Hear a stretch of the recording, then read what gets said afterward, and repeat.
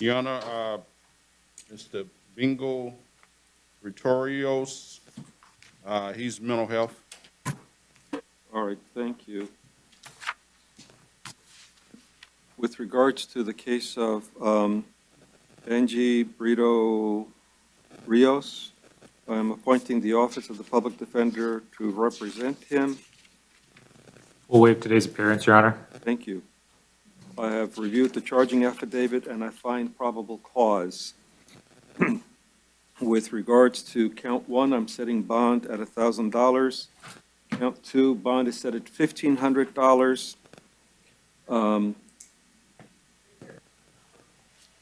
Count three is set at $500. Count four is set at $100. If he meets the bonding conditions on counts two,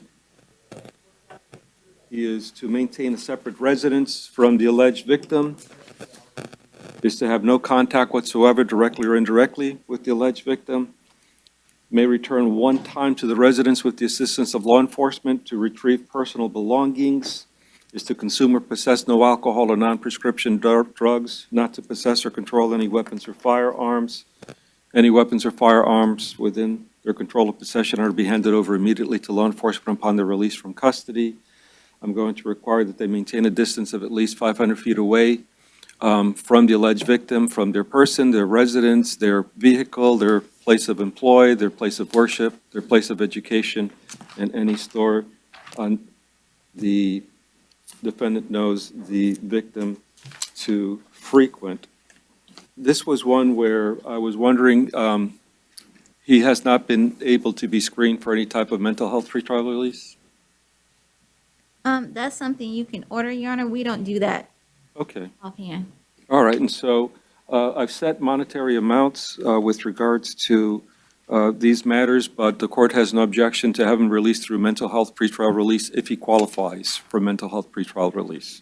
I would just have you state the bonds, Your Honor, that you've said mental health pretrial release is rare, rarely granted, and takes a while to. And I'm so sorry, there is some, I think it's that vent, it creates a noise up here. That's okay. I would just have you state the bonds you set, Your Honor. State the bonds that you set. The mental health pretrial release can be a long process and rarely granted. Really? So I would just have you keep the bonds so that they can bond out if necessary. Okay. Well, Well, what if, I say or, so that doesn't work. So if he's able to meet the monetary amounts, he can do it before the mental health pretrial. No, Your Honor, because the mental health PTR is going to hold him up from bonding. So If even, you order mental health PTR. so if I were to say one or the other, it's still going to hold him up? Okay, thank you for letting me know. So at this point then, I am going to not require that he be screened for mental health pretrial release. The amounts, as I stated, 1,000, count one, 1,500, count two, 500, count three, and 100, count four. Anything else, State Defense? Nothing from the state. nothing further, Your Honor. All right.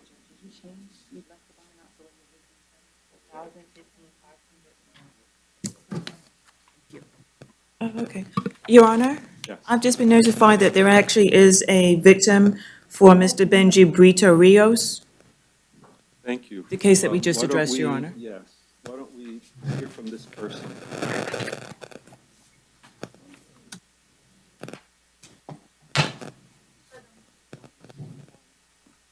Your Honor, she may need a Spanish interpreter as well. Okay, is the Spanish interpreter online? Nope.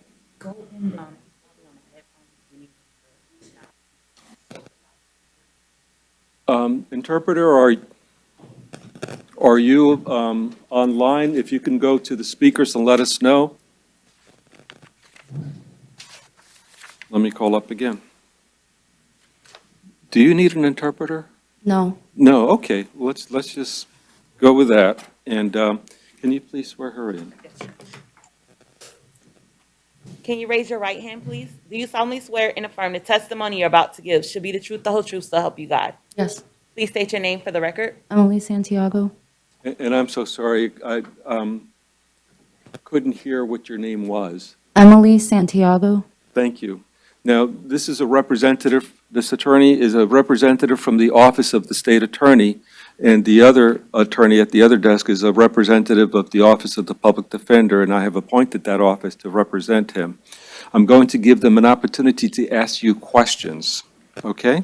And then if you wish the court to know something, you can, I'll give you an opportunity to say what you want. Please understand that everything that's being said is being recorded.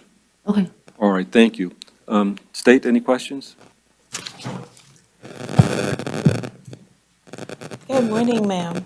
Morning. How do you know the defendant? He's my boyfriend. I apologize, I can barely hear you. He's my boyfriend. Do you live together? Yes, we do. While this case is pending, do you want to continue living together? Yes, I do. Has something like this happened before? No. Were drugs or alcohol involved in the incident? I'm unaware. I know he wasn't drinking. The drugs, I don't know. Do you have any concerns for his mental health? Yes, I do. What would that be based on? He was saying that people were trying to kill him. He barricaded the door saying that he And was please forgive the interruption. doing it for his safety. I'm having trouble understanding what you're saying. That microphone can flex forward closer to you, and maybe that'll help me hear better. If you could please ask the last question again. Certainly. I asked about his mental health, and then I asked you what your belief was based on. I'm concerned for his mental health because he was saying that people were trying to kill him. When he barricaded the door of the bedroom, he was thinking that, he was saying that people were there to kill him, to hurt him. I don't believe that he would have barricaded the door unless he was thinking that he really believed that someone was trying to hurt him. His mental state, he was saying things that weren't making sense. He's been through this previously, in a psychiatric hold back in October of last year. He's not on any medication. I think that it's related to mental health. Thank you very much.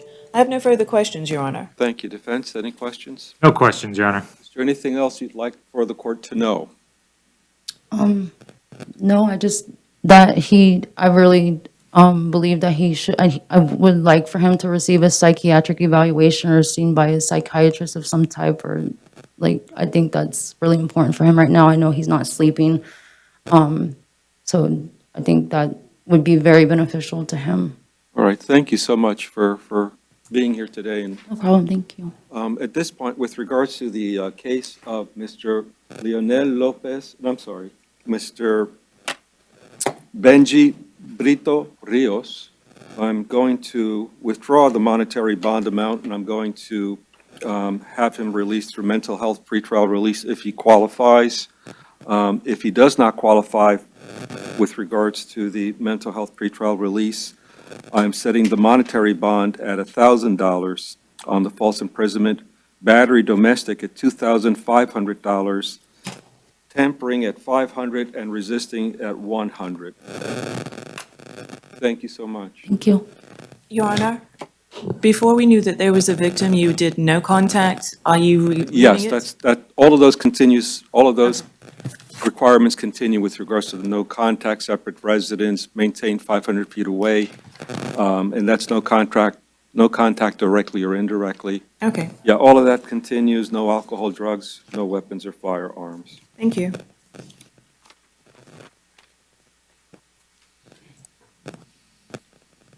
Let me see if we can get the Spanish interpreter again.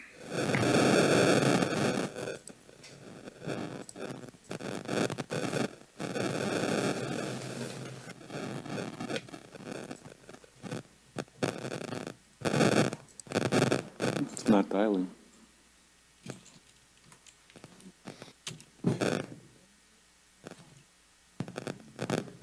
Call. Interpreter. Call.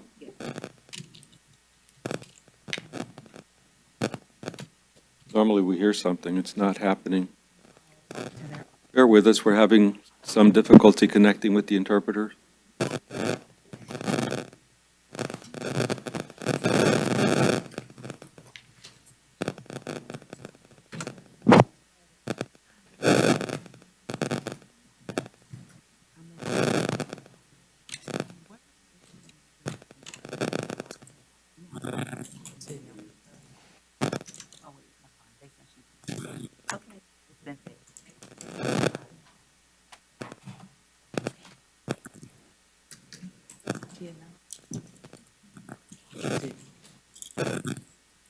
Madam Madam Interpreter, can you somehow let us know if you are hearing us, if you're participating in this?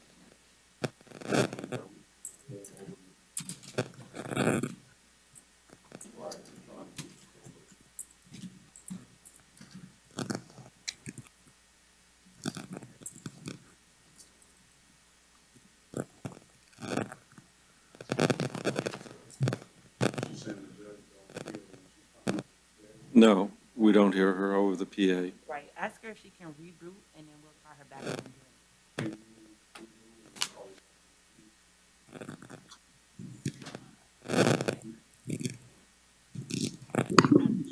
Can you reboot and we'll call you back in a few minutes? Okay, I'm going to disconnect them.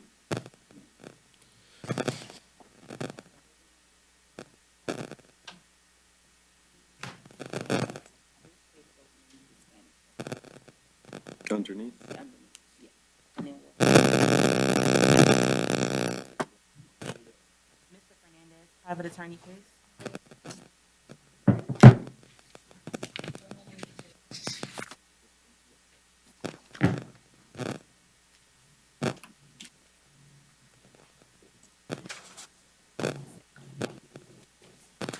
Does not require an interpreter, correct? You all don't require an interpreter, correct? No, Your Honor, All we're right. fine.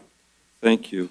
And if you would please state your name for the record, Joseph R. Greshner, Your Honor, on behalf of Brian Fernandez Perez. and have you filed a notice of appearance in the case? Yes, Your Honor, one was filed yesterday, and I have a copy with me. All right, thank you, sir. And the name of your client? Brian, B-R-Y-A-N, Omar Fernandez Perez. All right. Do you need And, the case number? Have you had an opportunity to talk to the state about this matter? Yes, Your Honor. And what would you like the court to know? Pretrial release, Your Honor. Pretrial release, Your Honor. Right. And the paperwork I have indicates that he qualifies for pretrial release. And any other comment from the state? No, Your Honor. All right. And so I have reviewed this charging affidavit, find probable cause. Count one is battery by strangulation, domestic violence related. Count two is tampering with a witness and hindering communication with law enforcement officer. With regards to the cases, I am agreeing to release him by pretrial release. He is to maintain a separate residence from the alleged victim. He can return one time with the assistance of law enforcement in order to retrieve any personal belongings. I'm going to require that you have no contact whatsoever. I'm going to require that you have no contact whatsoever, directly or indirectly, with the alleged victim in the case. That means you cannot talk to them in person, you cannot email them, text them, telephone them, use any type of internet or social media platform to communicate with them, and you cannot have a third person try to communicate with them on your behalf. That also means you cannot accept any communications from them. You must consume or possess no alcohol or non-prescription drugs. You are to control or possess no weapons or firearms. Any weapons or firearms within your control or possession are to be handed over immediately to law enforcement upon your release from custody. I'm going to require that you maintain a distance of at least 500 feet away from the alleged victim. That means from her person, her residence, her vehicle, her place of employment, her place of worship, her place of education, and any store that you know that she frequents. There is a possibility that the Department of Children and Family Services may become involved in this matter, and I'm going to require that if DCF imposes any types of requirements upon you, that you comply with those requirements. Anything else? Yes, Your Honor. They have no children. Secondly, there is an injunction in place, case number 22-DR-1640, that has been in place since February 28th between the parties, so he has not had any contact with her. And lastly, Your Honor, my client is a member of the Florida Army National Guard. He's supposed to be a drill. So I would ask that the court acknowledge his service and also modify that pretrial release, that if he's in the service with his unit about the firearms, I don't know that he can conduct his business with the Florida Army National Guard if he's not allowed to possess the weapon that the Florida Army National Guard asked him to? I will believe that there is a procedure within the National Guard to deal with that. Okay, I have no authority over them, right. but I am not going to address that issue here today. I would Okay. rather leave that to the National Guard and their policies and procedures. So he's going to have to make them aware Of course. of this, and hopefully they will work with you all. Thank you, Your Honor. All right, anything else, counsel? No, Your Honor. Anything else, State? Nothing from the state. All right, thank you all very much. Good to see you again, Your Honor. Good seeing you, thank you. Thank you. May I be excused? Yes, sir, thank you.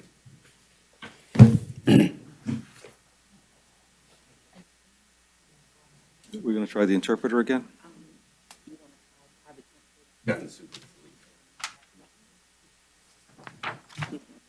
Okay. But which file is that? Okay.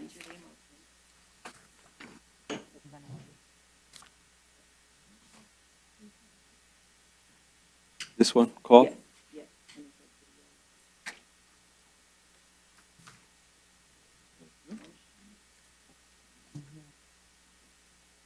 Thank you.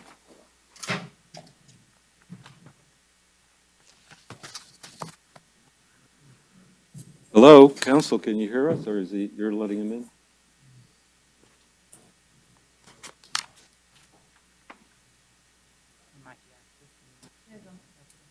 Hello, counsel, can you hear and see us?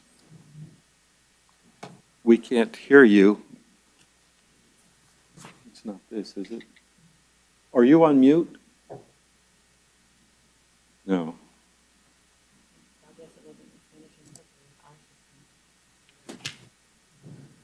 Your Honor, Yes. just to make things easier, as he is here for a 33-day motion, I believe he is here representing Oliver Bozeman. Correct. It should be granted. A notice of non-filing was filed. Okay.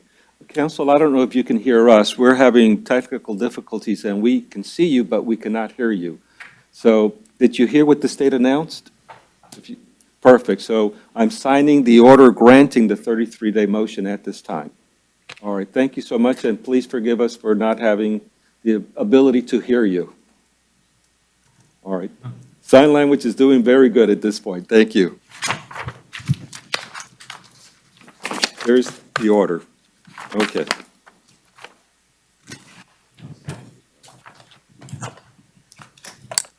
So we may be having difficulties with our system, which will affect the interpreter cases until we can figure this out. Let's try the interpreter again just in case and see if we can hear the interpreter.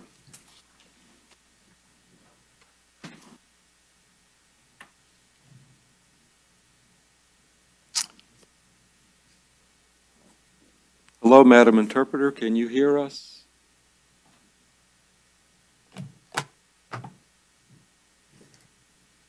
No? All right, so do you know if the interpreter can be heard through the headset? Is she there now? No, she's not there? She's there. So if you will, Madam Interpreter, if you can hear what I'm saying, we are not able to broadcast your interpretation in the courtroom. It appears at first glance that it is going to be a problem in our system here. And so I'm going to hang up for now, and hopefully a tech person can come and check the system out. So thank you for your patience. Well, Your Honor, if she can hear you and then the headset is for the client, are we able to proceed? We can't hear the interpretation. The record won't be able to That makes sense. to record the I interpretation. was missing a piece, okay.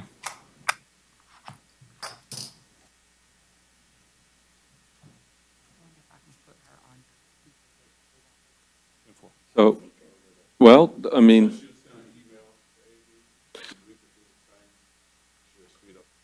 well, I'm wondering, it's worthwhile if we can do a telephone call and put her over the speaker system. Yes. Ask her to call me at 48342. If you can give a call to Madam Clerk at 48302. Call at 342. I'm so sorry. 48342? Yes.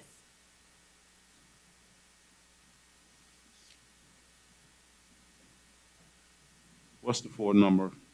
407 407 254 254 8342. 8342. Okay. Okay.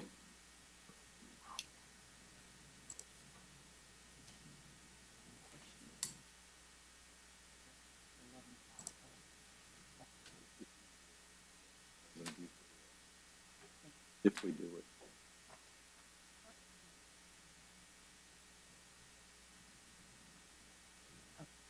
I'm going to try to transfer.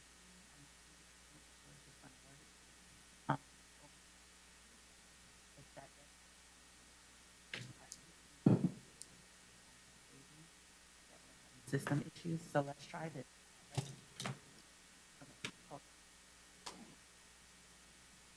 Thank you. Sounds like that's working.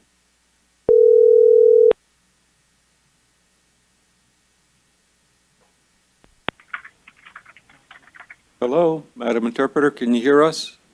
Yes, Your Honor. This is Laura Royo, State Certified Interpreter.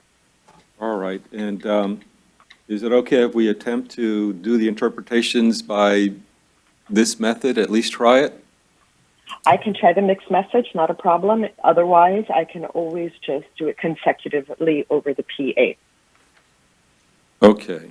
Okay, I have maintained connection still with the defendant. I'm just going to confirm that he can hear me very well. If you'll put the headset on.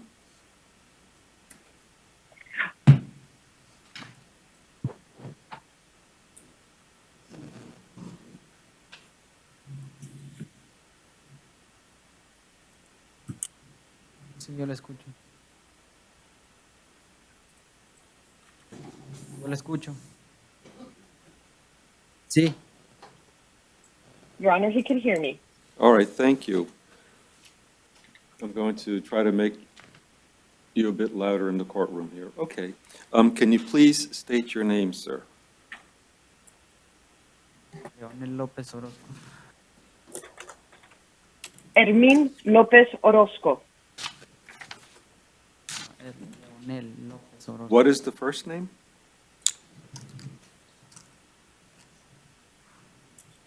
Leonel López Orozco. Leonel López Orozco. And sir, you are here on a charge of Sí, yo- assault, domestic violence related. I have reviewed the charging affidavit and I find probable cause. I am appointing the Office of the Public Defender to represent you. With regards to this matter, I am setting bond at $1,500. You are to maintain a separate residence from the alleged victim. You can return one time with the assistance of law enforcement in order to retrieve personal belongings. You are to have no contact, directly or indirectly, with the alleged victim. That means that you cannot talk to her in person, you cannot telephone her, you cannot text her, you cannot email her, you cannot use any type of internet or social media platform to communicate with her. You cannot try to communicate with her by way of another person, and you cannot accept any communications from the alleged victim. You are to maintain a distance of at least 500 feet away from the alleged victim. That's 500 feet away from the person, their residence, their home, their residence, their vehicle, their place of employ, their place of worship, their place of education, and any store that you know they frequent. I'm going to require that you not consume any alcohol or non-prescription drugs, that you possess or control no weapons or firearms. Any weapons or firearms within your control or possession are to be handed over immediately to law enforcement upon your release from custody.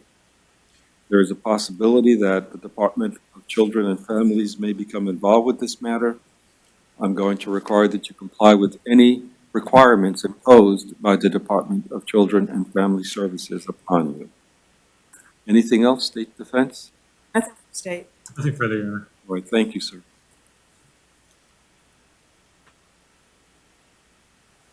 Your Honor, may the interpreter have the case number, please? 2022 MM 299AA. Your Honor, I don't have visual. Do you still need the interpreter for any other case, or is she finished? We have two other cases. If Yes. we, are you okay continuing in this fashion? I have no problem. I do have one question. Will there be any victims testifying? I don't see any victims here. Okay, then this fashion is fine. All right, thank you.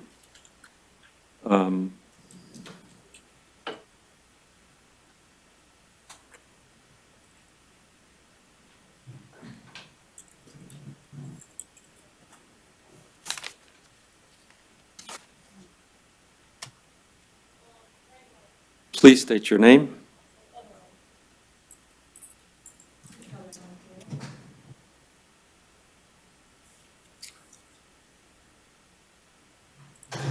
Isabel Martinez. Isabel Martinez. And Madam Interpreter, this is case number 2022 MM4748. Ma'am, you are here on a charge of violation of a domestic violence injunction. I have reviewed the charging document and I find probable cause. I'm appointing the Office of the Public Defender to represent you at this time. I'm going to set bond on this matter at $1,500. You are to have no contact whatsoever, directly or indirectly, with the alleged victim in this case. That means that you cannot speak with them in person, you cannot telephone them, you cannot email them, you cannot text them, you cannot try to communicate with them by any type of internet or social media platform. And you cannot have anyone else relay any messages on your behalf. I'm going to also say that all of this means that you cannot receive messages from the alleged victim either. You are to consume or possess no alcohol or non-prescription drugs. You are to possess or control no weapons or firearms. Any weapons or firearms within your control or possession are to be handed over immediately to law enforcement upon your release from custody. I'm also going to require that you maintain a distance of at least 500 feet away from the alleged victim at all times. That's 500 feet away from their person, their residence, their vehicle, their place of employ, place of worship, their place of education, and any store that you know that they frequent. I'm also going to require that you continue to comply with the terms of the injunction that is in effect at this time. Is there anything else from the state or defense? Nothing from state. Nothing further, Your Honor. All right, thank you, ma'am.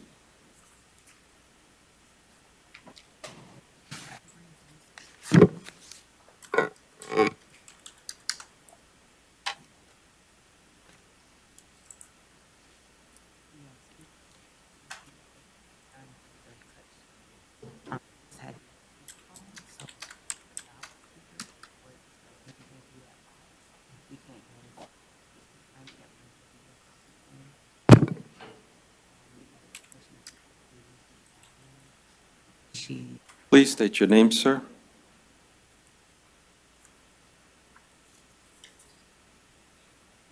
Carlos Luis Ramos Urbina. Carlos Luis Ramos Urbina. Carlos Luis Ramos Urbina.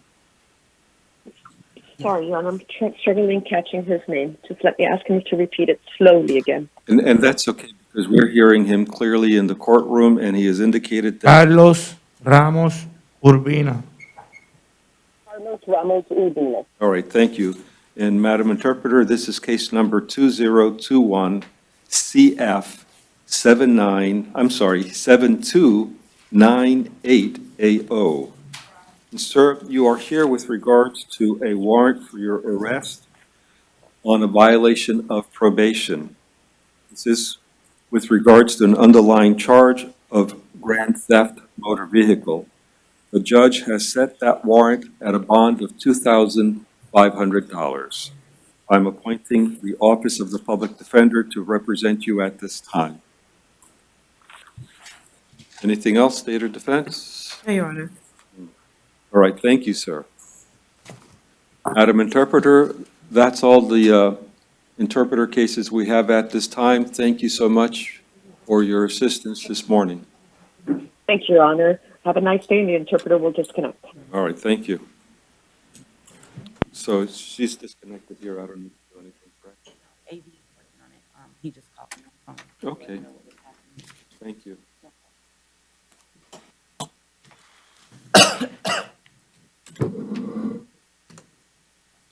Please state your name.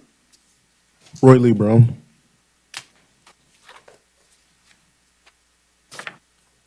Sir, you are here on 2 counts, on 2 charges. First is a charge of battery, domestic violence related. Second is a charge of aggravated battery on a pregnant person. I have reviewed the charging affidavit, and I find probable cause. I am appointing the Office of the Public Defender to represent you at this time. With regards to count 1, I'm setting bond at $2,500. With regards to count 2, I'm setting bond at $2,500. I'm going to require on both of these counts that you maintain a separate residence from the alleged victim, that you have no contact directly or indirectly with the alleged victim. That means that you cannot speak with them in person, you cannot text them, email them, telephone them, or use any type of internet or social media platform to communicate with them, and you cannot have a third person communicate on your behalf. This also means that you cannot accept any communications from the alleged victim. I'm going to allow you to return. If I didn't say it before, please maintain a separate residence from the alleged victim.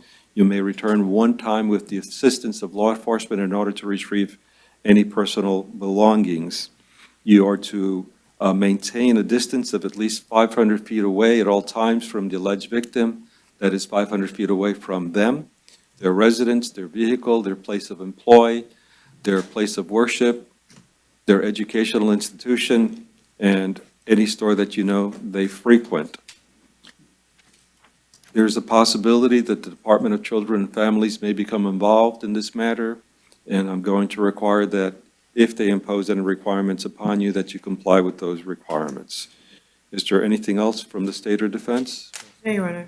Just a moment to confer, Your Honor. Okay.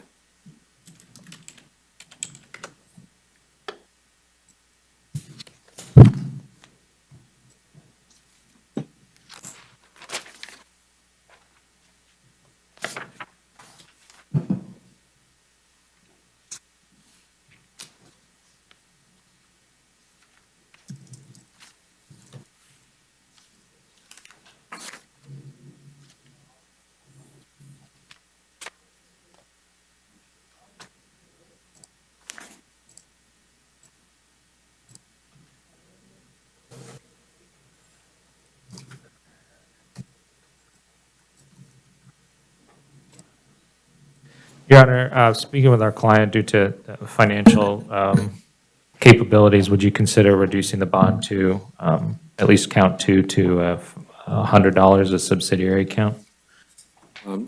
Upon reviewing the complete file and information I have, no, I will not be willing to do that.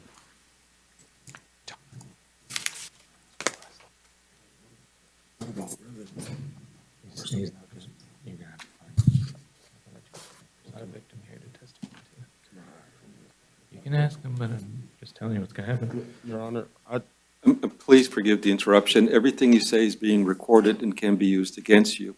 If you have a question, I prefer that you ask your attorney first. Your Honor, he wanted to ask about housing, his housing situation. He would have nowhere else to go if he couldn't have the shared residence with the alleged victim. Under- And I informed him that without a victim present, that there was no grounds to allow for a shared residence or a peaceful contact order, but I wanted the client to be heard as well.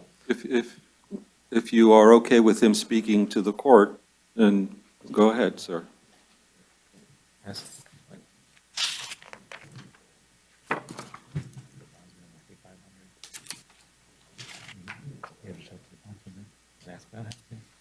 So, my fiance and I, we just moved here to Orlando, Florida. Yes, sir.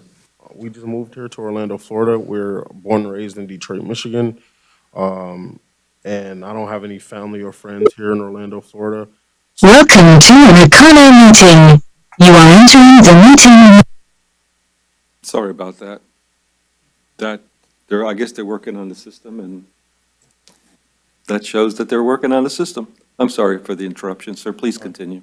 So again, my fiance and I, we just moved here to Orlando, Florida, coming from Detroit, Michigan. And I don't have any family or friends here.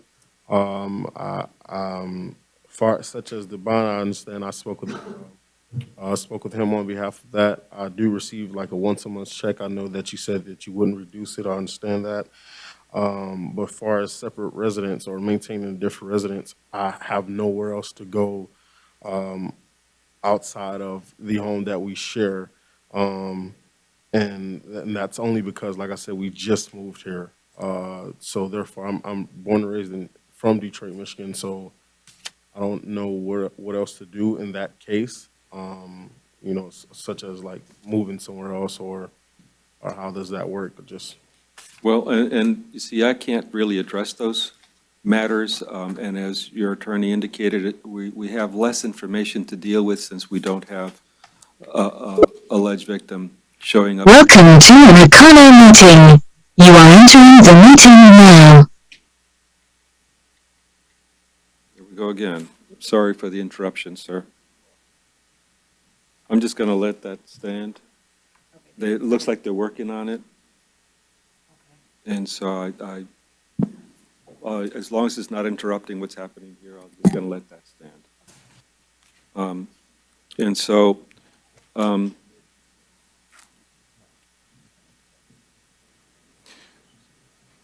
final words is that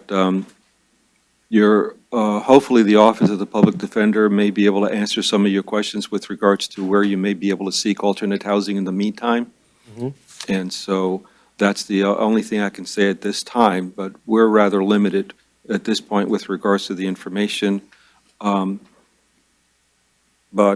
in reviewing the file and the history and whatnot, I am going to require that you maintain a separate residence. And as I said before, no contact, no alcohol, no drugs, no weapons. Maintain a distance of at least 500 feet away. And stay in constant contact with your attorneys. Okay, and far as I was sharing with him, I only receive like a once-a-month check. I'm not working at this time due to a disability. So I was asking if that bond could be reduced because I don't receive that much. I'm not working at this. And please understand that, again, this is the first opportunity to be addressed by the court. And we are working on somewhat limited information. For example, the attorney here today is probably not going to be the attorney that's going to represent you long-term in this matter, all right? Nor am I going to be the judge assigned to this case, nor is that going to be the assistant state attorney assigned to the case.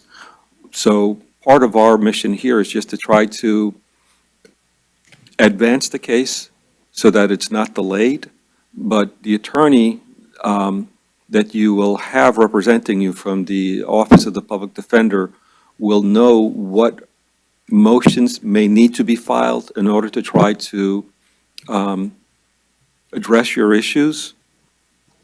Some of those may need further clarification or further information to be gotten by your attorney in order to be able to address those issues with the court and with the state. Okay? I don't know if I've been able to adequately address your questions, but best thing I can say is, and how soon, counsel, will he be able to communicate with the attorney who will be representing him long-term in the case? At the latest, probably Monday morning, because we usually have like a 24-hour, it's assigned to an attorney within 24 hours or so. Okay, And he can always call our office in general to seek out social services as well.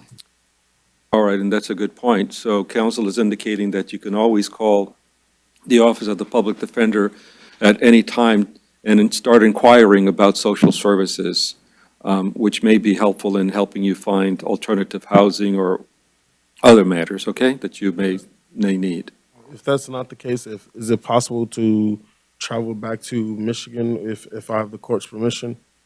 That's something you're going to have to talk to your attorney about. Okay? Yes, sir. All right. Thank you so much.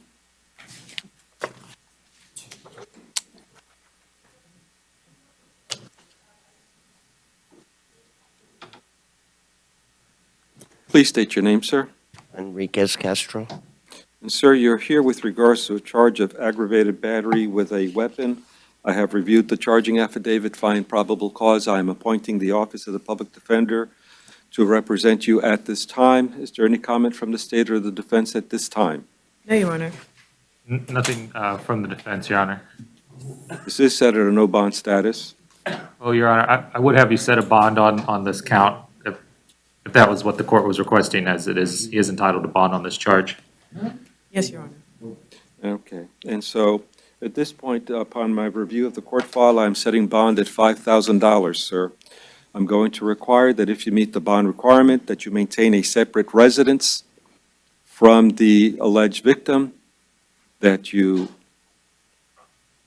have no contact directly or indirectly with the alleged victim.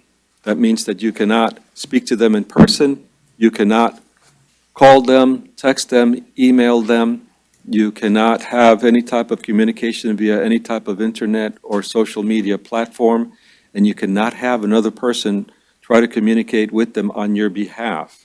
You are to maintain a distance of at least 500 feet away from the alleged victim.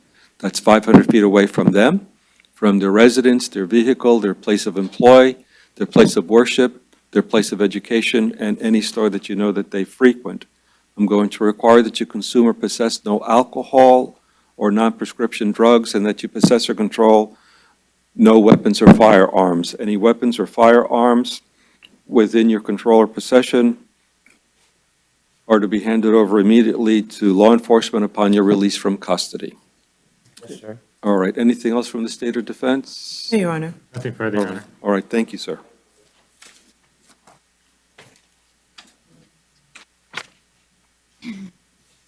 Please state your name, sir. Mr. Donahue. You are the only participant. They're working on a system here, sir, that's glitching, so please forgive the interruption. If you hear that again, it's nothing to do with us, it's that they're trying to fix that system, okay? And so, sir, you're here on a couple of matters.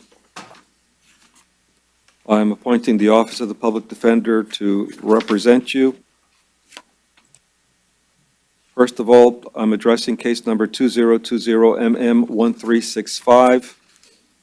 This is with regards to a capias for a failure to appear on a violation of probation hearing on an underlying charge of battery, domestic violence related. I'm setting bond has been set on that warrant at $5,000. Then there are new offenses. I've read that charging affidavit, find probable cause. There's 2 counts. Count 1 is possession of meth. Bond on that has been set at $1,000. And count 2 is possession of drug paraphernalia.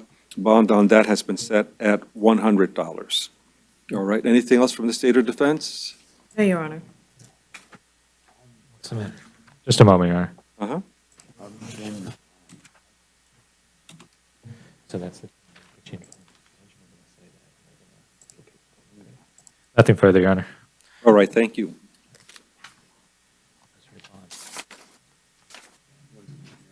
When you go back down, yeah.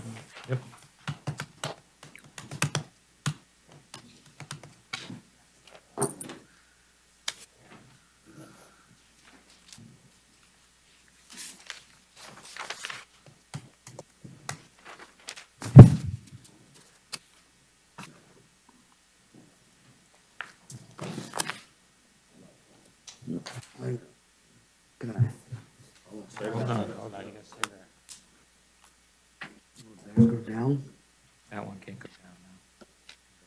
If I had no, the Lord to the hospital.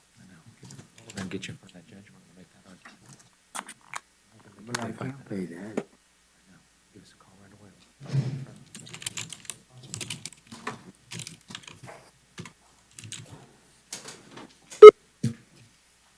Welcome to an Econo meeting. You are entering the meeting now.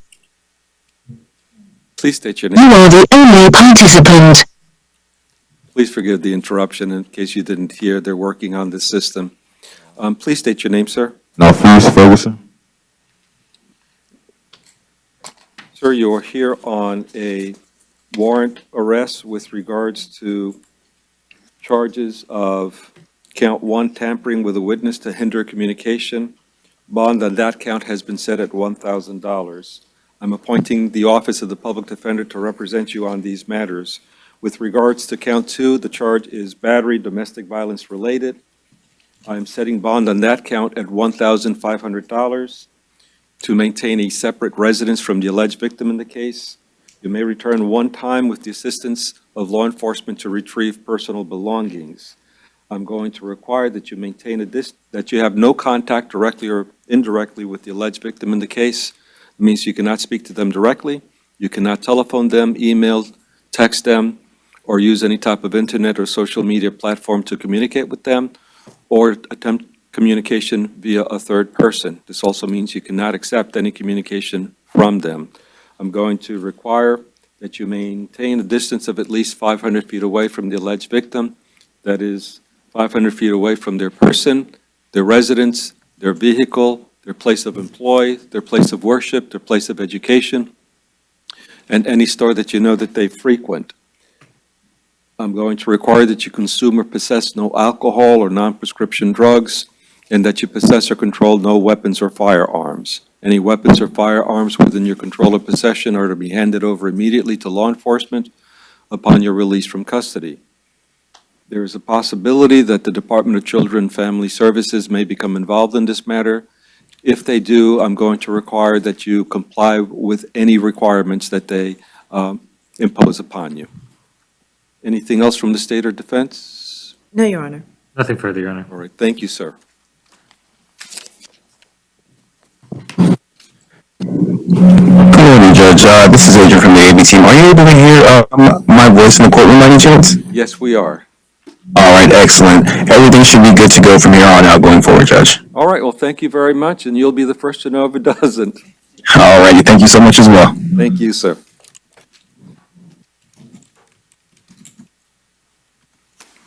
Please state your name. Michael Ramos. And sir, you are here with regards to two charges. I've reviewed the charging affidavit, find probable cause. Count one is aggravated battery on a pregnant person. Count two is tampering with a witness to hinder communication. I'm appointing the Office of the Public Defender to represent you at this time. With regards to count one, aggravated battery, I'm setting bond at $2,500. You are to maintain a separate residence from the alleged victim. You can return one time with the assistance of law enforcement to retrieve personal belongings. I'm going to require that you have no contact at all with the alleged victim in the case, directly or indirectly. That means that you cannot speak with them in person, you cannot telephone them, you cannot email or text them, you cannot use any type of internet or social media platform to communicate with them, and you cannot try to communicate with them via a third person.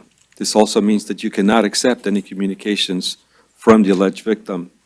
I'm going to require that you maintain a distance of at least 500 feet away from the alleged victim, that is from their person, their residence, their vehicle, their place of employ, their place of worship, their educational institution, and any store that you know that they frequent. I'm going to require that you consume or possess no alcohol or non-prescription drugs, that you possess or control no weapons or firearms. Any weapons or firearms within your control or possession are to be handed over immediately to law enforcement upon your release from custody. With regards to count two, tampering with a witness to hinder communication, bond on that is set at $500. All right, anything else from the State or Defense? No, Your Honor. Nothing further, Your Honor. All right, thank you.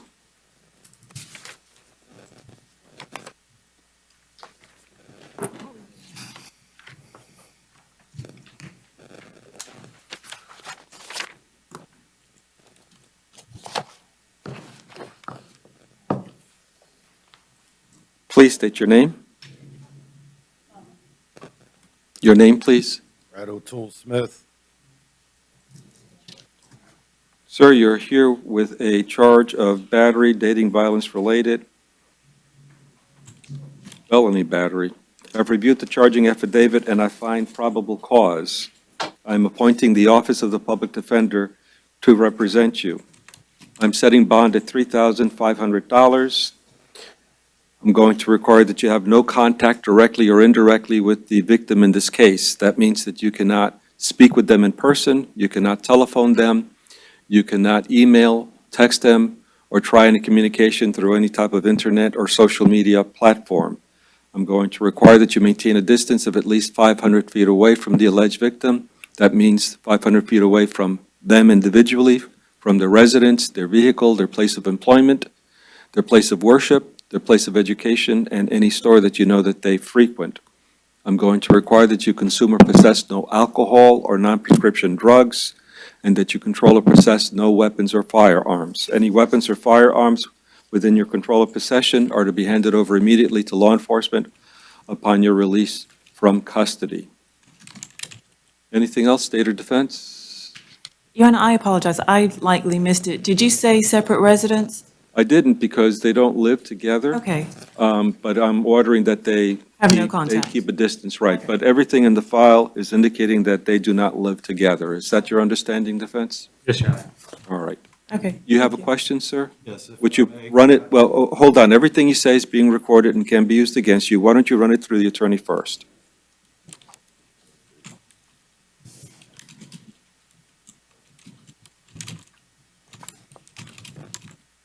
Your Honor, we have another circumstance where our client's a member of the National Guard, so he's going to be around weaponry, and I know the court doesn't have any jurisdiction within their rules, but that was the concern of our client. Thank you. And it's a legitimate question, but I'm not going to address that, as I'm going to allow, I have no jurisdiction over them. And so it's something that you're going to have to address with them directly. My order is statewide. Well, let me just put it this way. My order is enforceable statewide. It is in effect anywhere you are, though. Do you understand what I'm saying? And so these are issues. So while it's enforceable statewide, this order applies anywhere in the nation. So these are matters that you're going to have to address with the National Guard. Yes, sir. All right, do you have any other questions with your attorney? No, sir. All right, thank you, sir.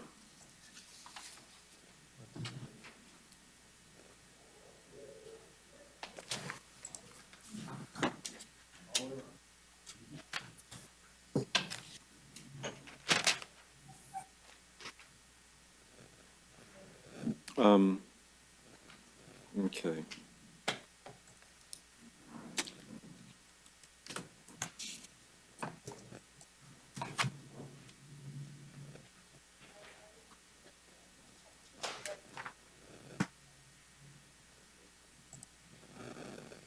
Please state your name. Wayne Summers.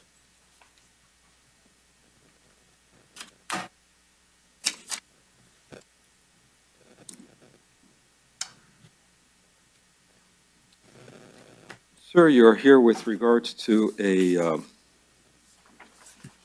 matter. State, I had a question on this. Yes, Your Honor. On the face sheet that I get, and I don't know if this is, I just want to make sure that we're dealing with the right statute number. The face sheet I had is indicating conspiracy to commit. The charging affidavit is a simple aggravated assault, no conspiracy. where are we getting the conspiracy from? Which count are you referring to, Your Honor? I'm so sorry? Which count are you referring to? On the face sheet, it is count 1 and count 2. I apologize, Your Honor. I know definitely with regard to count 2, what they sometimes do is it's generally a scrivener's error. They just put the wrong subsection. So definitely with regard to count 2, it should be .03-10 instead of 11. And there is no conspiracy, Your Honor. So if I can look to see what the correct subsection is. Let's just make sure that we have the subsections, if that's okay. Sure. I just don't want this to create any situations for the defendant. So here, if you look, I'm just looking at the face sheet. Conspiracy. The charging affidavit, though.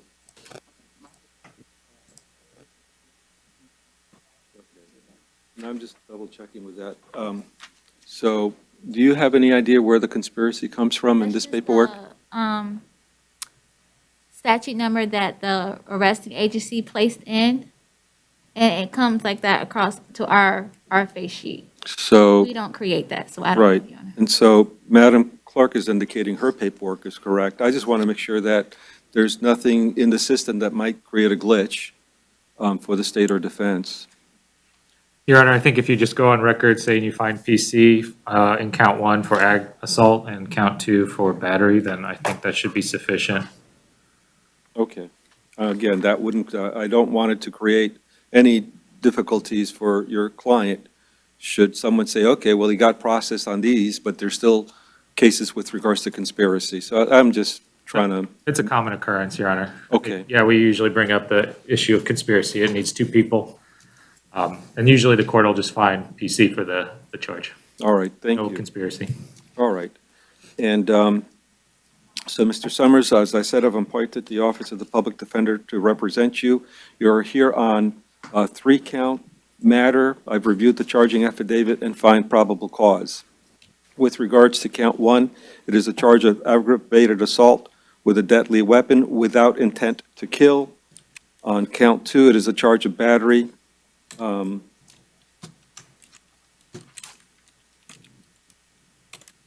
Domestic violence related, and count 3 is resisting without violence. Is there any comment from the State or Defense at this time? No, Your Honor. Nothing further, Your Honor. Anything with regards to count 1? It's set at a no bond status. He is entitled to a bond, Your Honor. All right. And with regards to count 1, sir, I am setting bond at $1,500.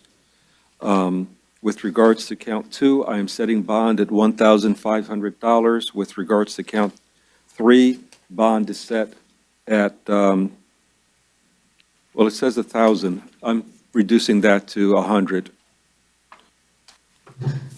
I am going to impose the following conditions upon your release. I'm going to require that you maintain a separate residence from the alleged victim in the case. You may return one time with the assistance of law enforcement to pick up personal belongings. I'm going to require that you have no contact whatsoever, directly or indirectly, with the alleged victim in the case. That means that you cannot talk to them face-to-face, you cannot telephone them, text them, email them, or try to communicate via any type of internet or social media platform. Also, you cannot try to communicate via a third person, and you cannot accept any communications from the alleged victim either. You are to consume or possess no alcohol or non-prescription drugs. You are to possess or control no weapons or firearms. Any weapons or firearms within your control or possession are to be handed over immediately to law enforcement upon your release from custody. You are to maintain a distance of at least 500 feet away from the alleged victim. That means 500 feet away from them, from their residence, their vehicle, their place of employment, their place of worship, their place of education, and any store that you know that they frequent. Is there anything else from the State or Defense? No, Your Honor. All right, thank you, sir.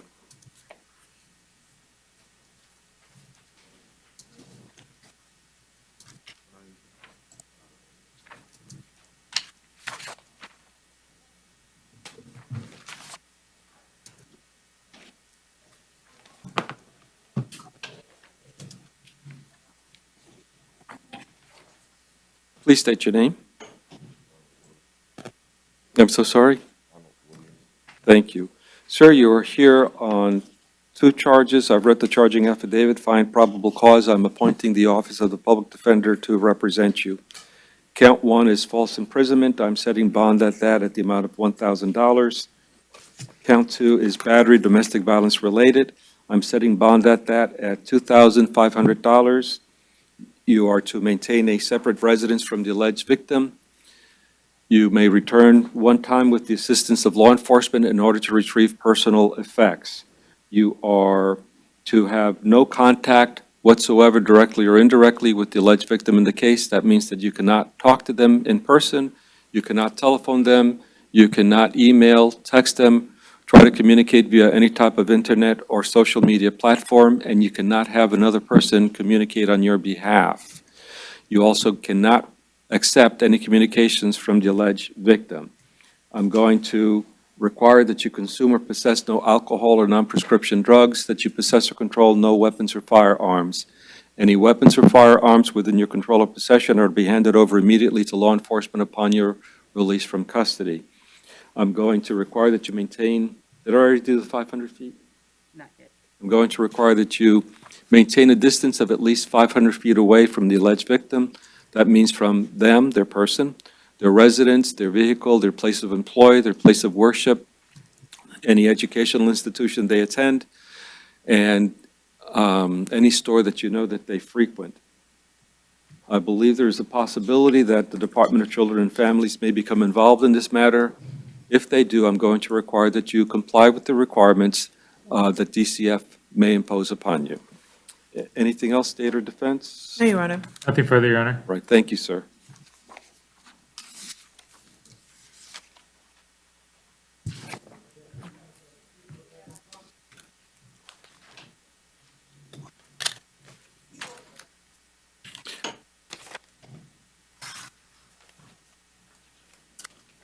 Please state your name. Devontae Woodson. And I'm sorry, what's your last name? Devontae Woodson. Thank you. And sir, you are here on a couple of matters. I'm appointing the Office of the Public Defender to represent you. Let's start with the first matter. It is a capias with regards to a failure to appear on underlying charges of battery, tampering with a witness, domestic battery, criminal mischief, and petty theft. With regards to these matters, there's a total bond that has been set by the court. Well, let me just say, first matter, domestic violence, bond is set at $250. Tampering with a witness, bond is set at $1,000. Domestic battery by strangulation, bond is set at $500. Criminal mischief with damage, bond is set at $100. And petty theft, bond is set at $100. Then with regards to the second matter, these are charges with regards to attempted burglary of a dwelling and criminal mischief. This is a warrant arrest. With regards to the charge of attempted burglary, the court set that at $2,500. With regards to criminal mischief, the court set that at $500. Anything else, State or Defense? No, Your Honor. Just a moment to confer, Your Honor. All right.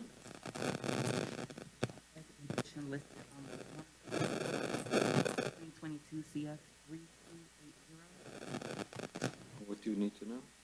Oh, yours. Okay, got it. Thank you.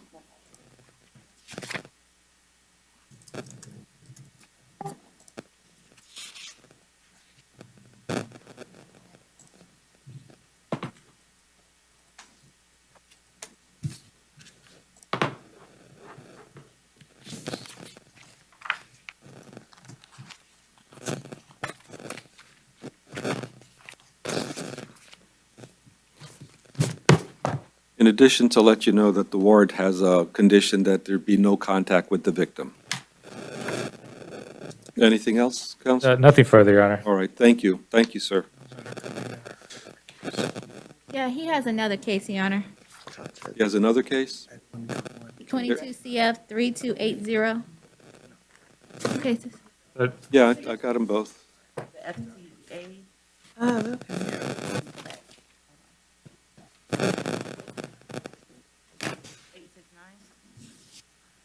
No, 3280. 3280 was the warrant where it was, right, set at 2,500 and 500 for a total of 3,000. So, yeah, we addressed that. Thank you. All right, you're welcome. Sorry.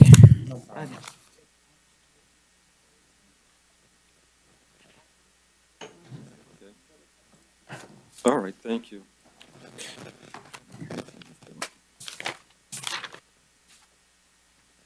Please state your name. Sarah Hutchinson.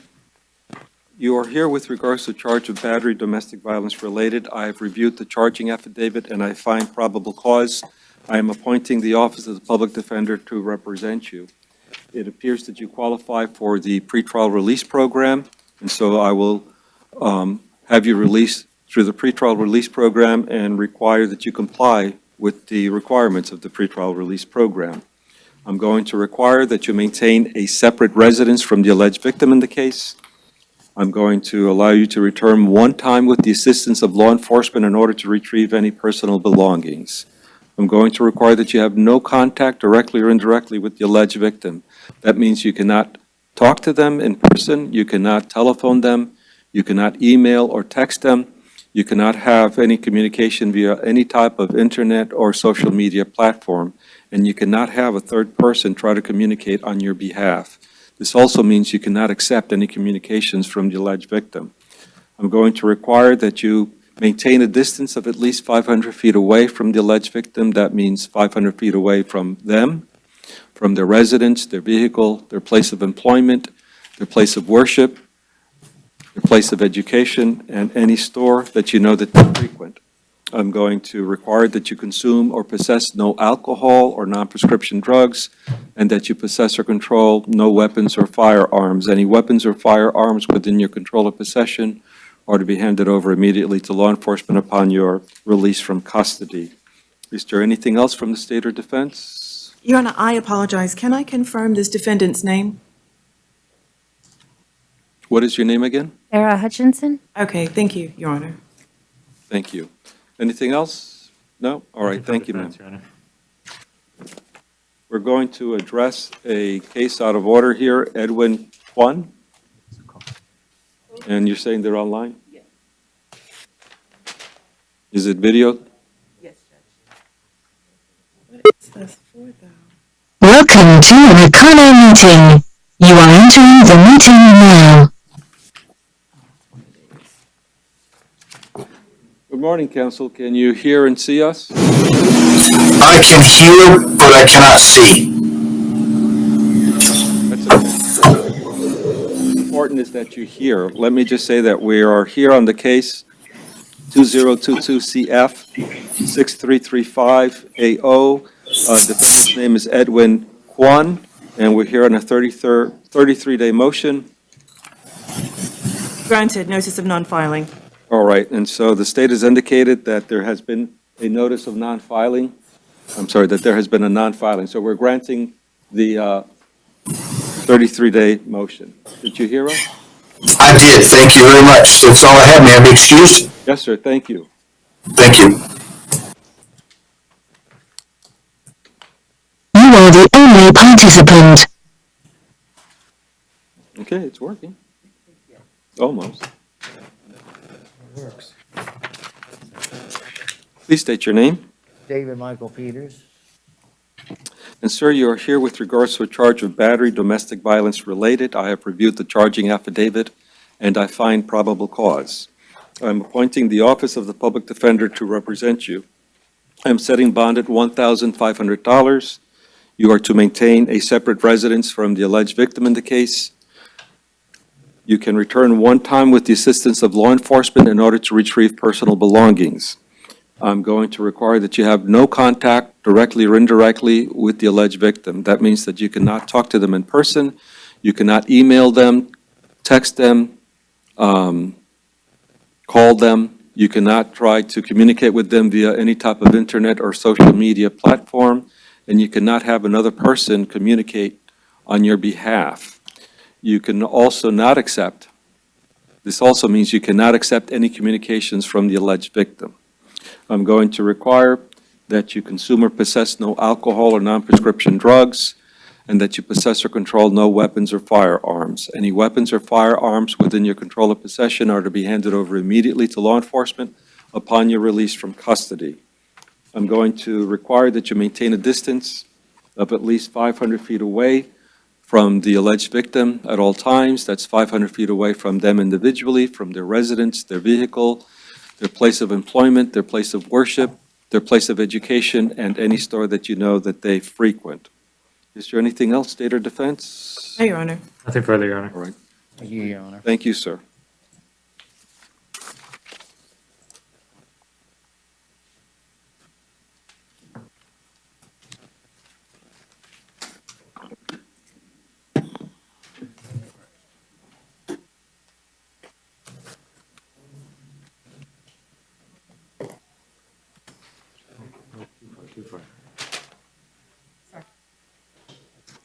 Please state your name.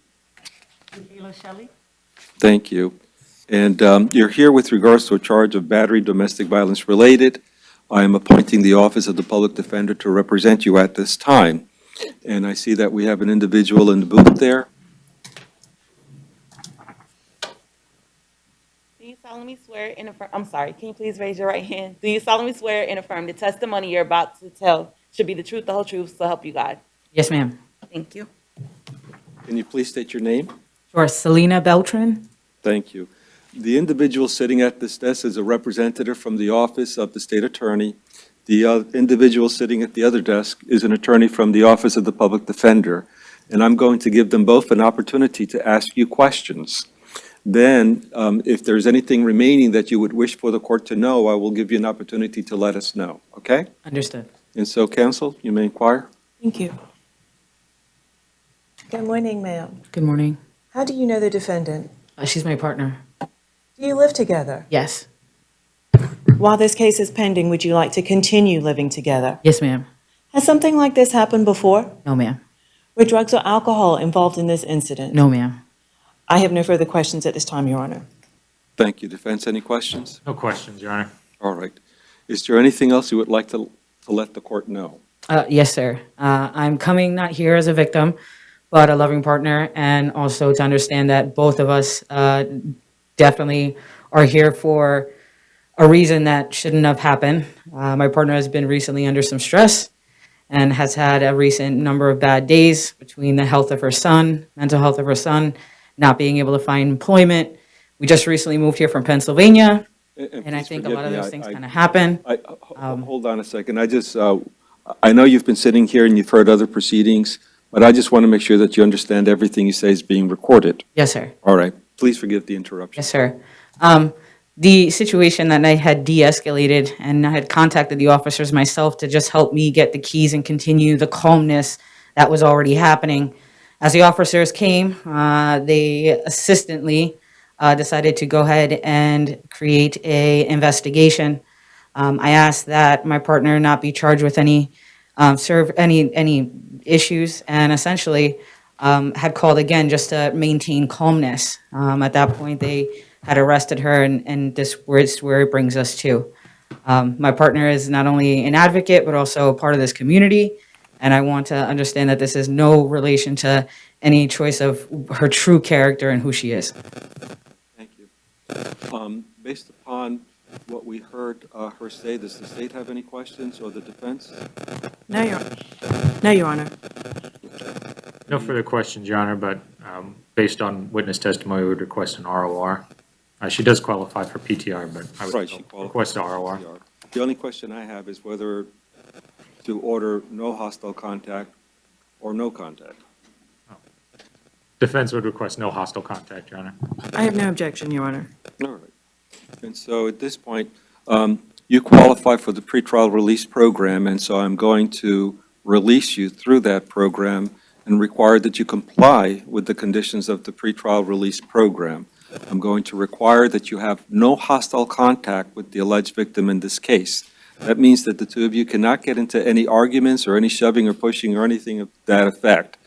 If anyone were to call, and it doesn't have to be you, it could be a witness, it could be a neighbor or something, calls and says that there is hostile contact between the two of you, this situation is going to get worse. All Understood. right? And so I'm going to require also that you possess or consume no alcohol or non-prescription drugs.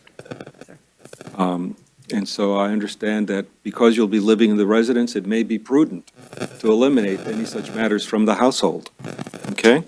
I'm going to require that you possess or control no weapons or firearms. Any weapons or firearms within your control or possession are to be handed over immediately to law enforcement upon your release from custody. Anything else, state or defense? Nothing from the state. Nothing further, Your Honor. All right, thank you, and thank you for coming here today. I appreciate it. Thank you. Thank you.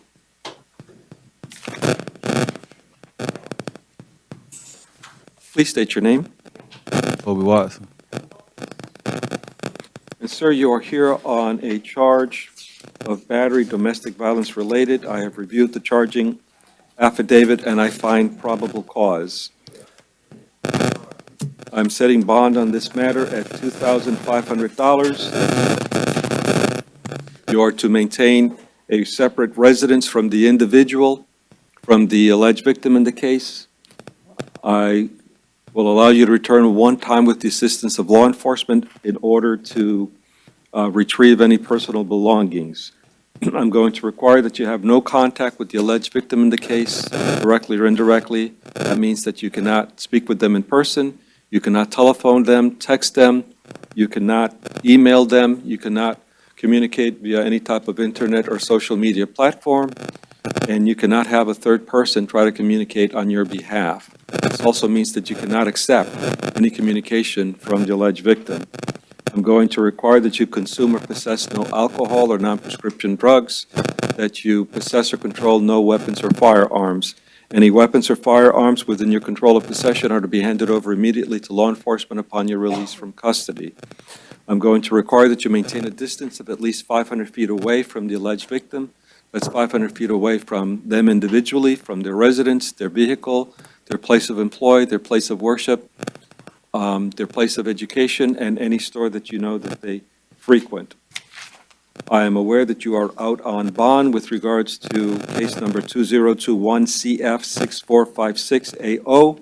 I'm going to revoke that bond and set that at a no bond status. Anything else, State Defense? No, Your Honor. Everything you say is being recorded. Can you run it by your attorney first, please? Just a moment to confer, Your Honor. Thank you.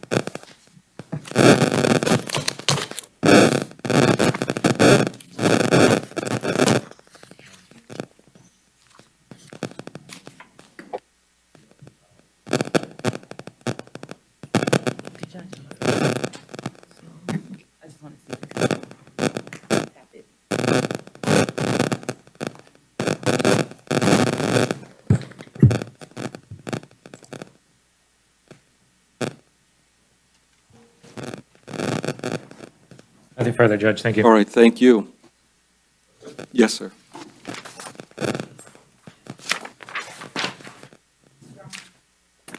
Please state your name. Sir? Your name, please. Oh, my name is Guy Folks. All right, thank you. Sir, you are here on an out-of-county warrant with regards to a violation of probation in Pinellas County. This is with regards to an underlying charge of unlawful use of a two-way communication device.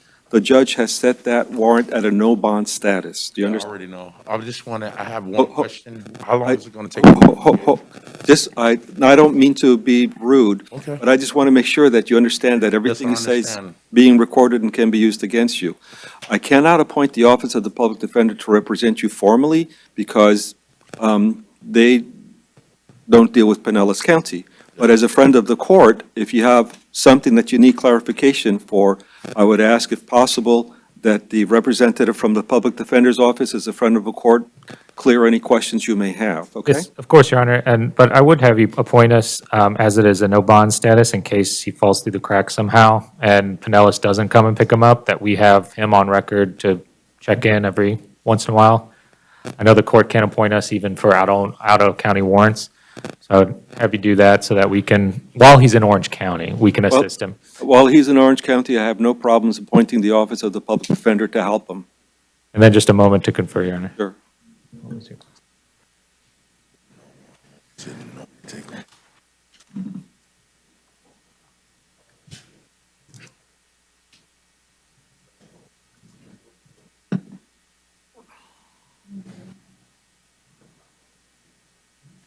Say you want to talk to your attorney while you're here in this too, you can always say, I want to talk to your attorney, call that number.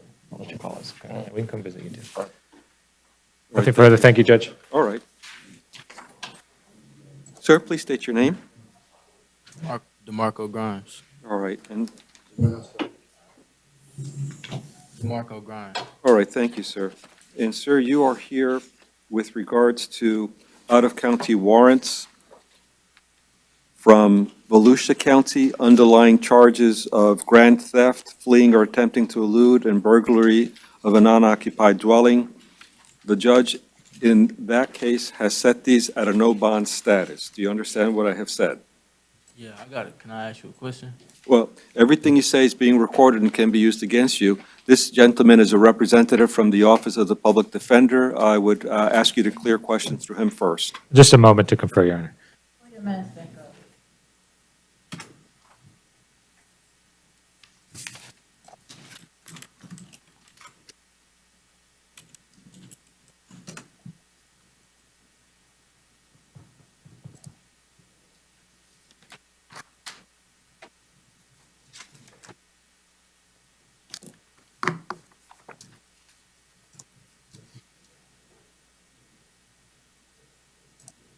Your Honor, the same situation here, since he's on a no-bond status, maybe we appointed while he's in Orange County. Yes, sir. The court will appoint the Office of the Public Defender to represent you while you are being held in Orange County.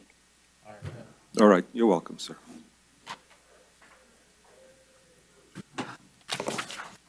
Please state your name. Austin Haney. Sir, you are here with regards to out-of-county warrants on, this is from Volusia County.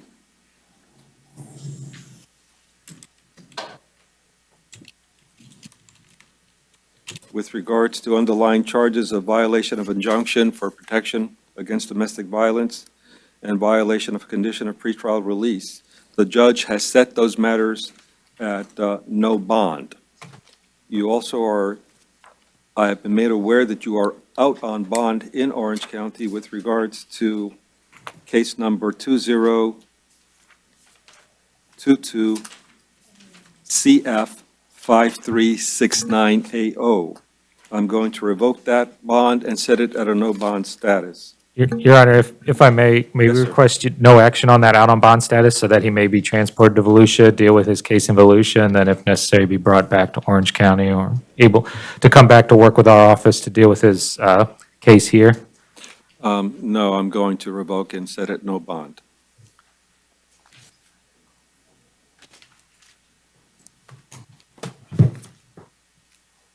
Thank you, sir. Correct. Please state your name. Jordan Honor.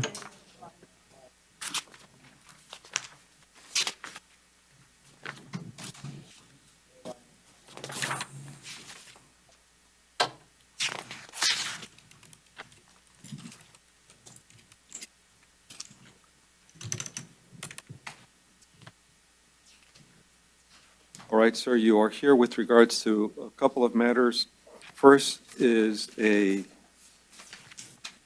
charging affidavit in case number 2022 CF8180AO. I've reviewed the charging affidavit and I find probable cause. With regards to count one, there is a charge of possession of ammunition by a convicted felon. Bond on that is set at $5,000. Count two is possession of a firearm by a convicted felon. Bond on that is set at $150. Count three is possession of cocaine. Bond on that is set at $150. Count four is possession of a controlled substance. Bond on that is set at $150. Count five is possession of cannabis over 20 grams. Bond on that is set at $150. Count six is possession of Xanax. Bond on that is set at $150. Count seven is possession of oxycodone. Bond on that is set at $150. Count eight is possession of MDMA ecstasy. Bond on that is set at $150. If I didn't say it before, the Office of the Public Defender is appointed to represent you on these matters. With regards to the second matter, it is case number 2019 CF14207AO. This is an on-site violation of probation with regards to that case. Counsel, I see you standing. Do you have any comment? No, I believe he wanted me to come stand with him if he had a question. Yeah, he may have a question at this point, if you want to take a moment. Yes, Your Honor, of course.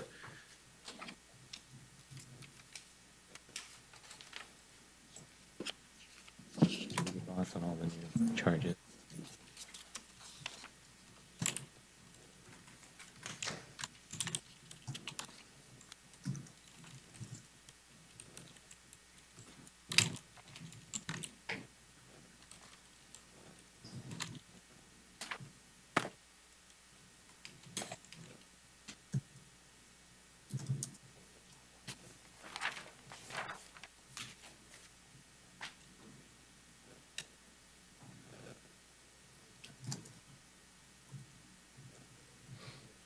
You may continue, Your Honor. All right, thank you. With regards to the on-site violation of probation, excuse me, there is cause for that, and I'm going to leave that at a no bond status.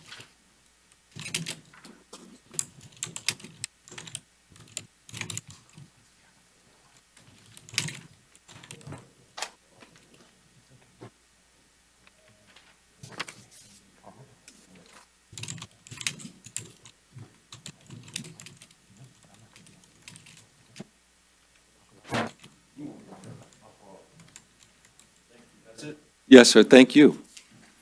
Please state your name, sir. Jose Maya. Good morning, Your Honor. Good morning. And I'm sorry, please state your name again. Jose Maya. All right, thank you. Sir, you are here on a warrant with regards to a violation of probation on an underlying charge of fleeing or attempting to elude a law enforcement officer with siren and lights activated.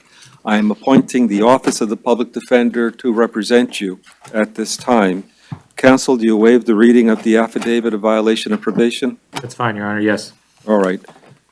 Anything else from the State of Defense? All right. Thank you, sir. Is it going to be a no bond status, Your Honor? I'm so sorry. No bond status? That's correct. Please forgive me if I didn't mention that. The violation of probation warrant is at a no bond status. All right, thank you.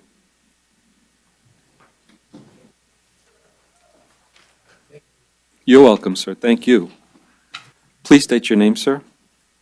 Bruce Moore.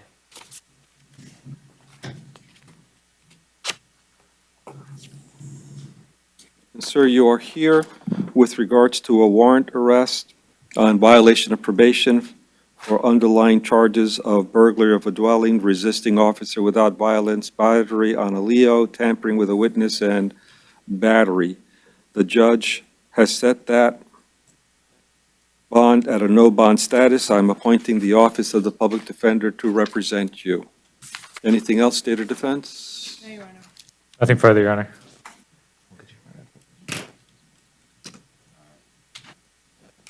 All right, thank you, sir. Please state your name. Sawyer Lopez Jr.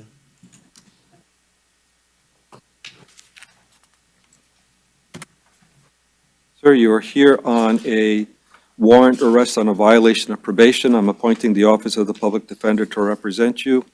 This is with regards to a underlying charge of possession of a firearm by a convicted felon. Counsel, do you waive the reading of the affidavit? Yes, Your Honor. All right.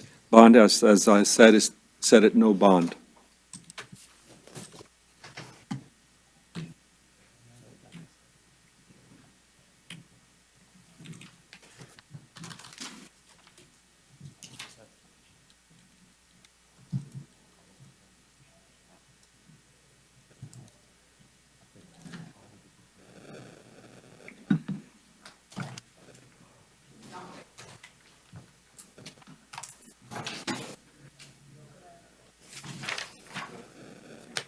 Please state your name.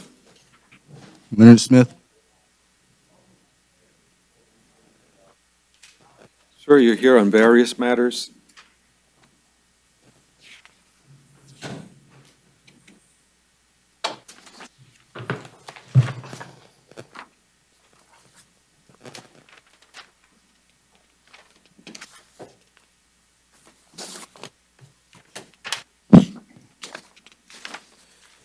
You're here with regards to an arrest affidavit.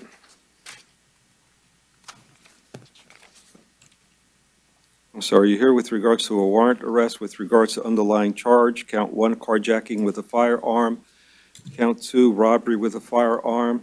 I am appointing the Office of the Public Defender to represent you with these matters. Bond is set on count 1 and count 2 at none. Your Honor, is he being heard on those counts or just on 2 probation violations? I have it as something he's being heard on now. Yes, Your Honor, I also have that. I'm so sorry? Yes, Your Honor. Yes, Your Honor, I also have that. 22 CF 8179. What's the case number again? I'm sorry. 22 CF 8179. Your Honor, may I have a moment to read that arrest warrant? Yes, sir. Please.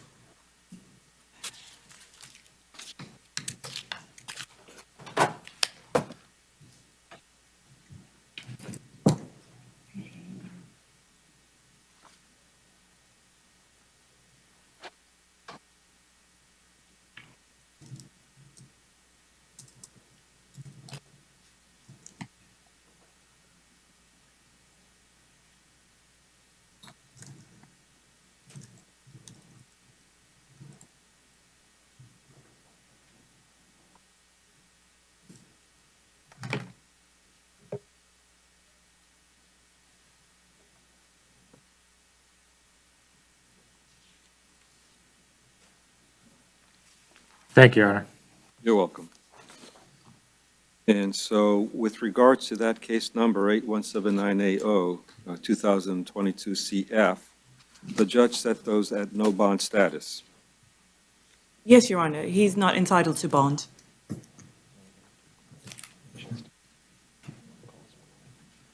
Now then, with regards to the 2 other cases, that's 2021 CF 6419AO and 2021 CF 4068.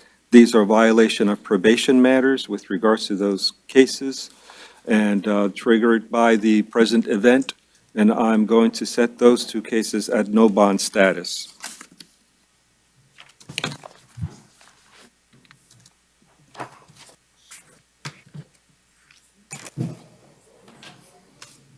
Please state your name. Xavier Velez. Thank you.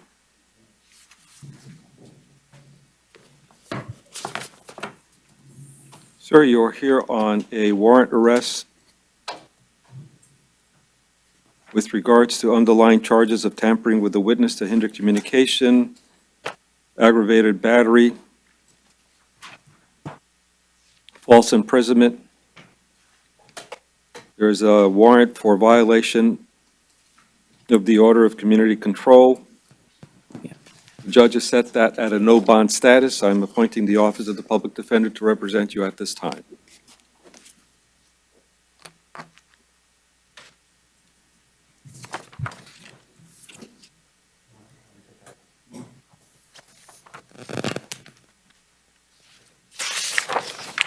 Please state your name. Ronald Wilson. Thank you. Sir, you are here on a warrant with regards to a violation of probation, underlying charge of driving under the influence with property damage or personal injury. The judge has set that at a no bond status. Counsel, do you waive the reading of the affidavit? Yes, Your Honor. We'd also request the date that his probation would terminate or would have already terminated. I know it was July 2021 that he was sentenced. So I wonder if his probation is already over.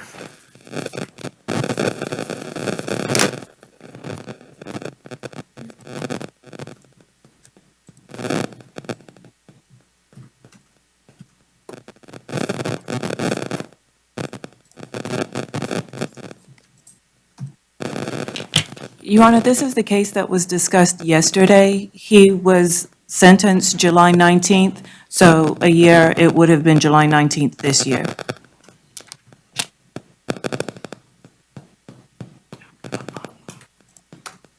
Does that answer your question, defense? Yes, it does, Your Honor. All right, thank you.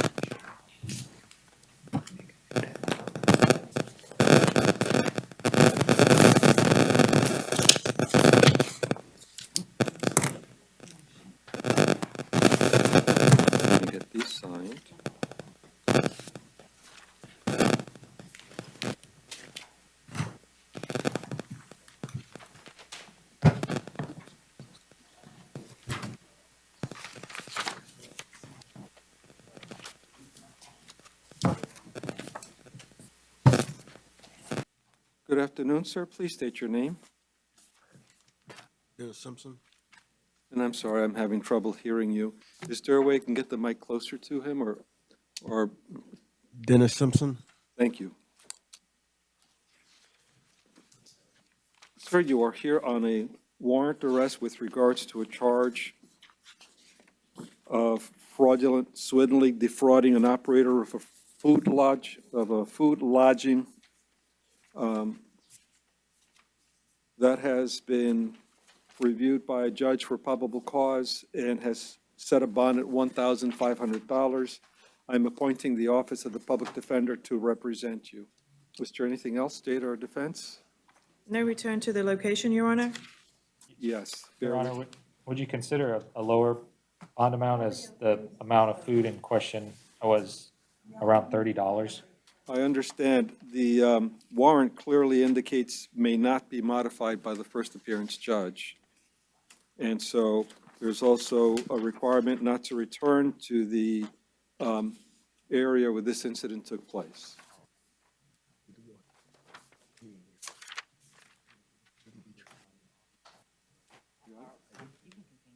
Okay.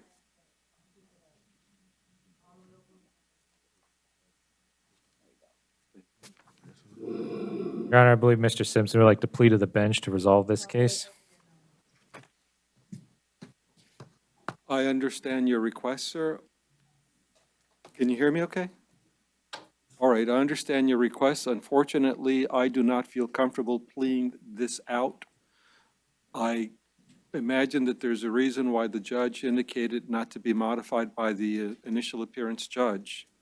Please understand that I do not have access to all records here. And so I appreciate your desire to have it pled out, but I'm not going to allow a plea at this time. I just want to plead. Sir, not to be rude, I'm sorry, but everything you say is being recorded and can be used against you. I just want to plead no contingent. I'm not worried about anything else. I just want to go ahead and make the plea because I can't be treated for the condition that I'm in here. I can't make a bond because I can't work. I have no income. I just want to plead no contingent. I'll throw myself at the mercy of the court. I'm not worried about the rest of it. I understand what you're saying, sir. And I would recommend that you speak with the attorney who's going to be dealing with this case on a more permanent basis as soon as possible. It's not going to change anything. No, all right.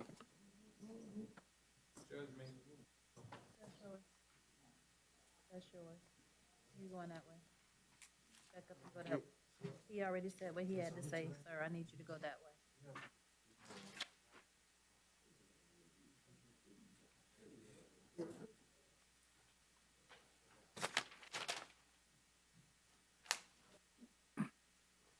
Your Honor, may I have a moment to confer? Yes, sir.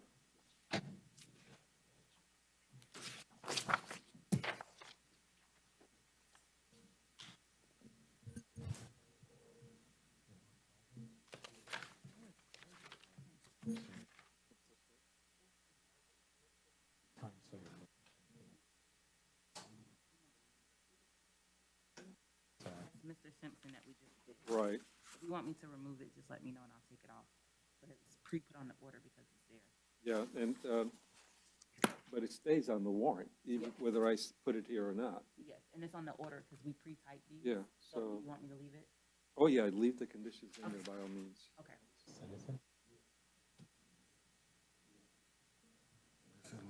This is my first time I go to court.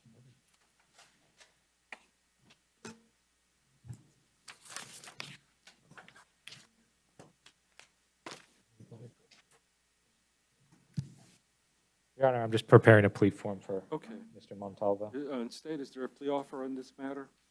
This is one of those city offers, Your Honor, so it's a withhold of adjudication and court costs. All right, thank you. I believe Mr. Montalvo wishes to plead no contest, Your Honor. I went over the plea form with him at the podium, and he would like to plead no contest. May I approach the bench? Yes, let the record reflect the plea form was signed in open court. Thank you. And sir, can you please state your full legal name again? Can you please state your full legal name again? Ensign Montalvo. And sir, did you go over this plea form with your attorney? Yes, You understand the rights and the penalties associated with this charge? yes, Are you entering the plea of your own free will?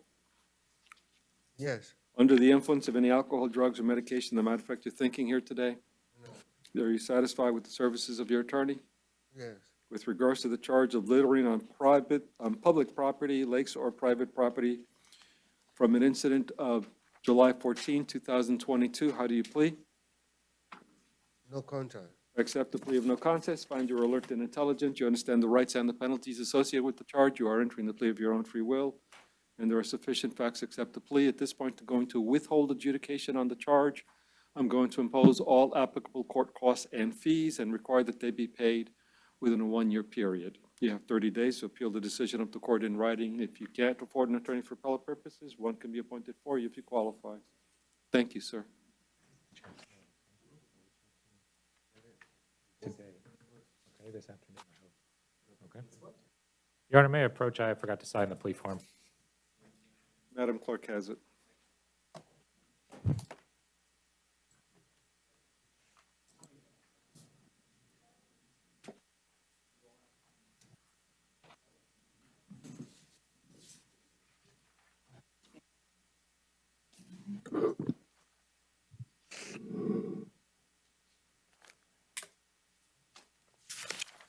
I'm sorry, this spilled on here. Please state your name. I'm Brenda Reynolds, sir. You are here with regards to an arrest affidavit charging prostitution, lewdness, third or subsequent violation. I've reviewed the charging affidavit, find probable cause. Your Honor, Yes, sir. may I be heard as to probable cause? Yes, sir. Reading the four corners of the affidavit and the facts therein, I believe there needs to be some facts indicating that it is a third violation to be charged with the third violation. I think the arrest affidavit only has enough probable cause for a charge of prostitution first violation, so I would have the court find PC on that. State? No objection. All right. And so at this point, I am agreeing, and I am going to find probable cause for the charge of prostitution. I'm going to set bond at $500. With regards to... In your honor, Yes, sir. if we may be heard on the out-on-bond cases as well. Go ahead, sir. I spoke with Ms. Reynolds before court, and she informed me of some significant medical conditions that she has, that she needs to see a doctor. Has an appointment next week to hold her. If you are inclined to revoke and set a no bond status, she wouldn't be able to make those appointments. So I would have you take no action on those out-on-bond cases so that she can work with our office to address these cases as well as visit her doctor for her condition. State, any comment? Your Honor, both of her out-on-bond cases deal with drugs and prostitution. This then would be the third offense. I would ask that you at least revoke on 22 CF 3600, as formal charges have been filed and pretrial is set for August 17th. With regard to 22 CF 6713, defendant was arrested June 9th, but formal charges have not been filed yet. All right. Your Honor, just to rebut, Ms. Reynolds has been attending her substance abuse, I don't know if they're classes, but some kind of therapy. So I would have the court keep that in mind as well. All right, thank you. At this point, with regards to the two other cases, that would be the 2022 CF 3600 and the 2022 CF 6713, I'm going to revoke on both of them and set them at no bond. Until one. Yeah. State, what's the, Madam Clerk is asking for the statute number on the straight prostitution charge? It's the same statute number, 796.07 sub 2 sub E. I think what throws it off is the 102, but if you strike that, it is still the same statute number. All right. Thank you. Welcome. Your Honor, can our client be heard? Sir, So sorry? Can our client be heard? It's, if you think it's in, It's going to be within the scope of release, not with any facts of the case. all right, thank you. Yes, sorry, sir. I just got a loop recorder put in, sir. It's right here. They have me a medical. I do not have my device. I have to see Dr. Ferlart, which is my heart doctor, Tuesday, because they want to put a pacemaker in. And I just found out I'm pregnant. Like yesterday when I got here. This is a big change for me. You know, the jail is not going to take me to this. This is something big. I didn't know I had heart problems. And without this stuff, I'm not going to be able to, you know, I want to be able to live. And now that I'm found out I'm pregnant, I'm definitely wanting to do better, you know. And I understand the state, but I've been listening to my PDs. I've been talking to them, going to my courts. I just have if the jail is going to take me to my doctor's on Tuesday, because then they're going to find out if I get a pacemaker or not. I'm going to stay my order, but I believe that the corrections should be aware of the medical condition. Corrections is indicating They're that not, they Your Honor. are. And so at this point, I'm going to stay with my prior ruling.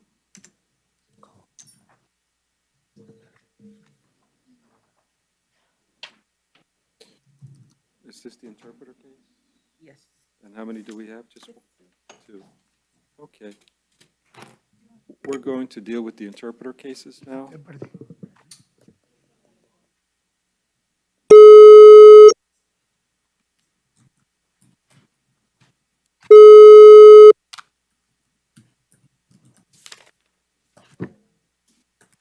Good afternoon, Your Honor. This is Ricardo Morales, Spanish interpreter. I have been previously sworn.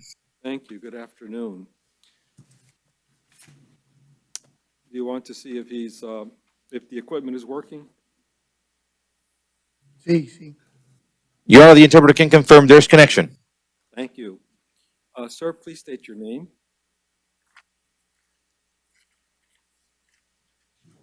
Francisco Lozano Hernández. Sí, correcto. Francisco Lozano Hernandez. And sir, you are here on 3 warrants. First one is a warrant for Capias with regards to a failure to appear on a charge of attaching tag not assigned. The judge has set that at a $100 bond. The second matter is a Capias for a failure. Yo estaba accidentado. Was in an accident. And sir, let me just say that everything is being recorded and can be used against you. I'm in the Office of the Public Defender to represent you. Yo fui tratado. And hold on, sir. So I would prefer that if you wish to try to say something, that you clear it through the attorney first.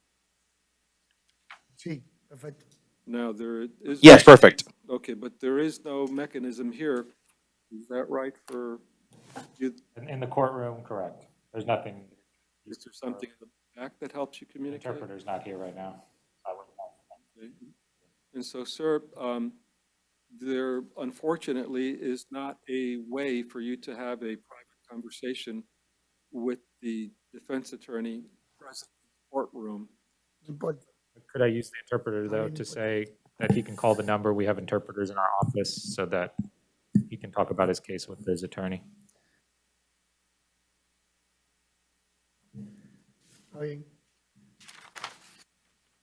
Thank you, Your Honor. All right, you're welcome. And so, Mr. Hernandez, continuing with this, there's a second Capias for your failure to appear with regards to a charge of no motor vehicle registration. The judge has set that at $100 bond. And then third, there is a Capias for failure to appear with regards to a charge of driving while license suspended or revoked with knowledge. The judge has set that at a bond of $750. As I said prior, I'm appointing the Office of the Public Defender to represent you. Thank you, sir. Your Honor, may the interpreter ask for the case number? Case number is 2022 CT 289 A.O. Thank you, Your Honor. You're welcome. Please state your name. Saúl Torres Santiago. Saul Torres Santiago.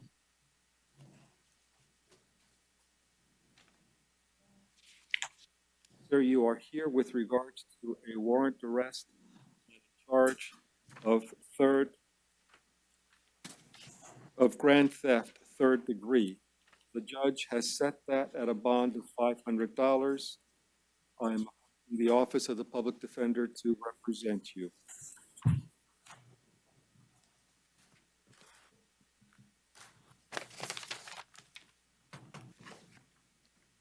Thank you, sir. Is that it for the Spanish interpreter? Jasmine Allen. Thank you, sir interpreter. I believe that that's the last interpreter case. Thank you, Your Honor. Before the interpreter disconnects, may I have the last case number? 2022 CF 20480. Thank you very much. Have a great day, Your Honor. Thank you.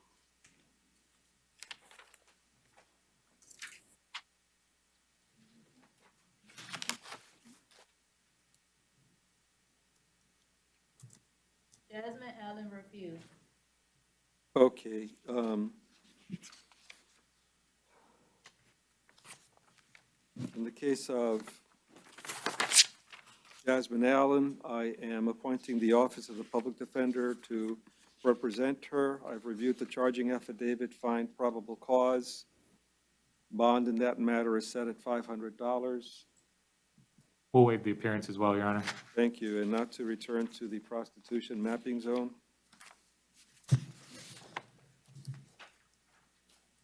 Thomas Halls is mental health. In regards to the case of Thomas Hass, I'm appointing the Office of the Public Defender to represent him. We'll waive the appearance today, Your Honor. With regards to the charge of petty theft, I find probable cause. Bond is set at $250. With regards to the out-of-county warrant on a failure to appear on a petty theft, that bond was set at $5,000. That's from Osceola County. Your Honor, with regard to the petty theft, 22 MM 4741, I ask for no return to the Walmart located at 5734 South Orange Blossom Trail. All right, so granted. Thank you.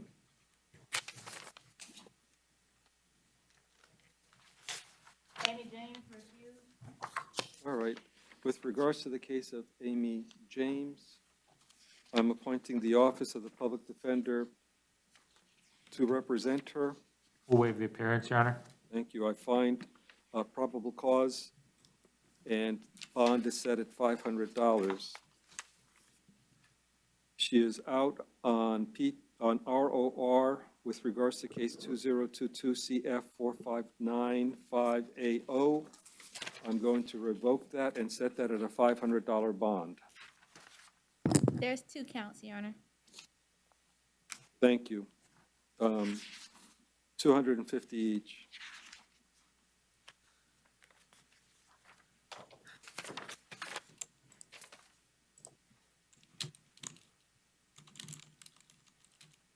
Please state your name. Aaron Jones.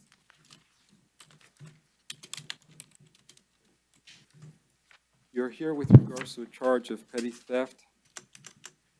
I've reviewed the charging affidavit and I find probable cause. I'm appointing the Office of the Public Defender to represent you. There's an indication you qualify for the pretrial release program. I will release you under that program and require that you comply with the requirements of the pretrial release program. I'm going to require that you not return to the place where this incident took place, which is the store located at 10500 West Colonial Drive in Ocoee. All right, thank you. Okay, thank you, Your Honor.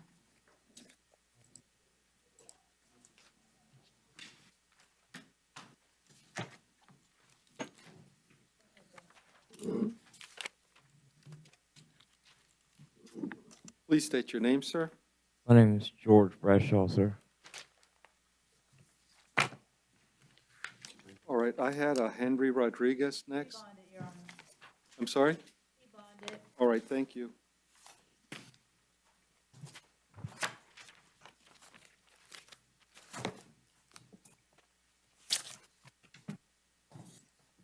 I'm sorry, sir. Please state your name again. Yes, sir, it's George Bradshaw. All right, and sir, you're here with regards to a charge of open container. I've read the charging affidavit, find probable cause, bond is set at $250. Counsel, I'm appointing the Office of the Public Defender to represent you. Thank you, Your Honor. There was an offer to resolve an adjudication of guilt, credit time served. I spoke with Mr. Bradshaw before court. I went over the plea form with him. He did also have a copy to review on his own. I believe Mr. Bradshaw wishes to resolve no contest today. He has been working with our office in his out on bond case. He's going to be attending his anger management course. So we would also request the court take no action on his out on bond as he's resolving and working on himself to resolve these cases. All right, does the state have any comment? No, Your Honor, I did note that for the out on bond, he is set to plea on August 8th. Yeah. All right. And so, let the record reflect the plea form is signed in open court. Right. And sir, that you review this plea form with your attorney. Yes, sir. You understand the rights that, the rights that appear on the front of the form. Yes, sir. You understand you are giving up those rights by entering a plea here today. Yes, sir. You understand the maximum and minimum penalties for the charge you are pleading here today on. Yes, sir. Are you entering the plea of your own free will? Yes, sir. Are you under the influence of any alcohol, drugs, or medication that might affect your thinking here today? Yes, sir. Do you suffer from any type of mental condition or disease that might affect your ability to think clearly? No, sir. Do you understand that entering a plea of guilty or no contest to this charge can lead to deportation from the United States if you are not a legal citizen of the United States? Yes, sir. Are you presently on any type of probation or parole? No, sir. Are you satisfied with the services of your attorney? I am, sir. With regards to the charge of open container from an incident of July 14th, 2022, how do you plead? No contest, Your Honor. I accept the plea of no contest. I find you are alert and intelligent. You understand the rights and the penalties associated with the charge. You are entering the plea of your own free will, and there are sufficient facts to accept the plea. At this point, I'm going to adjudicate you guilty of the offense. I'm going to give you credit for 2 days' time served, Orange County Jail. I'm going to impose upon you all applicable court costs and fees, give you a 1-year period to pay on that. With regards to the bonded matter that you are out on, 2022 CF 3695AO, I am taking no action on that. Thank you, Your Honor. So I get to go home. Okay. Thank you. All right, take care. May I approach, Your Honor? Yes, sir. Thank you.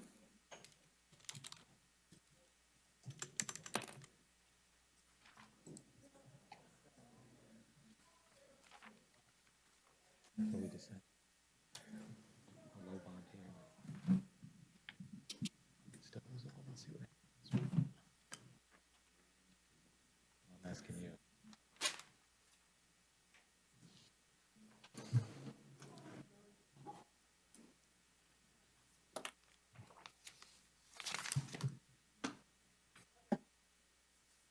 Remember all the stuff I told you about?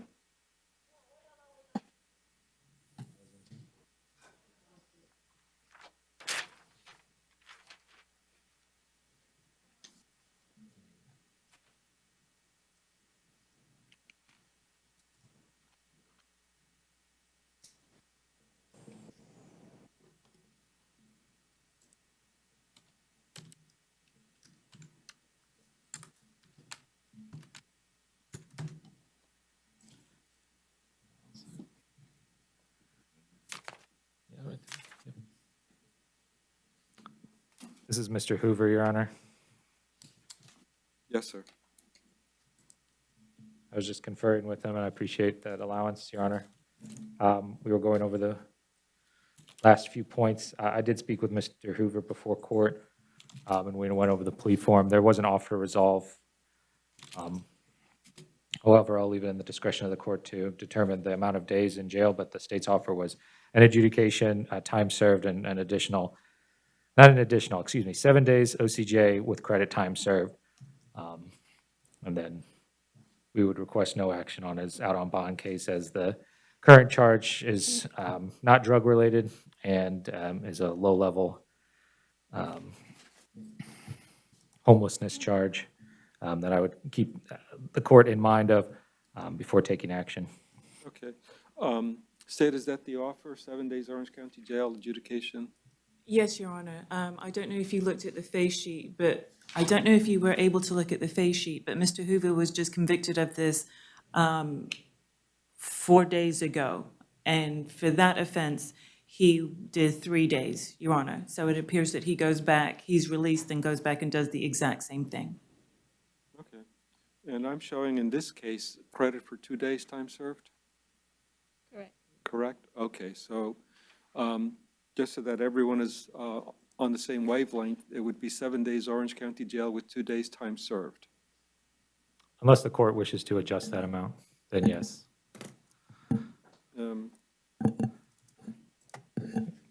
If the court would consider 3 days with 2 days time served.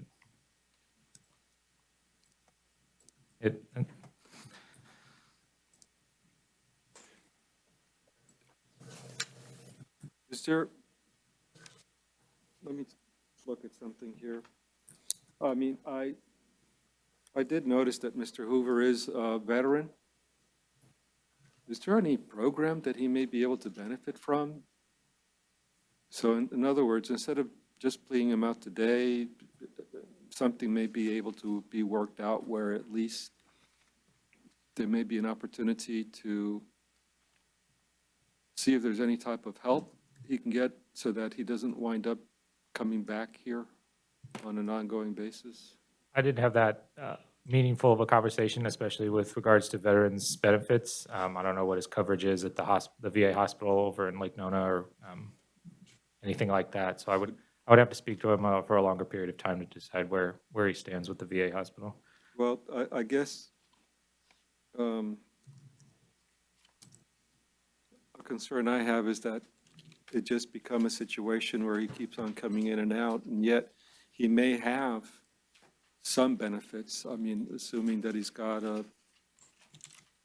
decent discharge and or anything other than a dishonorable discharge. I don't know if he may have a disability rating, but I mean, these are all questions that I know would be necessary to address to see if he might qualify. So under the circumstances, I mean, I would probably consider an ROR on the underlying charge, no action on the CF case. And I would maybe have him call our office right away to work with our social services too, so that we could connect him with any possible benefits that he might have, you know, an opportunity to take advantage of. Is your office familiar with this gentleman? In other words, I guess where I'm going to go with that is he responsive to you? Does he stay in communication with your office?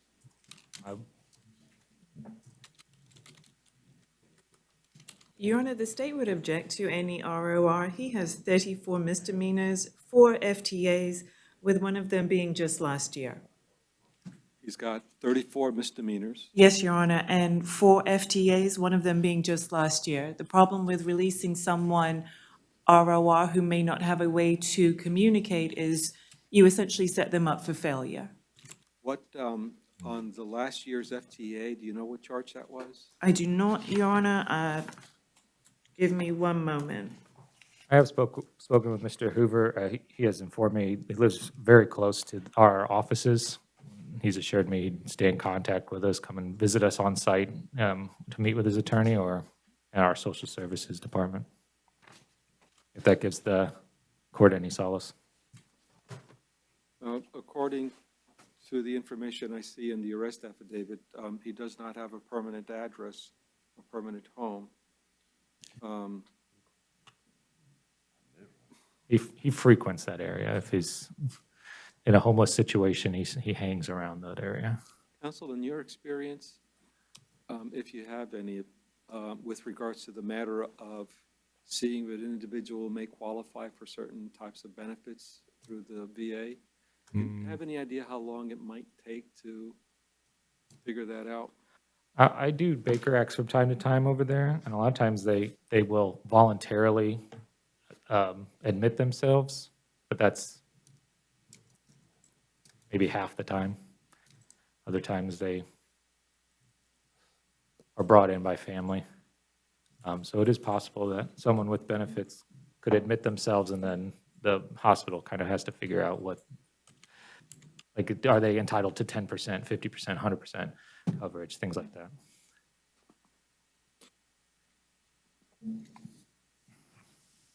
But as far as the hospital's policy, I'm not very familiar with it at all. You know, this may all be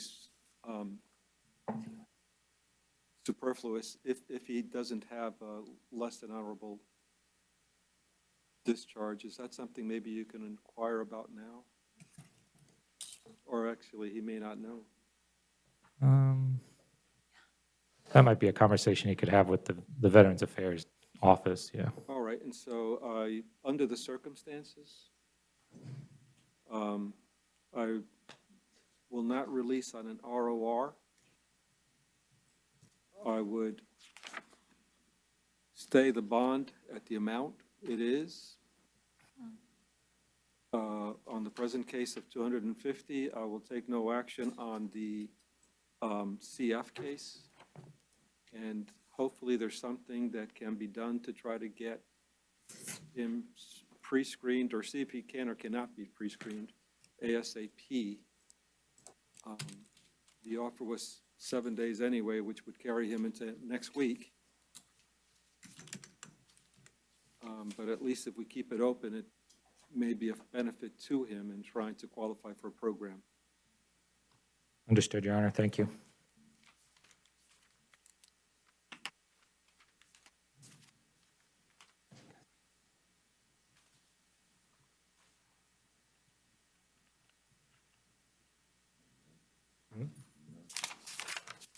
Final order, Your Honor? So sorry? Is that the final order? That'll be my final order, which is I'm staying the bond at $250. I'm not taking any action on the CF case. Thank you, Your Honor. Thank you.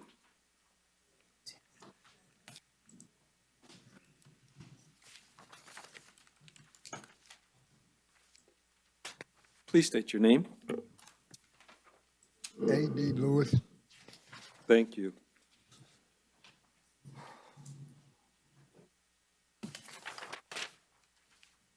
And sir, you are here with regards to a charge of urinating or defecating in public. I've reviewed the charging affidavit, find probable cause. I'm appointing the Office of the Public Defender to represent you, counsel. Your Honor, there was an offer to resolve a withhold and time served, an offer from the state on behalf of the city. I did speak with Mr. Lewis before court. We went over the plea form. He had a plea form to review a copy of as well. And I believe he wishes to resolve no contest. I do have a signed plea form. May I approach? Yes. And just for your information, on a withhold, I do not give credit for time served, as it's my understanding that you don't do that on a withhold. You do time served on a conviction. But since this is a withhold, we don't give time served. I don't think that'll make a difference to Mr. Lewis, but if you want to talk to him about it. Would there be any additional jail time? No, it's just that He'd for be released today? Yeah, for purposes of the paperwork, it would say just, it would be a withhold and applicable court costs and 1 year to pay.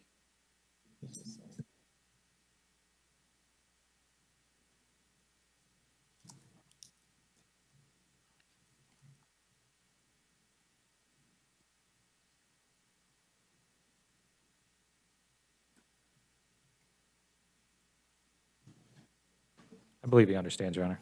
Okay, and just to kind of clarify a little better, counsel, and I think I had this conversation with other counsel earlier this week. APD George. Which is, this was a topic some years ago in this circuit, and it was at that time decided that, after research, that because you are not convicting a person, you cannot order jail time. And since you are not ordering jail time, you cannot give credit for time served. And that's why I say that. Also, even though in this case, it would probably not make any difference, but in certain cases, it might make a difference in the future if an individual winds up in the system again, and someone might be arguing that maybe there was some type of defect with the paperwork, and say, well, he was given credit or she was given credit for time served, so it must have been a conviction or intended to be a conviction. Understood. So out of pure precaution for the individual and any possible consequences that might occur, even though slim to none, that's why I just say withhold we don't do time served. Much appreciated, Your Honor. Thank you. Okay. And sir, can you please state your full name again? A.D. Lewis. And sir, you have piqued my curiosity. Is A.D. the first name, or is it the initials, like, Andrew? Only have initials, A period, D period, Lewis. And so wow, that's interesting. And so I don't meet many individuals whose first names are just completed. I ain't been here in 20 years. Okay. And thank you for answering the question. I just find it fascinating. And sir, that you go over the plea form with your attorney? Yeah. You understand the rights and the penalties associated with this charge? Are you entering the plea of your own free will? Are you satisfied with the services of your attorney? I'm so sorry. Yes, sir. All right. And sir, with regards to the charge, how do you plead? No contest. I accept the plea of no contest, find you are alert and intelligent, understand the rights and the penalties associated with the charge, entering the plea of your own free will, and there are sufficient facts accepted. At this point, I'm going to withhold adjudication on the charge. I'm going to impose all applicable court costs and fees, and give you a 1-year period from the date of release to pay on that. All right, sir? All right, thank you.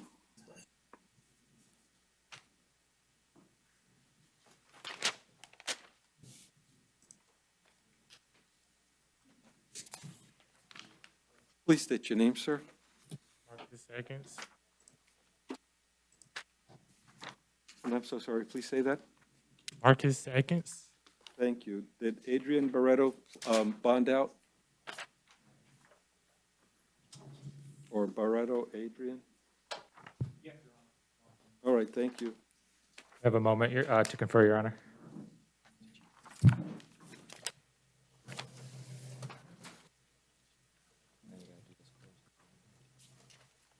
Thank you, Your Honor.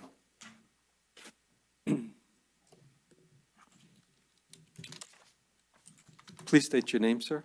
Marcus Seconds. Sir, you are here on a warrant arrest with regards to a failure to appear on a charge of driving while license suspended or revoked with knowledge. I'm appointing the Office of the Public Defender to represent you, and bond on that is set at $200. Your Honor, there was an offer to resolve from the state. Offer was an adjudication, time served, and a DeWillis class taken within 90 days of today's date. I spoke with about this offer with Mr. Atkins before court. We went over a plea form, and he had a copy to review on his own. I believe he wishes to resolve today, no contest. Did go through his driving record as well, if the court is inclined. Thank you. I have reviewed his driving record and this file, and I would not be accepting that plea offer. And Okay. so May I ask the court's reasons? you can ask. May I? Every case is different. There is a history here with Mr. Atkins. There's no way to guarantee that he's going to try to get a license or driving privileges. The only way to try to make sure that he attempts to do that is by perhaps something like probation. the offer here did not involve probation, that he seems to have a history of not caring about meeting his obligations with regards to his driving privileges, and to just make it a plea where he would have to show proof in 90 days would not be sufficient, as what would happen is the clerk's office would D6 his license, another suspension. And so I don't believe under these circumstances that that would be sufficient to motivate this gentleman to try to get his driving privileges reinstated. Just a moment, Your Honor.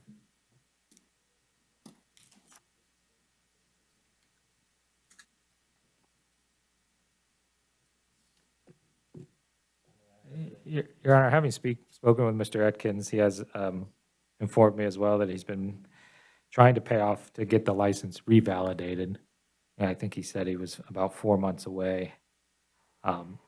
So I would have the court consider that as well. He is trying to meet his financial obligations, and even just now, Mr. Atkins told me that doing the class within that time period would also be the motivation perhaps the court is looking for to resolve this case sooner rather than later. I'm looking at a history that goes back to a couple of years with regards to supposedly trying to get his matters in order. So no, I would not be amenable to that. It's only a $200 bond, and I'm going to keep it at $200.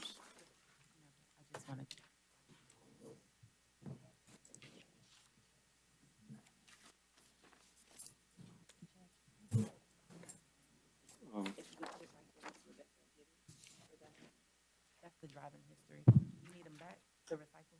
Oh, okay. Okay.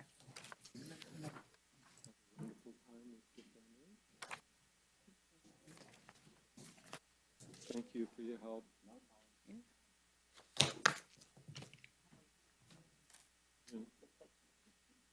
Please state your name, sir. Asa Welch.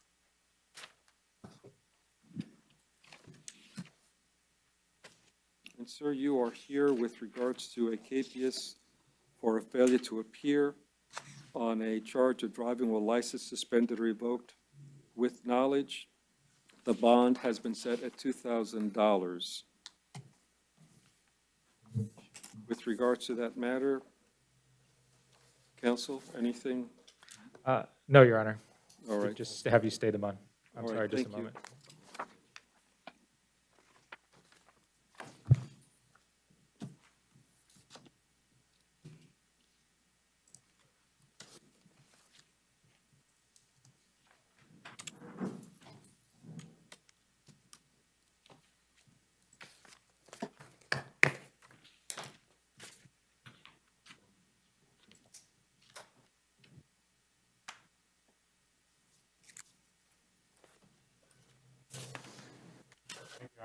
All right, thank you. Thank you, sir.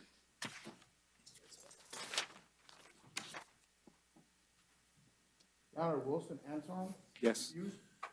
All right, thank you. In the case of Mr. Wilson, I'm appointing the Office of the Public Defender to represent him. We'll waive the appearance, Your Honor. Thank you. And I've reviewed the charging affidavit, find probable cause on the charge of driving while license suspended or revoked. Bond is set at $500.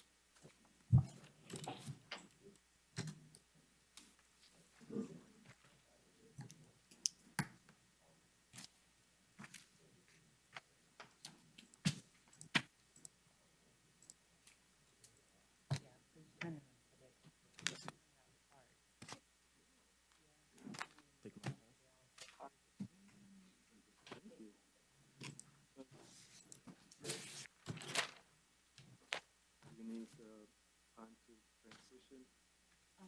It should be smooth.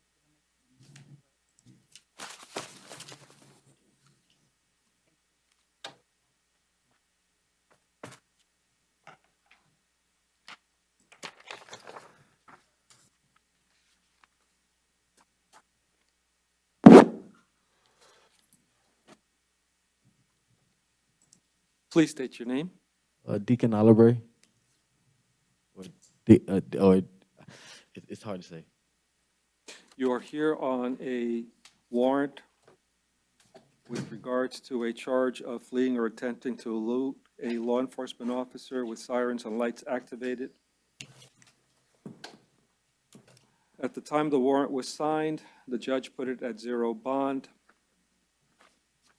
Any comment from the state or the defense? Your Honor, if it's a warrant versus a failure to appear, he is entitled to a bond. Any recommendations? No, Your Honor. Any comment from the defense? I'm appointing the Office of the Public Defender to represent him. We would request a $3,000 bond, Your Honor. And we concur with the state, he is entitled to one on the charge. I had reviewed his file prior. With regards to this case, I'm setting bond at $5,000. All right, thank you. Your Honor, Peter Amandi Bondi. Thank you.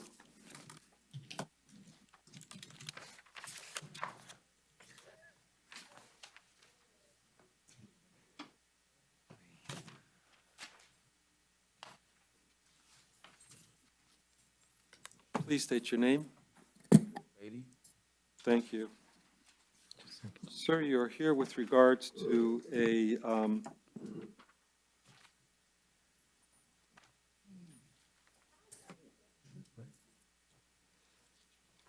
all right, sir, you're here with regards to an arrest affidavit.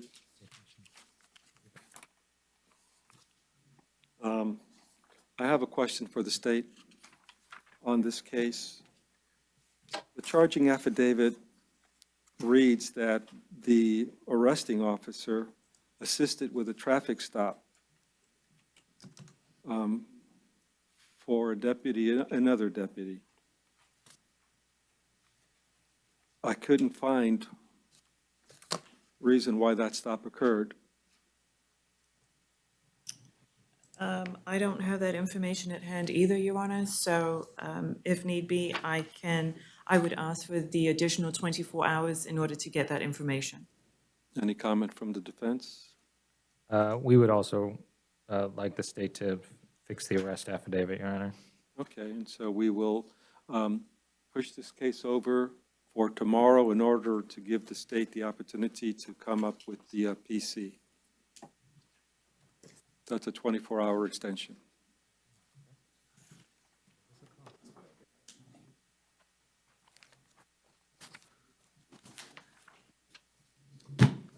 Please state your name. Devon Barnes, sir.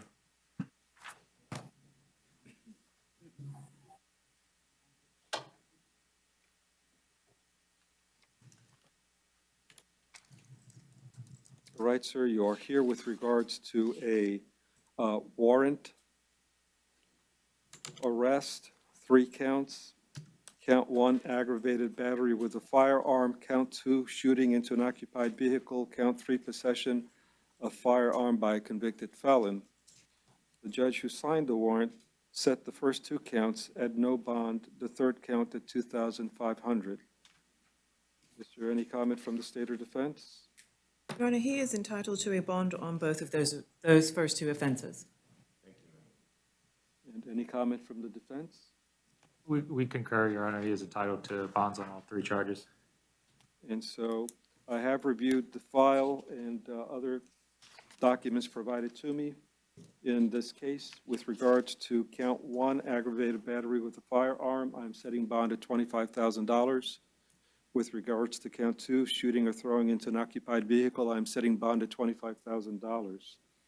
To consume or possess no alcohol or non-prescription drugs, to possess or control no weapons or firearms. Any weapons or firearms within your control or possession are to be handed over immediately to law enforcement upon your release. And the third count of possession of a firearm or ammunition by a convicted felon stays at the amount of $2,500.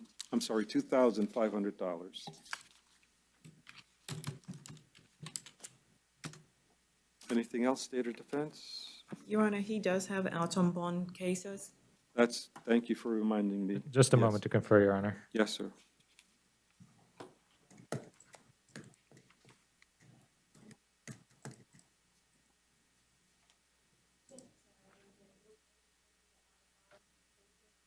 we are now. We're going to.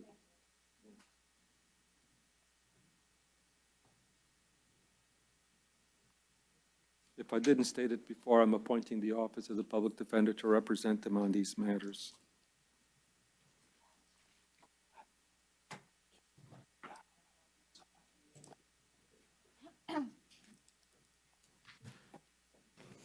Yes, sir?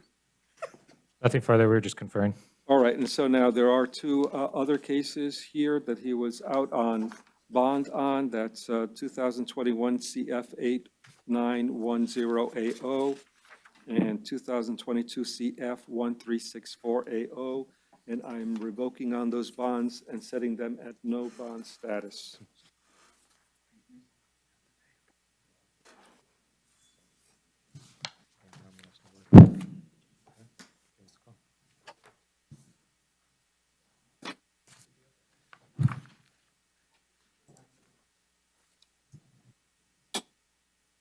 Please state your name.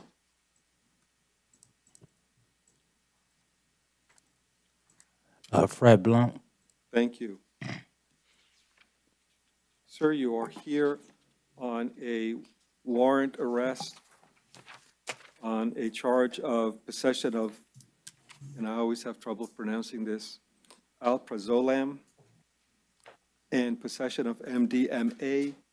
The judge has set that at $1,000 bond per charge for a total of $2,000. I'm appointing the office of the public defender to represent you. You also have, you're presently also out on a bond with regards to case number 2022 CF 492AO. I'm going to revoke on that bond and set it at a no bond status. Please, please, sir. Please forgive the interruption. Everything you say is being recorded can be used against you. If you want to, if you have a question, if you want to run it by the attorney, you may take a moment to do so.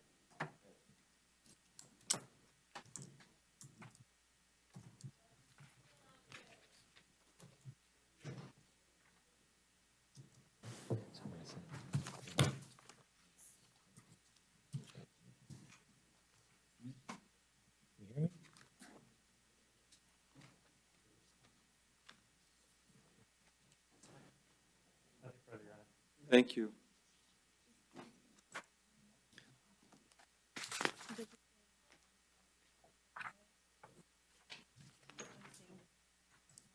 Yes,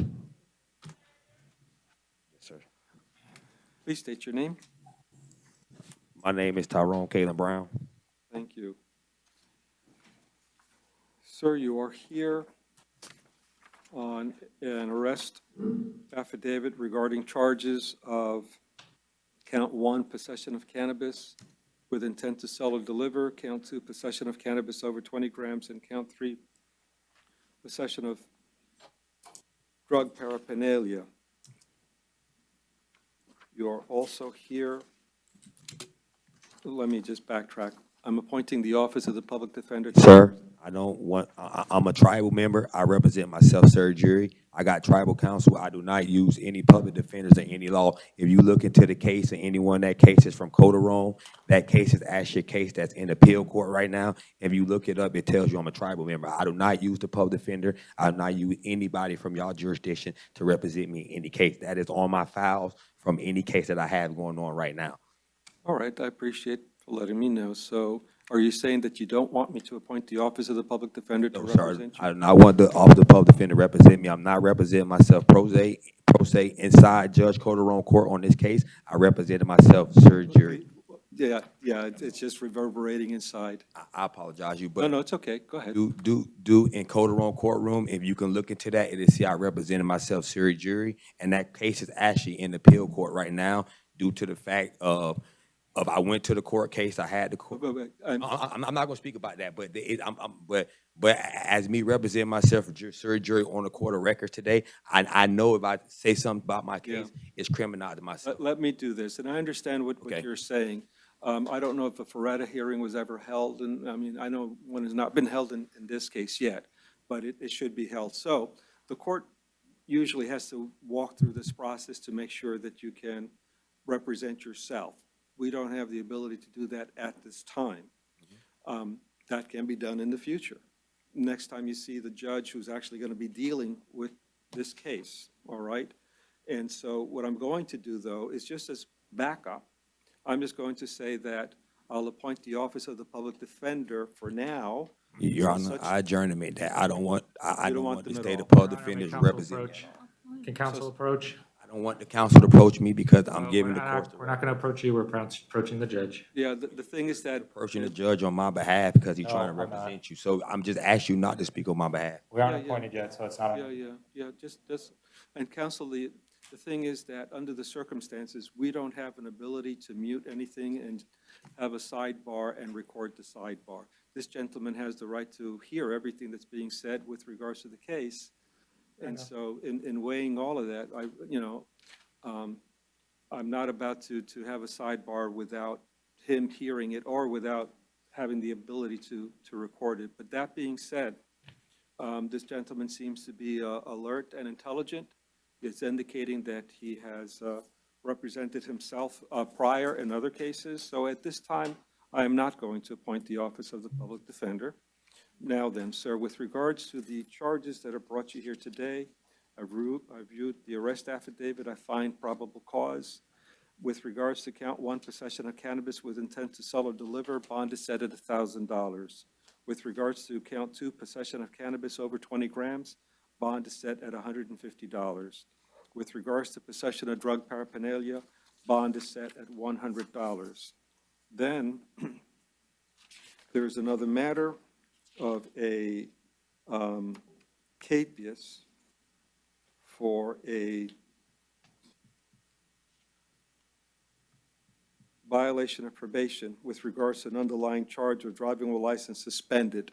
Violation of probation, my affidavit don't Is- say violation of probation, Your Honor. My affidavit says on that charge from Coderone, it actually says up here, it states, I have it right here, it doesn't state that, it states driving while license suspended or revoked by habitual offense, driving while, and it's at the bottom, it Okay, says let driving me- while license, 2 let me- prior convictions. Let me look at that.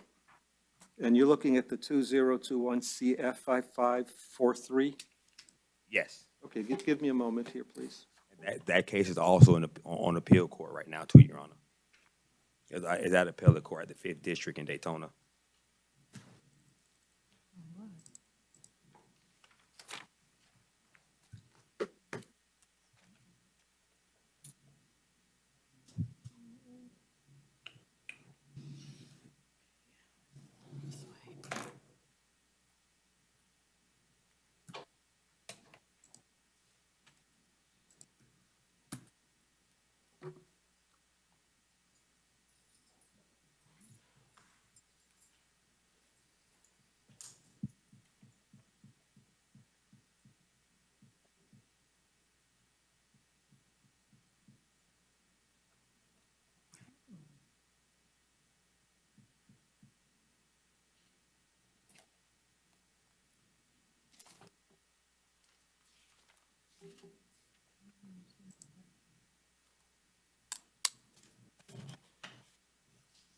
All right, and so this capias was ordered by Judge Calderon, and it clearly indicates that it is to be a no bond status. And so I am staying it at a no bond status. I am also going to address a matter that you are out on bond on, which is case number 21.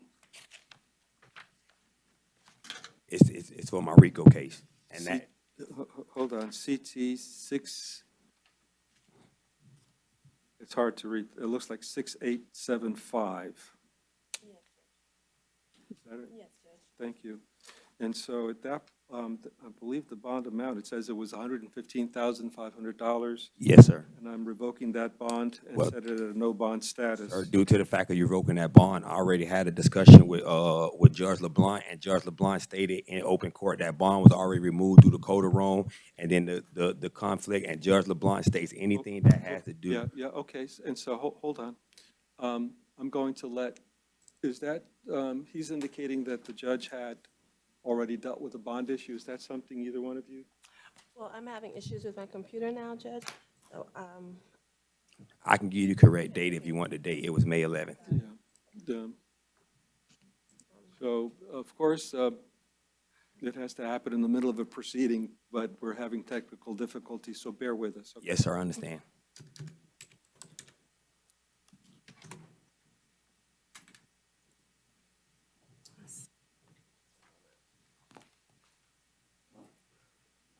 No pressure.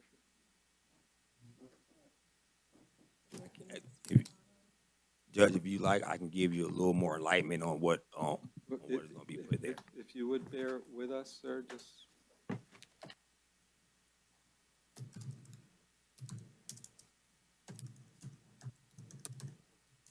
And I'm sorry, SSCT is CF. no, CF, co-defendant D. Co-defendant B? D as in D, and are you seeing any matters there that, any modifications on bond or whatnot by Judge, I think he said Judge LeBlanc? Yes, it's Judge LeBlanc. That's the courtroom I'm actually in on the RICO case. And Calderon actually tried to, he put a writ out for me because I went downstairs and trial because he said it was in deliberation. And he told me that not to leave the court. I walked downstairs to smoke a cigarette. The courthouse closed the door. I didn't know they closed at 4 o'clock. They wouldn't let me back in. And Judge LeBlanc, Calderon revoked that bond from Judge LeBlanc. I went to court May 11th. Judge LeBlanc said anything that has to do with the driving case, anything that comes behind that, he is not going to be a conflict of interest in revoking that bond behind that. And that's in the computer from May 11th. He actually called the warrants back and took the bond back.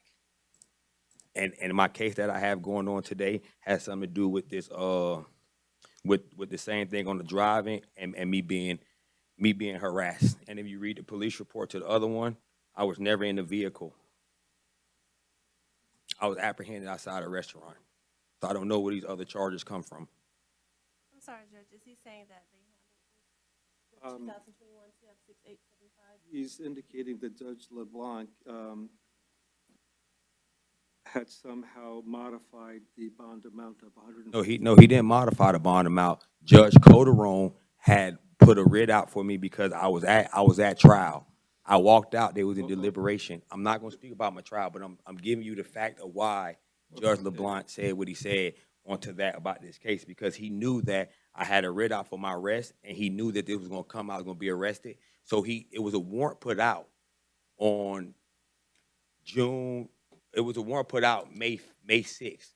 Judge LeBlanc it was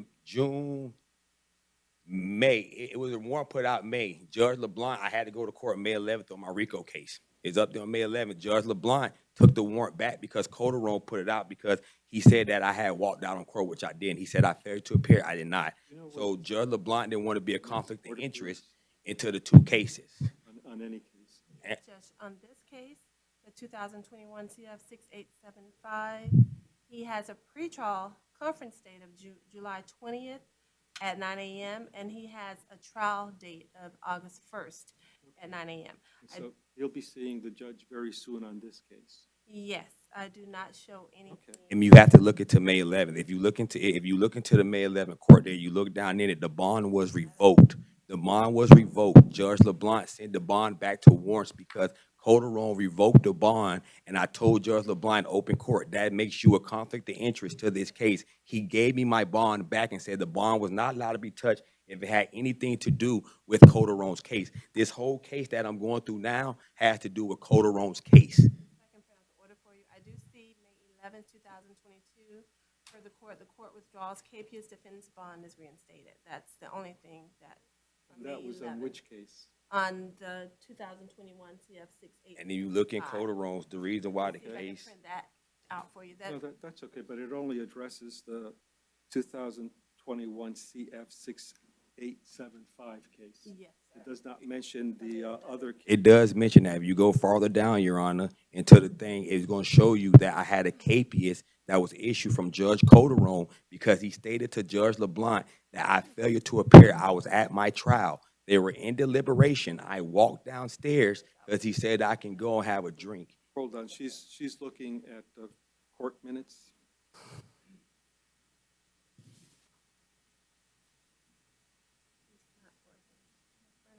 Sure, I can take a look. This is from May 11th.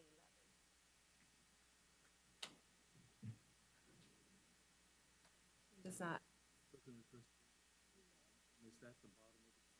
You have to look in Calderon's court case. If you look in Calderon's court case, is it a thing that was put there when he did that? Like,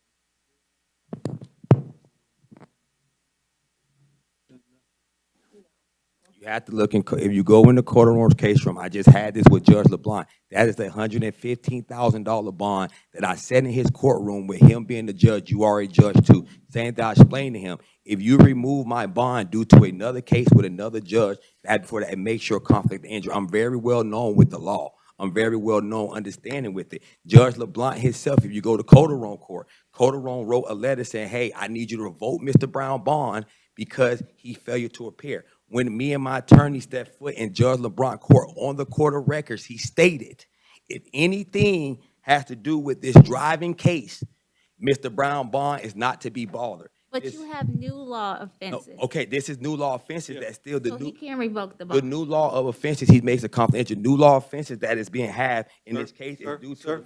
Hold on. I understand you're getting frustrated with this situation. I'm not getting frustrated. Okay, good. Then please understand that everyone is doing what they have to do. You will be seeing Judge LeBlanc early next week. He will be much more familiar with your situation, and apparently from what you are saying, he may be familiar with whatever Judge Calderon is dealing with as well. But with regard to the bond on the CF case with Judge LeBlanc, I have the ability to revoke that and set it at a no bond status when there are allegations that I find probable cause for with regards to new law violations. And that is what I'm doing. Now, you have the ability to request the other judges to reinstate, but that's going to have to be with you and the other judges. What you understand, but you're a magistrate judge, like he a magistrate judge, you're acting on a bond that he already acted on and gave me back, which states in the computer that he reinstated the bond. If you know that the fugitive warrant team came after me due to the case with Calderon, so anything behind this due, if you read the police report and find your probable cause, Your Honor, you will find probable cause in this police. Might it benefit you to consult with an attorney familiar with the procedures in this courthouse? I'm not going to talk to him because if my God-given constitutional rights, I have the right to speak and I understand the law. This is the thing, Your Honor. You can't practice USC 27 law from the bench, and that's what I'm trying to explain Sir, to you. I thank you very much for your participation here today. I thank you too, and I'll not waiver anything in this court appearance. All right, thank you.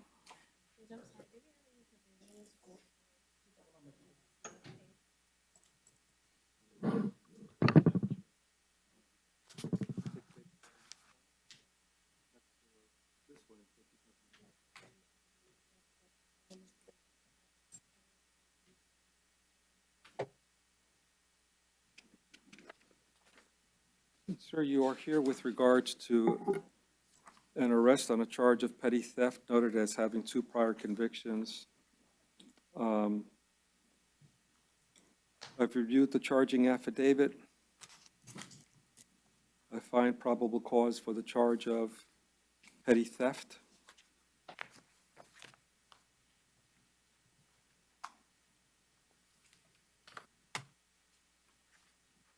I'm setting bond at $1,000. I'm appointing the Office of the Public Defender to represent you. You are not to return to the place where this incident took place, which is the Home Depot. Anything else, state or defense? Nothing from the state. Nothing further, Your Honor. All right, thank you, sir. Please state your name. Dylan Dawson. All right, and sir, give me a second here.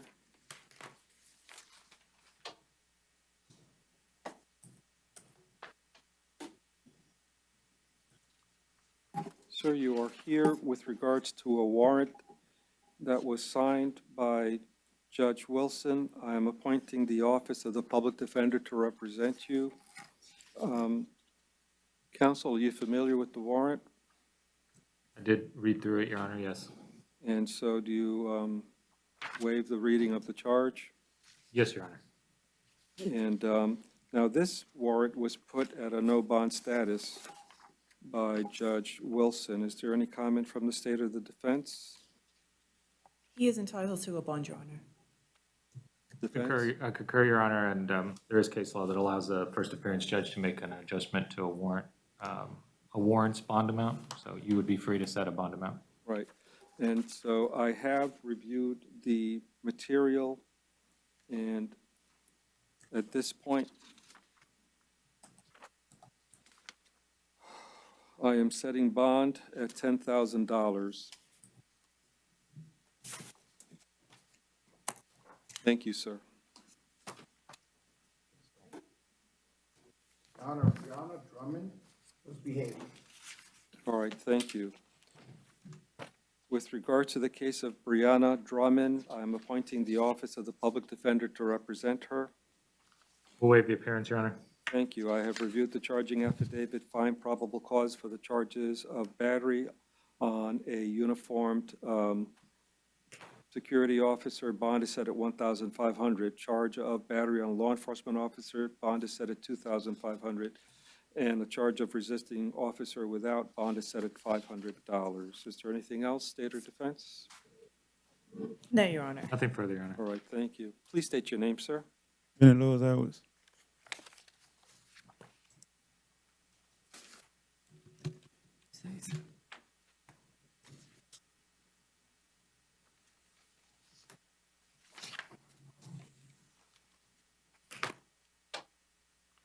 Sir, you're here on a few matters.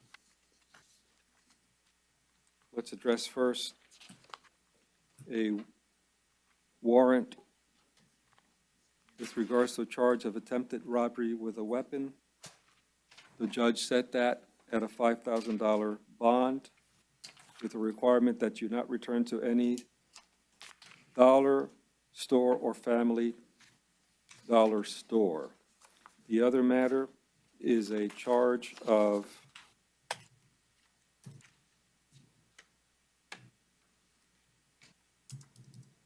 attempted robbery with a weapon. The judge has set that at a $5,000 bond with conditions that you not return to any dollar store or family dollar store. The third matter is a warrant with regards to a charge of attempted robbery. The judge has set that at a bond of $2,500 with a requirement that you not return to any JCPenney store. If I didn't say it before, I've appointed the Office of the Public Defender to represent you. Anything else, state or defense? No, Your Honor. All right, Nothing thank further. you, sir. Your Honor.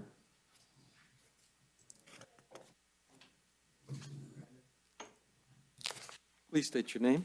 Christopher Easler. Sir, you are here with regards to a charge of carjacking with a firearm. I have reviewed the charging affidavit and find probable cause. I'm appointing the Office of the Public Defender to represent you. At this point, it's listed at a no bond status. Any comment from the state or the defense? I only ask that he not have any contact with the co-defendants, Your Honor. We would have you set a reasonable bond, Your Honor.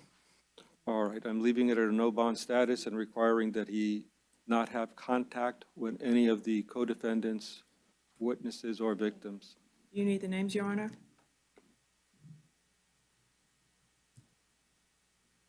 She's going to give the names of some.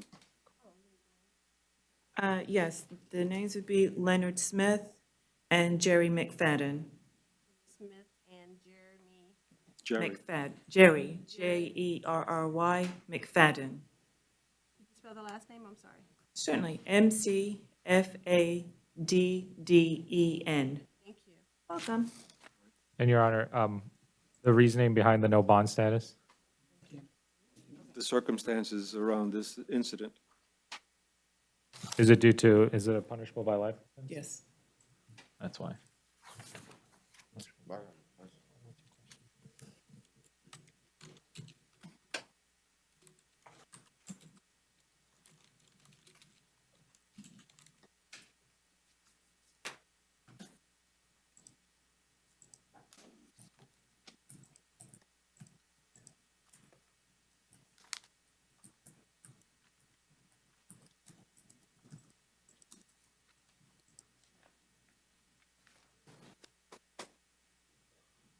Thank you. Thank you, Your Honor. You're welcome, sir. Please state your name, sir. Michael Fernandez, Your Honor. Thank you. And sir, you are here with regards to charges of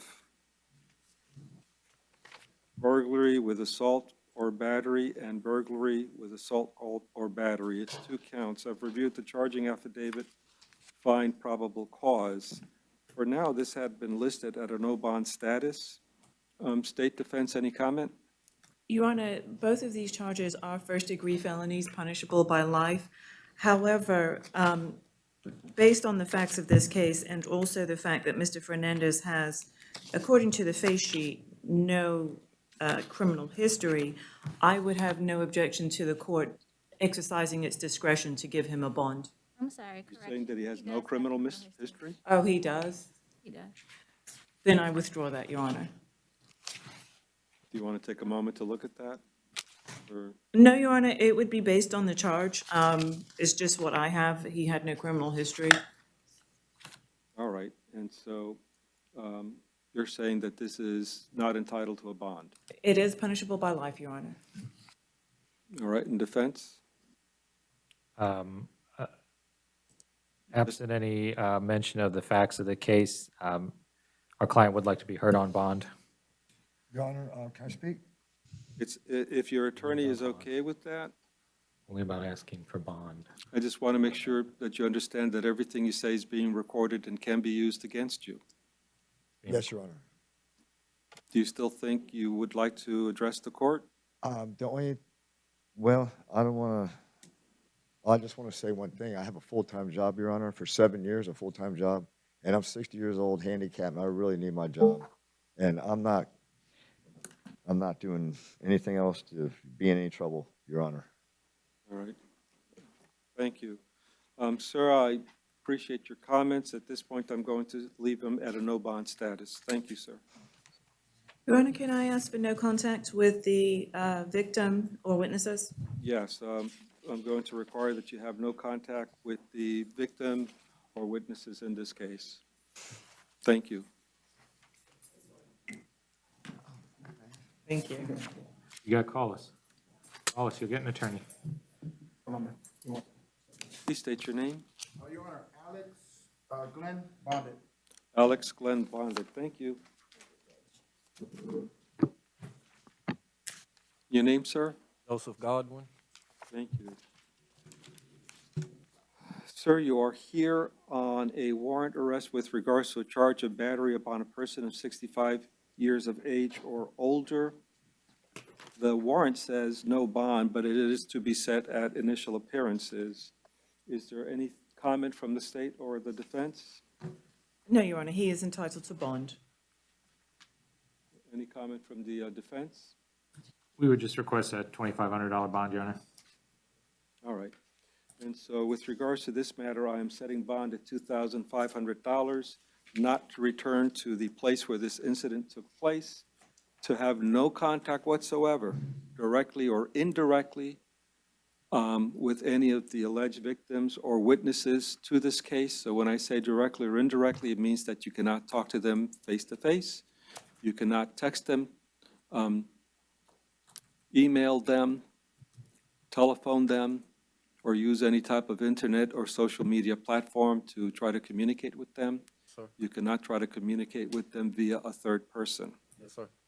I'm also going to require that you consume or possess no alcohol or non-prescription drugs, and that you possess or control no weapons or firearms. Any weapons or firearms within your control or possession are to be handed over immediately to law enforcement upon your return, upon your release from custody. I'm appointing the Office of the Public Defender to represent you at this time. All right, thank you, sir. Thank you. Please state your name.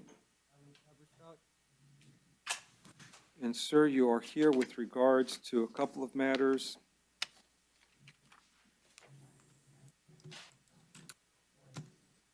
First is a charging affidavit with a charge of fleeing or attempting to elude a law enforcement officer with sirens and lights activated. I've reviewed the charging document, and I find probable cause.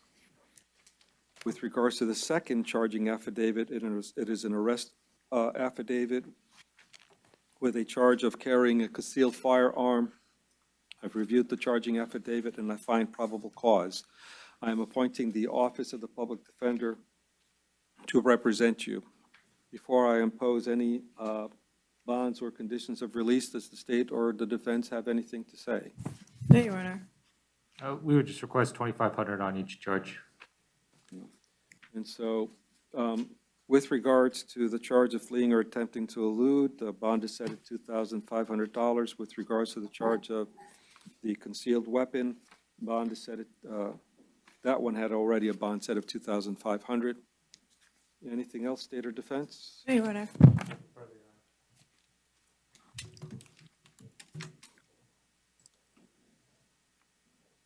Your Honor, Hardy bonded, Thank you. and also Harding bonded. Both Hardin and Hardin and Harding. Hardy. Yes. Thank you.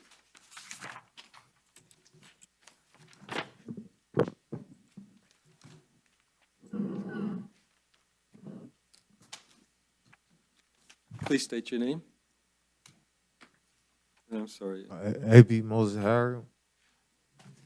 And I'm sorry, I didn't have my glasses on, and so you seem to be signaling that, are you hearing everything okay? Okay, very good. And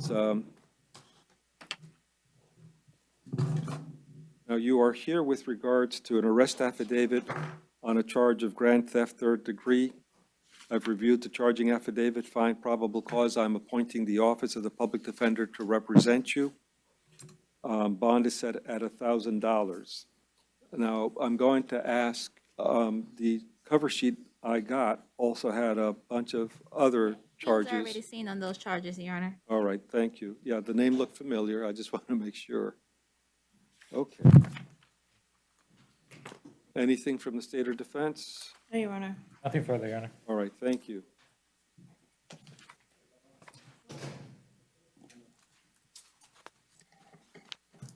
Please state your name. My name is Jamal Johnson, Your Honor. Thank you. And sir, you are here with regards to an arrest affidavit with a charge of grand theft third degree with the firearm.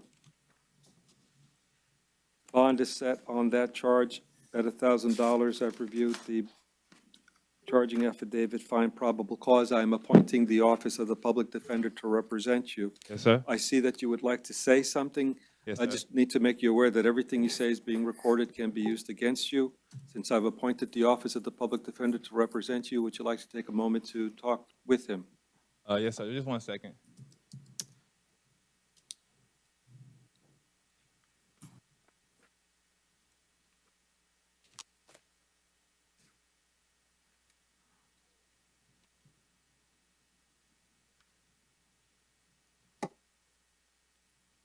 Your Honor, I believe Mr. Johnson wishes to be heard on the out on bond case and in the court's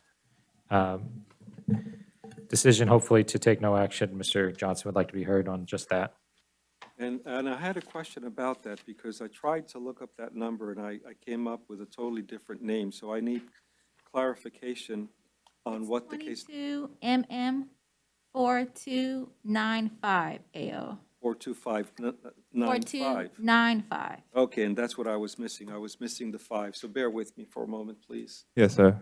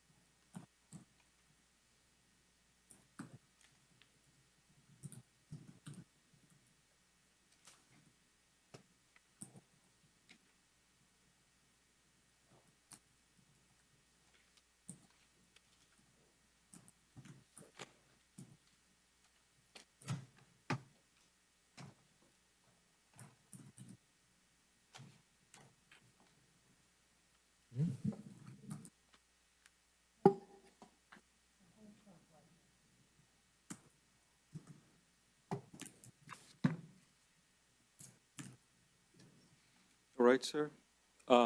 Again, I remind you that everything you say is being recorded and can be used against you.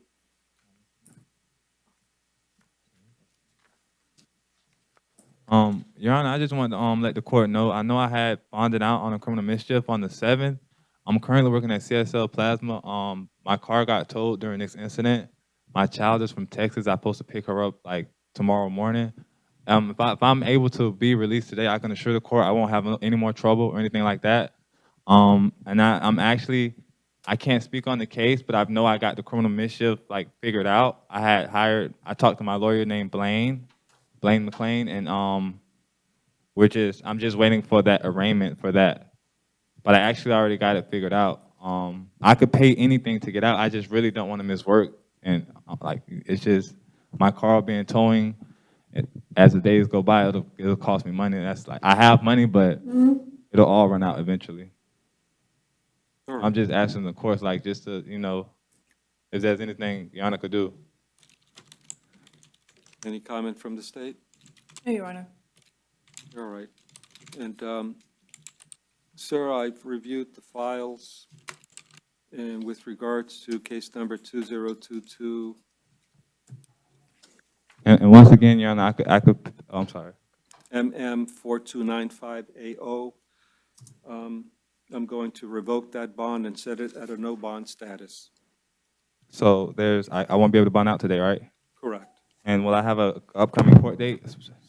Do you know if he's going to have an upcoming court date? Surely. She's going to find out about a court date, but also I know that the attorney has handed you a phone number you can call to communicate with the attorney's office that will be representing you on this charge on a more permanent basis. You can request that that attorney also talk to that attorney about the possibility of filing a motion before the judge who's going to be dealing with the case on a more permanent basis, and also with the attorney dealing with the MM. Okay, and then one more question? Yes, sir. No, again, why don't you run it by the attorney first?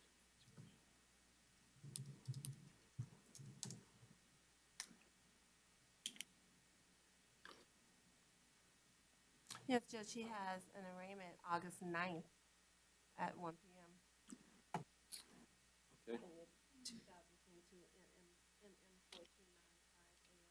And so, one more thing, there's nothing the court can do. I could even repay the bond at a higher price. I just really don't want to lose my job. I have a good job. My child's coming down here in the morning.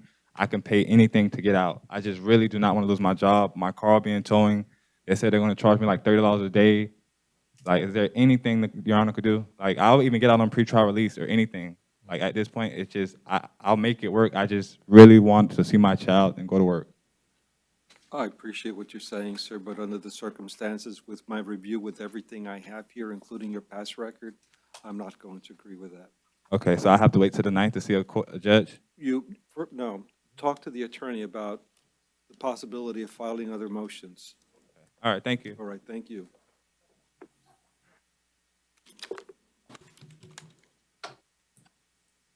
Bear with me a moment, please.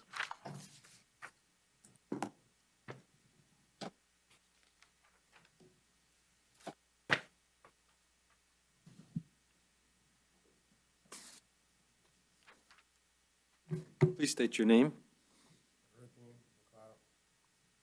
And I'm sorry. Ruthien McLeod. All right, thank you. Sir, you are here with regards to a warrant arrest on a charge of aggravated battery with a deadly weapon. The judge has set bond on that at $3,500. I'm appointing the Office of the Public Defender to represent you. Is there anything else from the State or Defense? No, Your Honor. Nothing further, Your Honor. All right, thank you.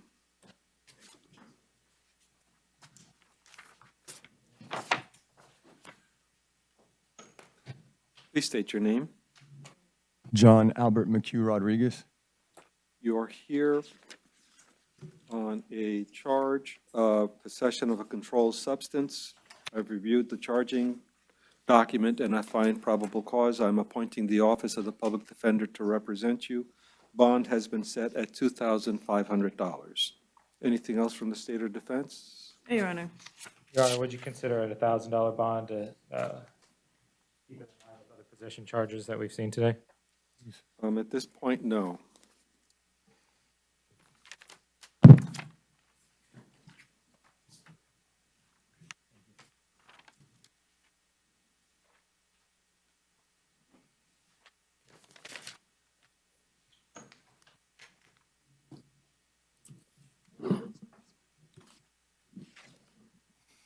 Please state your name. Jerry McFadden.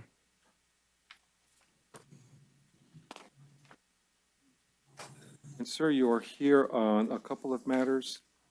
First is the matter of a charge of carjacking with a firearm. And that is by warrant signed by Judge Wilson. Bond on that is a no bond status. There is another matter here, which is an arrest affidavit with charges of fleeing or attempting to elude and no valid driver's license. I have reviewed the charging affidavit and I find probable cause on, and I'm appointing the Office of the Public Defender to represent you on all of these matters. With regards to the fleeing or attempting to elude, bond is set at $5,000. With regards to the no valid driver's license, bond is set at $250. Anything else from the State or Defense? Yes, Your Honor. With regard to the first case, which is the carjacking with a firearm, I would ask that he have no contacts with the co-defendants. All right, and so I will agree with that and require that you have no contact with the co-defendants in the case. Thank you, sir.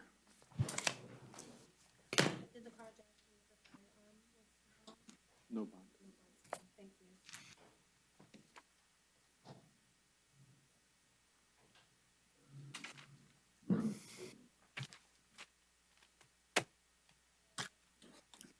Please state your name.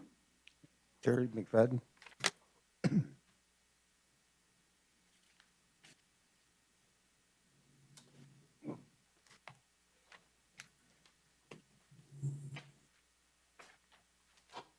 All right, sir, you are here with regards to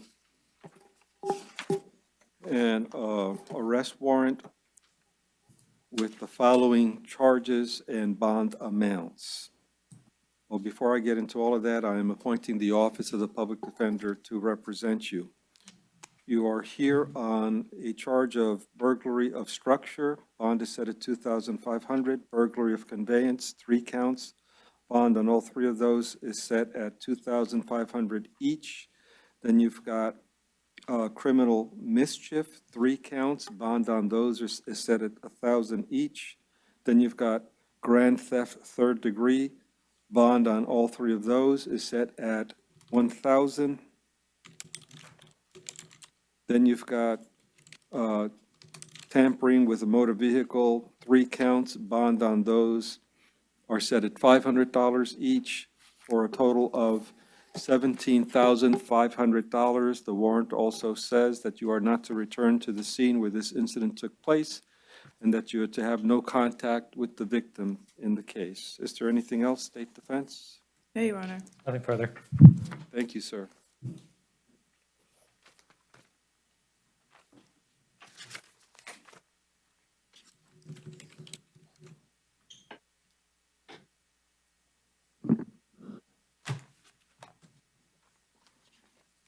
Please state your name. My name is Demarcus Michael. Sir, you are here with regards to an arrest affidavit. I've read the affidavit. I find probable cause for the charges of count 1, damaging property, criminal mischief of $1,000 or more. Bond on that is set at $1,000. Count 2, battery. Bond on that is set at $500. Count 3, damage to property, criminal mischief, $1,000 or more. Bond on that is set at $1,000. I'm appointing the Office of the Public Defender to represent you. Anything else, State or Defense? No, Your Honor. Nothing further, Your Honor. Thank you. Thank you, sir.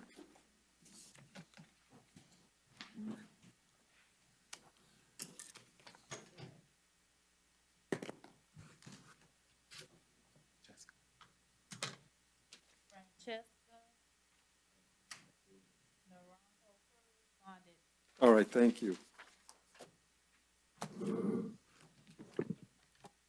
Please state your name.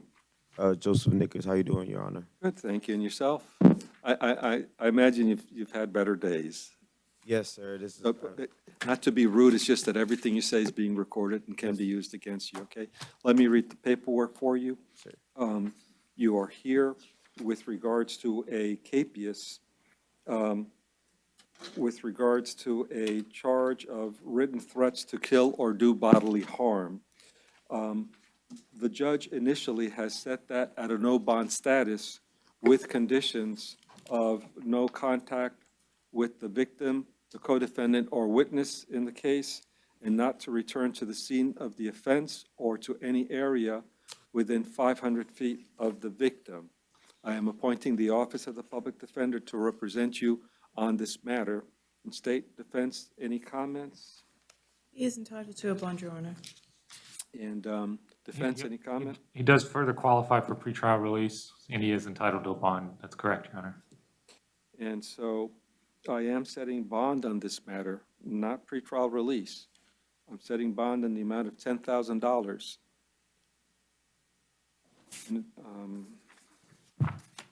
Along with all those other conditions that were appeared on the warrant. Thank you, sir.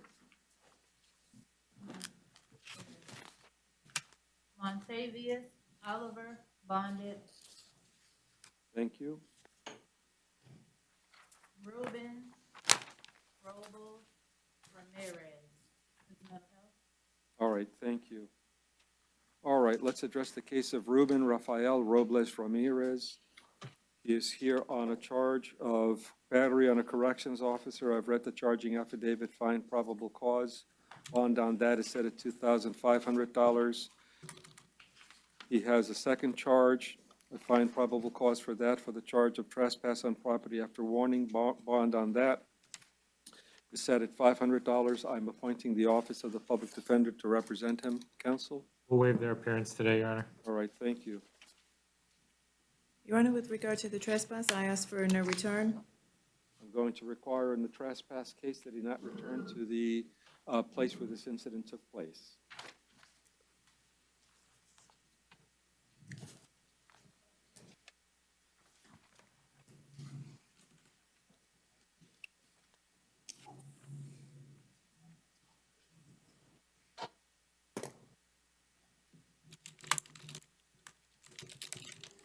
Please give me a moment, sir.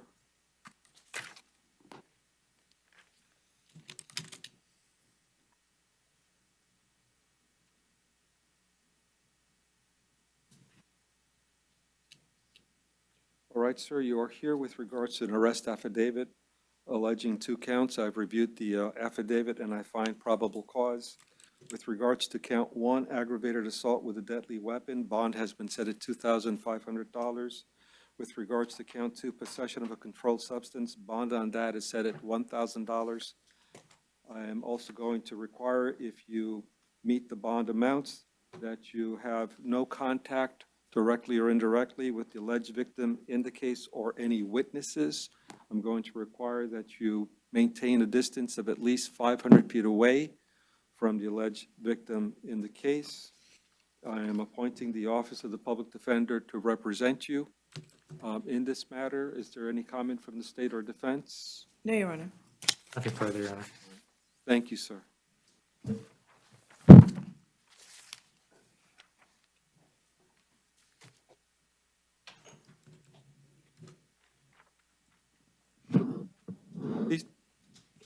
Please state your name. Jennifer Slaughter. What's the first name? Jennifer. Yeah, they got me down as Jessica, but it's Jennifer. Yeah, that's what I'm looking at here, so bear with me a moment. She's indicating her name is Jennifer? Yes, sir. And what's your middle name? Teresa. All right, and thank you for letting us know. So she's indicating her name is Jennifer Teresa Slaughter, not Jessica. Huh? Okay. And State, will you make that annotation in your system as well? Yes, Your Honor. And so I guess in the system, it'll appear as Jessica, AKA Jennifer. And feel free to let whoever else you talk about this in the future, your attorney or whatnot, let them know that there's a discrepancy with the name in the system. Okay. Okay? You are here with regards to a capias, with regards to a probable cause order of charges of petty theft. 2 prior convictions, and resisting merchandise recovery. Count 1, the judge set that at $1,500. Count 2, the judge set it at $150, along with the following conditions of: you are to have no contact with the victim, co-defendant, or witnesses in the case. You are to have no hostile or violent contact with the victim. You are to maintain a separate residence. Do not return to the scene of the offense. Do not possess or consume any alcohol, illegal drugs, or controlled substances without a valid prescription. Do not possess any weapons or firearms, and do not drive without a valid driver's license. If I didn't say it before, I'm appointing the Office of the Public Defender to represent you. Bond on count 1, if I didn't say it before, it was $1,500. Count 2 was $150. Anything else, state or defense? No, Your Honor. Nothing further, Your Honor. All right, thank you, ma'am. Thank you.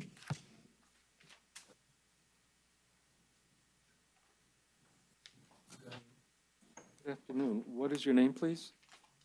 Christopher Sullivan.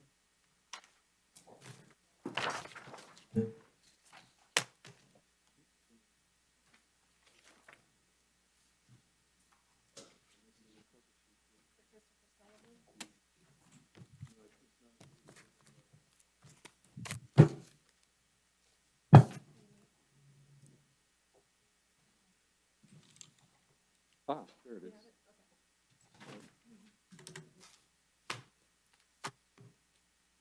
Okay, and Mr. Sullivan, you are here on a arrest warrant.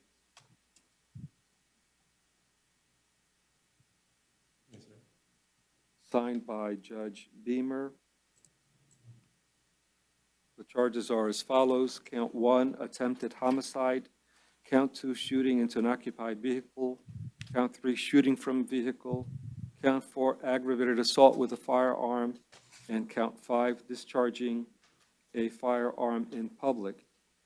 At present, the judge has put these at a no bond status. I am appointing the Office of the Public Defender to represent you on these matters. And there were also conditions of no contact with the victim and possess no weapons or firearms. State, defense, do you have any comments at this time? Your Honor, he is entitled to bond on all of these charges. In defense? We would concur. We would have you set reasonable bonds on all counts. All right. And so my review of this file and all other material associated with the material given to me, with regards to count 1, attempted homicide, I am setting bond at $15,000. With regards to count 2, shooting or throwing into an occupied vehicle, I'm setting bond at $10,000. With regards to count 3, shooting from a vehicle, I'm setting bond at $10,000. With regards to aggravated assault with a firearm, I'm setting bond at $10,000. And with regards to discharging a firearm in public, I am setting bond at $5,000. Anything else, State of Defense? No, Your Honor. Nothing further, Your Honor. All right, thank you, sir.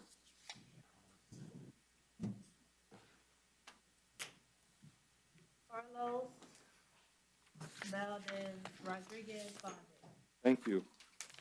It's a bond.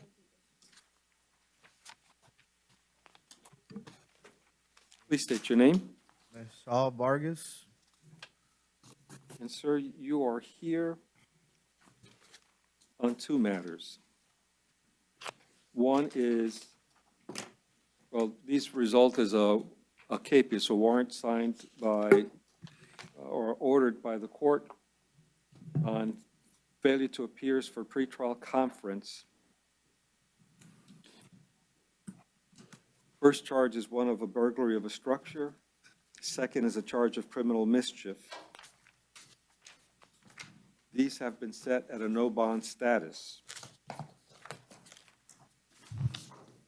I'm appointing the Office of the Public Defender to represent you on these matters. All right, anything else, State or Defense? No, Your Honor. Nothing further, Your Honor. All right, thank you, sir. Thank you. Angel Valette bonded. Thank you. Gondolette.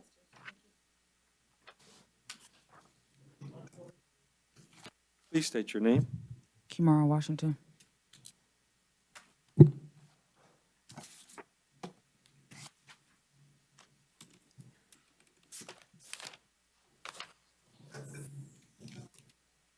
You are here on a warrant, a capias, with regards to a charge of aggravated assault with a deadly weapon. That capias, the judge had ordered that it be put at a pretrial release with a condition of no contact directly with the victim, co-defendant, or witness. I have been informed that you do not qualify, under the circumstances, you would not qualify for pretrial release. And so,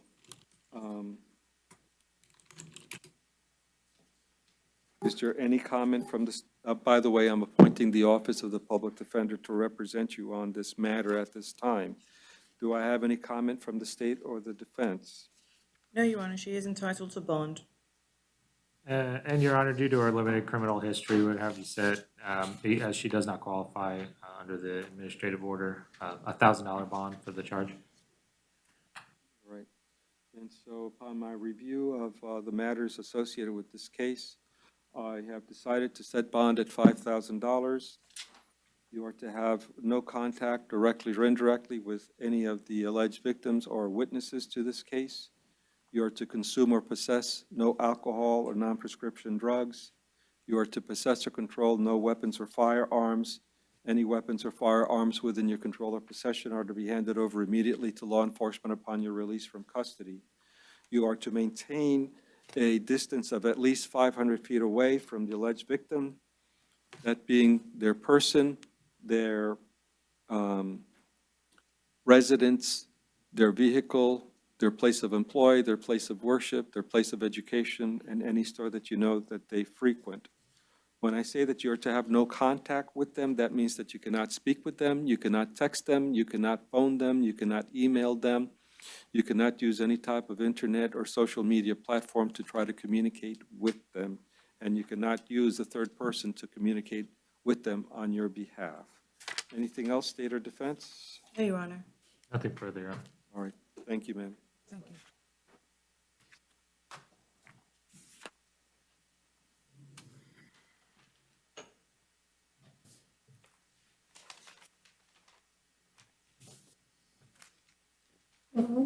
Please state your name.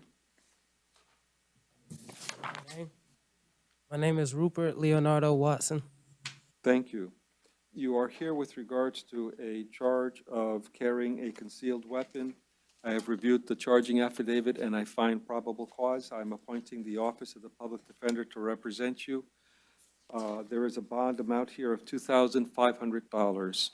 Is there any comment from the state or defense? No, Your Honor. All right. He does otherwise qualify for pretrial release unless the court's inclined to stay the bond.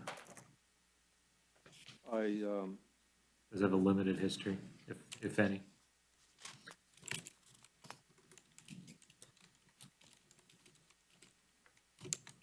He does qualify for pretrial release, but I'm wondering, would he qualify for mental health pretrial release?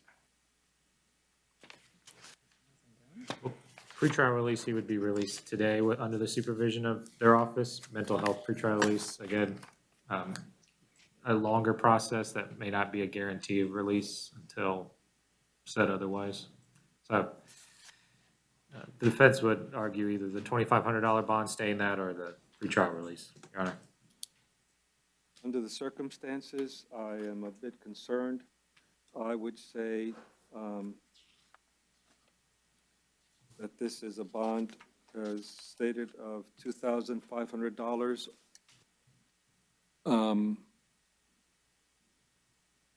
I understand what defense is saying, that if I were to say or mental health pretrial release, it would delay his ability to postpone and get out. So we'll just leave it at the $2,500. All right. Thank you, sir.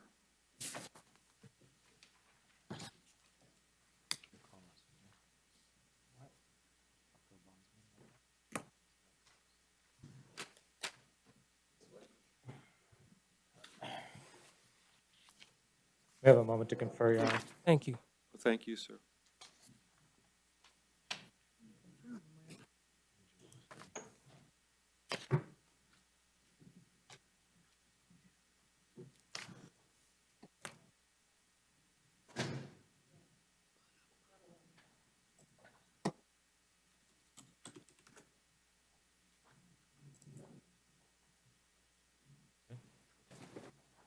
Your Honor, may I have a moment to look at this warrant?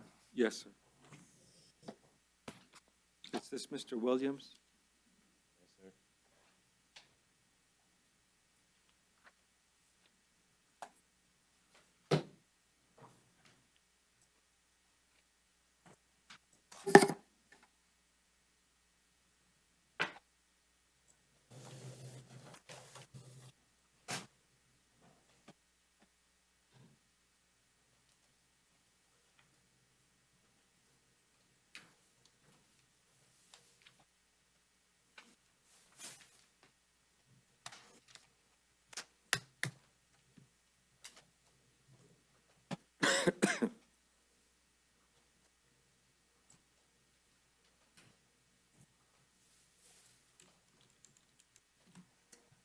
Thank you, Your Honor.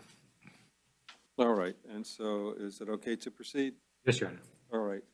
And please state your name, sir. Dewal Malik Williams. I'm so sorry, what's the last name? Williams. All right, thank you. Sir, you are here with regards to a capias on a charge of burglary of a conveyance. Bond on that is set at $1,000. You are also here on a charge of criminal mischief with damage more than $200. Bond on that is set at $100. I'm appointing the Office of the Public Defender to represent you. You also are out on bond with regards to case number 2022 CF 1063AO. I'm going to revoke that bond and set it at a no bond status. Your Honor, if I may be heard, or Yes, sir. defense may be heard. Yes. He did have a court date on the 13th to this case. And the warrant in the current case was issued on the 12th. So the judge in the 1063 case was presumably aware of that new warrant issued on the 12th and allowed a motion, or granted a motion to continue the 1063 case. With that in mind, I would have you take no action on that. He was there present with his public defender on the 13th. So let me just make sure I understand what you're saying. So your notes would indicate that in case number 2022 CF 1063AO, that he appeared before the judge in that division after the warrant was signed in the 2022 CF 8100 case. As it's listed in the clerk's site, yes, Your Honor. Now, the thing is, I don't know, while he may have appeared at that point, I don't know if the judge was aware of the status, what was happening with the other case. Everything you say is being recorded, can be used against you. Why don't you take a moment and speak with the attorney there?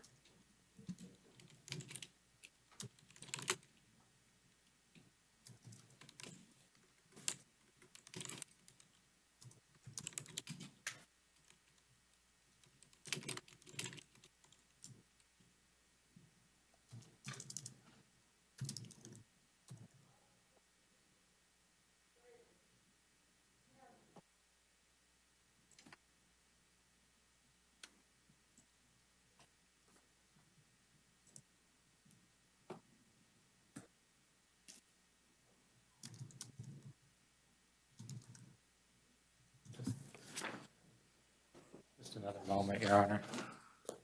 I'm trying to make sure the dates aren't.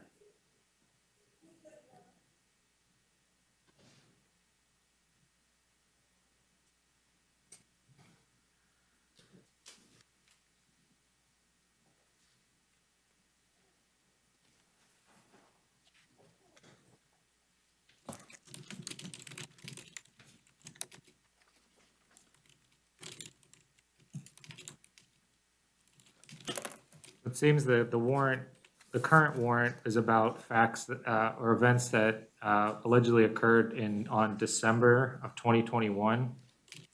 And that the case that he was seen on, 1063 case, the case that he was saw on the 13th, Your Honor, was about events, I believe that.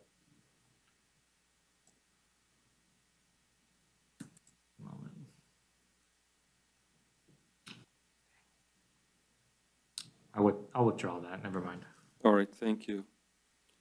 And so, as I stated then, with regards to 2022 CF 1063AO, I'm revoking the bond and setting that at a no bond status.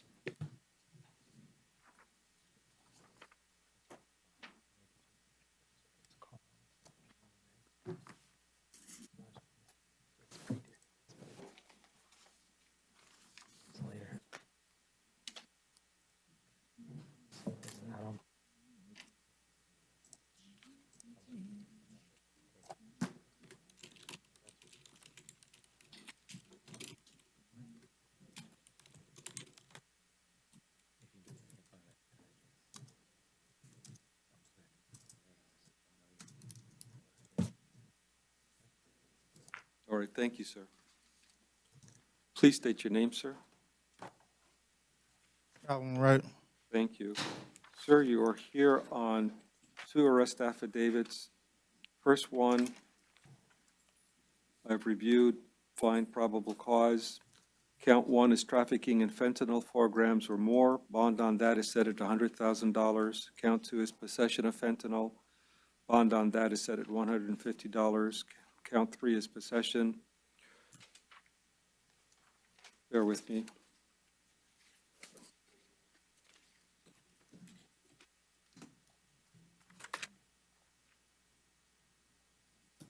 State, can you clarify that count 3, possessing at a place or a structure where there is, 8931351.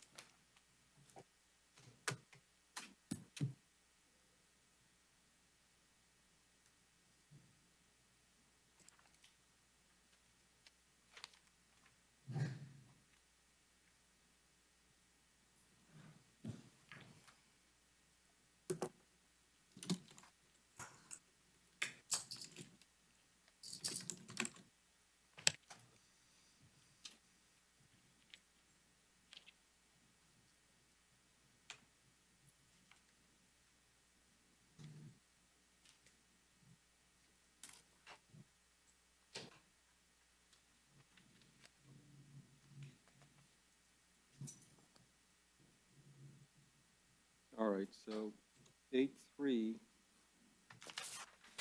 893.1351 subsection 2 is a charge with regards to a person may not knowingly be in actual or constructive possession of any place, structure, or part thereof, trailer, or other conveyance with the knowledge that the place, structure, or part thereof, trailer, or conveyance will be used for the purpose of trafficking in a controlled substance.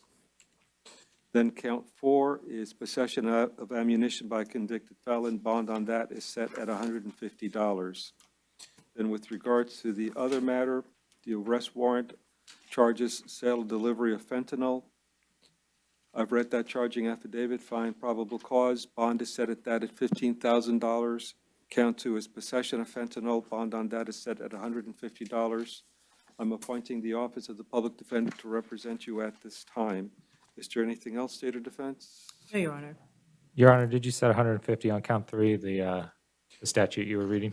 Yes. Possession is, they put it at, right, count 2, 3, and 4 were each put at 150. That's fine. Thank you, Your Honor. All right, you're welcome.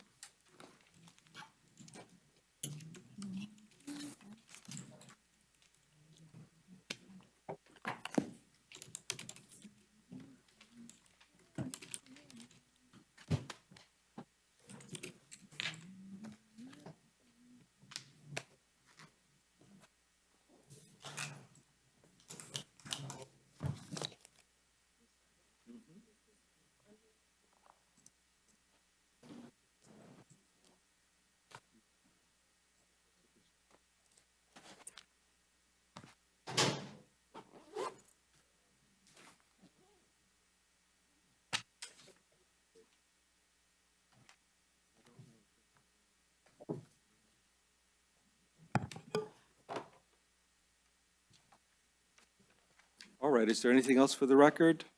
No, Your Honor? Nothing further, Your Honor. May counsel be excused. Yes, thank you all very much. You all have a good weekend. Thank you for your help You today. Thank you. Going off record. Are you Mr. Tenor? Yes, sir. How do you pronounce it? Tenor, just like you said. Tenor, okay. I was right. Mm-hmm. Your lawyer, Mr. Mullins, is here. Can you see, can you see him? I can see him, Yeah, but Your can Honor. you see Mr. Mullins? We can only see you, Judge. Oh, wow, hey.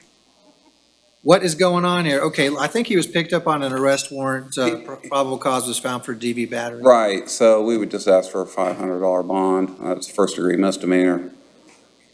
21 MM 931. Anything from the state on this? Yes, Your Honor. State would request that the bond hearing be held in front of the trial judge. There is a victim who was presented with injuries. Under Marcy's law, we need to reach out and inform that victim that a bond hearing will be held on this case. So state would request that it be heard in front of the trial judge, Your Honor. I'm sorry, I didn't hear that, the state. We're requesting for the bond hearing to be held in front of the trial judge. There's no basis for that, Judge. Mr. Tenor is entitled to a bond. Well, victims are routinely notified about initial appearances. This was a warrant, but He's been in the Hamilton County Jail. He got charged with a separate charge in Hamilton County. It was unrelated to this, and not, I don't believe it was a domestic type of, or battery offense like this, but it's April of 2021. Okay. Why don't we do this? I'll give him the bond I typically give, which is $1,500 on domestic violence battery. Because we haven't heard from the victim, I'd order a no contact though. And that's what we typically do. Yes, ma'am. Thank you, Your Honor. And state would request no return to the residence until we can look further into it. He has to maintain separate residences, so that would be a no contact order, a bond of $1,500, maintain separate residences. If he does still have belongings there, he can return one time with law enforcement to obtain those things. He's not to possess any weapons or firearms. If he has firearms, he would surrender those to law enforcement within 24 hours of release. And I think that covers it. okay, very good. Thank you, Your Thank you, Honor. Mr. Mullins. Good to see you. That's all I have. You as well. Take care. Have a good weekend. Thank you, you too. And who else did you have there, Ms. Smith? Mr. Fighter's there somewhere? I have Mr. Fighter and Mr. Mandel. I believe all of their cases are Spanish interpreter cases. Okay. And Tommy Fighter, who do you got? What's your client's name? Judge Mandel, good morning. I have Max Ruiz Traverso. I also have Idalia Diaza.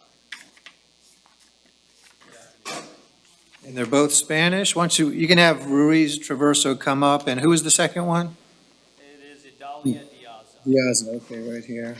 Let me get the interpreter on the line here.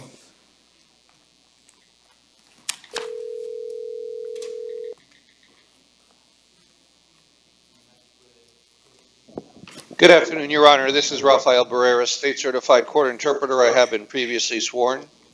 Great, how are you doing today? I'm doing well, Your Honor. Thank you for asking. Well, good. We have a few here at the Osceola IAs. The first case is 2022 CF 2018. And if you could ask him if his name is Max Ruiz Traverso. Señor, usted es Max Ruiz Traverso. Yes. Okay. All right, he was picked up on an arrest warrant. Probable cause was found for the following. Go ahead. Usted fue arrestado por un orden de arresto. Se indicó indicios razonables por lo siguiente. Counts 1 and 2 are conspiracy to traffic in fentanyl over 28 grams. El primero y segundo cargo de conspiración a traficar en fentanil más allá de 28 gramos. Count 3, probable cause was found for unlawful use of a two-way communication device. En el tercer cargo se indicó indicio razonable en uso ilegal de un dispositivo de comunicación. And count 4 was conspiracy to traffic in cocaine 400 grams or more.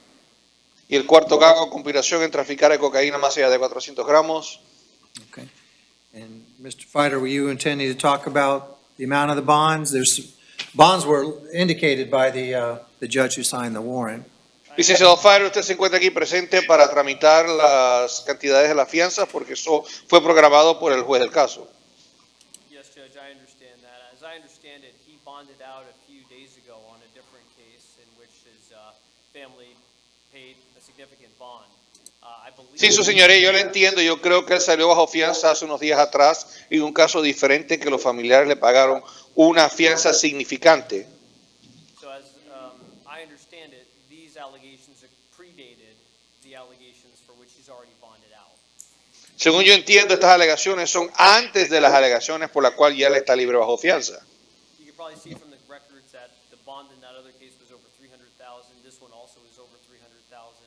So I wanted to ask the court to lower those bonds to something that he could afford today so that he could get out. Como usted puede ver en los archivos del tribunal, la fianza en ese caso fueron $300,000. En este caso son más allá también de $300,000. Por lo tanto, estaba tratando de preguntarle a su señoría si se pudiera reducir las fianzas para que él pudiera tener la habilidad de pagar y poder salir. Mr. Ruiz Traverso is 27, no criminal history. He has 3 children and he's a business owner. He's the sole provider for his wife and 3 children.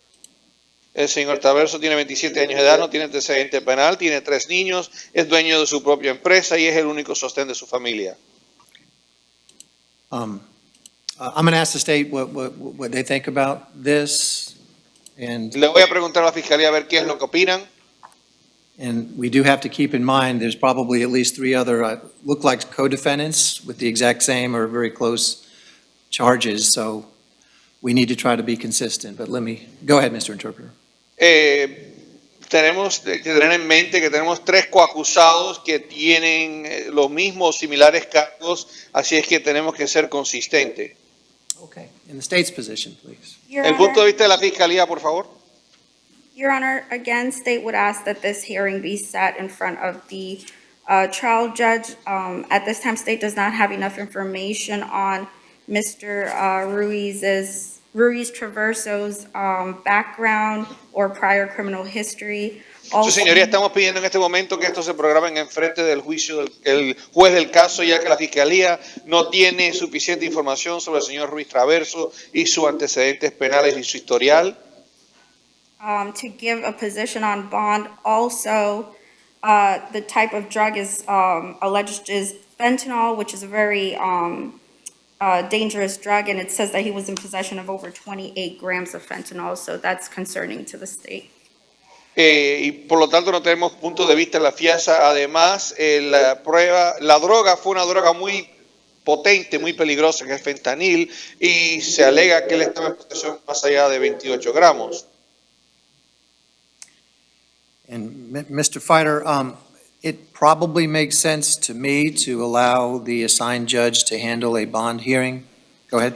Licenciado Fighter, me parece a mí más razonable permitirle al juez del caso que tramite la fianza. It will allow both sides to present evidence or testimony regarding ability to pay. Y de esa manera ambas partes pueden presentar pruebas o testimonios sobre la habilidad de él de poder pagar la fianza. The financial resources available and also to be subject to cross-examination. Las fuentes y recursos financieros que pudiera tener y también estuviera sujeto a contrainterrogación. I understand your position, Your Honor. Would you at least consider cutting the bonds in half given the fact that he posted the other bonds previously for a similar amount? Su señoría, por lo menos consideraría usted reducir las fianzas por la mitad, ya que en el otro caso ha pagado fianza. I'm just not convinced probable cause on a different crime is mitigating, Mr. Fighter. Licenciado Fighter, es que no estoy convencido que indicios razonables en un caso diferente son factores mitigantes. So I just think all of this can be addressed in a better setting than an initial appearance today. Por lo tanto, creo que todo esto puede ser tramitado en un mejor campo que las comparecencias iniciales en el día de hoy. So we'll go ahead and keep the bonds as they were set by the assigning judge. Vamos a dejar las fianzas tal como está, como las asignó el juez del caso. Counts 1, 2, and 4, $100,000 each. En el cargo 1, 2 y 4, $100,000 cada uno. Count 3, I think I can adjust. It's an F3, I believe. I would lower that to $5,000 rather than $50,000. Y el tercer cargo, ya que es un delito mayor de tercer grado, creo que lo puedo ajustar y ya que estaba programado en $5,000. Okay, so thank you, Mr. Ruiz Traverso. Gracias, señor Ruiz Traverso. And Mr. Interpreter, the next case we have is case number 2022 CF2015. And I think she's coming up. Thank you, Your Honor. And for the record, again, Thomas Fider on behalf of Ms. Adalia Diaza. Okay, and can you ask her if her name is Idalia Diaza, please? Señor, usted se llama Idalia Diaza. Sí. Yes. So she came in on an arrest warrant, and the judge found probable cause for the following.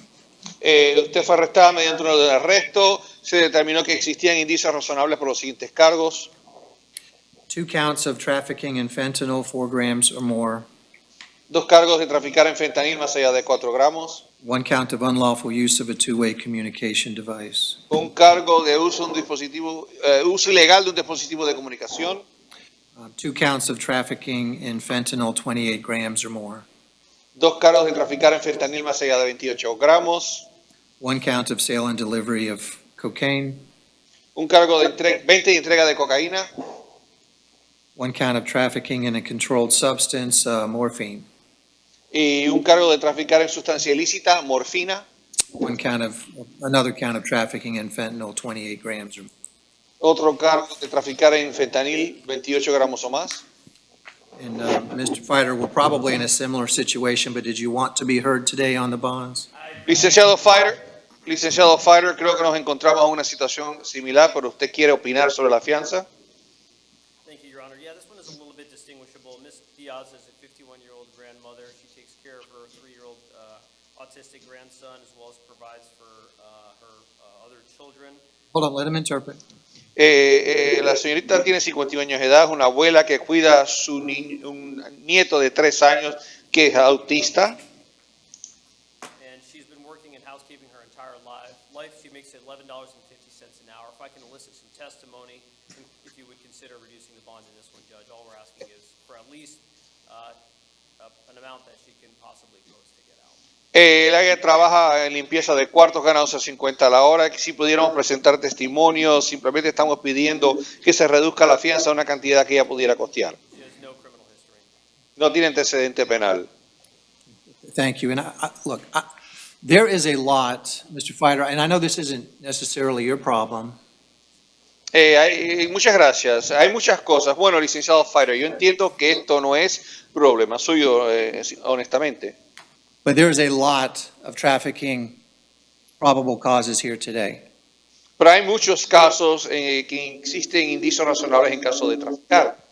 Rather than rush through what are very important bond hearings, because I understand these are big numbers, Porque en vez de apurarnos y tramitar con rapidez estas vistas de fianza, porque yo sé que son muy importantes, to me it makes more sense to get a quick bond hearing so both sides can be adequately prepared.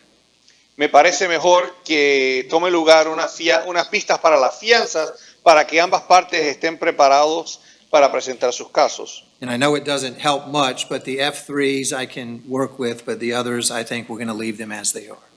Y yo sé que posiblemente esto no lo ayude mucho, pero los delitos mayores de tercer grado puedo afectarlos, ajustarlos, pero los demás no creo. So count 1 and 2 would be set at $100,000 each. El primero y el segundo cargo estarán programados en $100,000 cada uno. Count 3, which is the third degree felony, would be reduced to $5,000. El tercer cargo, que es el delito mayor de tercer grado, va a ser reducido a $5,000. Counts 4 and 5 are $100,000 each. El cuarto y quinto cargo serán $100,000 cada uno. Count 6, $25,000. El sexto cargo, $25,000. Count 7, $50,000. El séptimo cargo, $50,000. And count 8 is $100,000. Y el octavo cargo, $100,000. So Judge, I've been in front of you plenty of times to know over the years that I'm not going to get very far arguing with you, but it was good to see you and thank you for hearing me out. it's always good to see you. Su señoría ha estado enfrente de usted en muchísimas ocasiones y ya sé que no vamos a poder proceder con usted, pero se lo agradezco. I hope to see more of you next year. I do anticipate being in criminal in Orange County, so. Y espero verlo el año que viene. Creo que voy a estar tramitando cargos penales en Condado de Orange. Thank you. Thank you. And Mr. Mandel, did you have a Spanish-speaking client as well? Yes, Your Honor. What's the name? Okay, I've got him. You're going to have similar issues, I believe, but he can come up. Mr. Interpreter, this is case 2022 CF 2014. Thank you, Your Honor.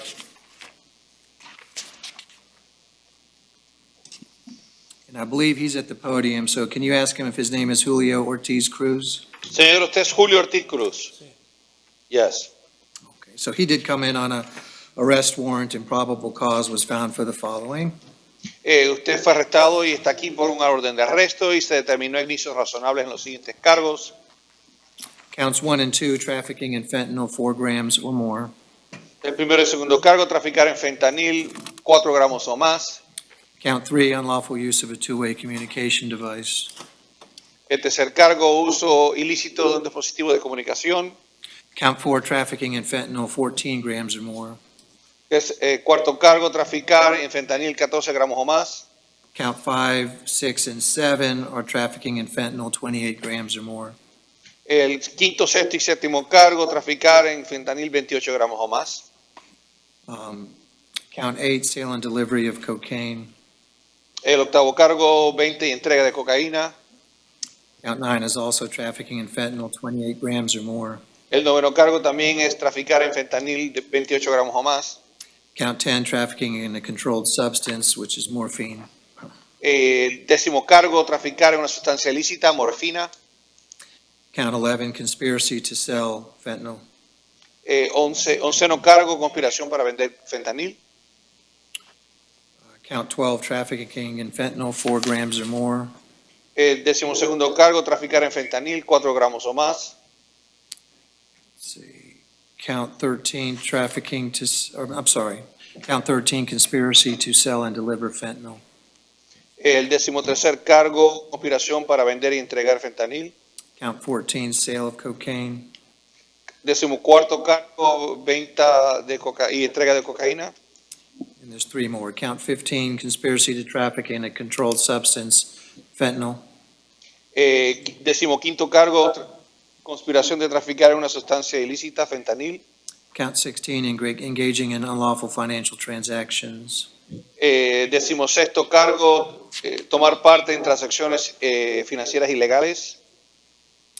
And count 17, owning, leasing, or renting a place, structure, or conveyance for the possession, sale, or trafficking of a controlled substance.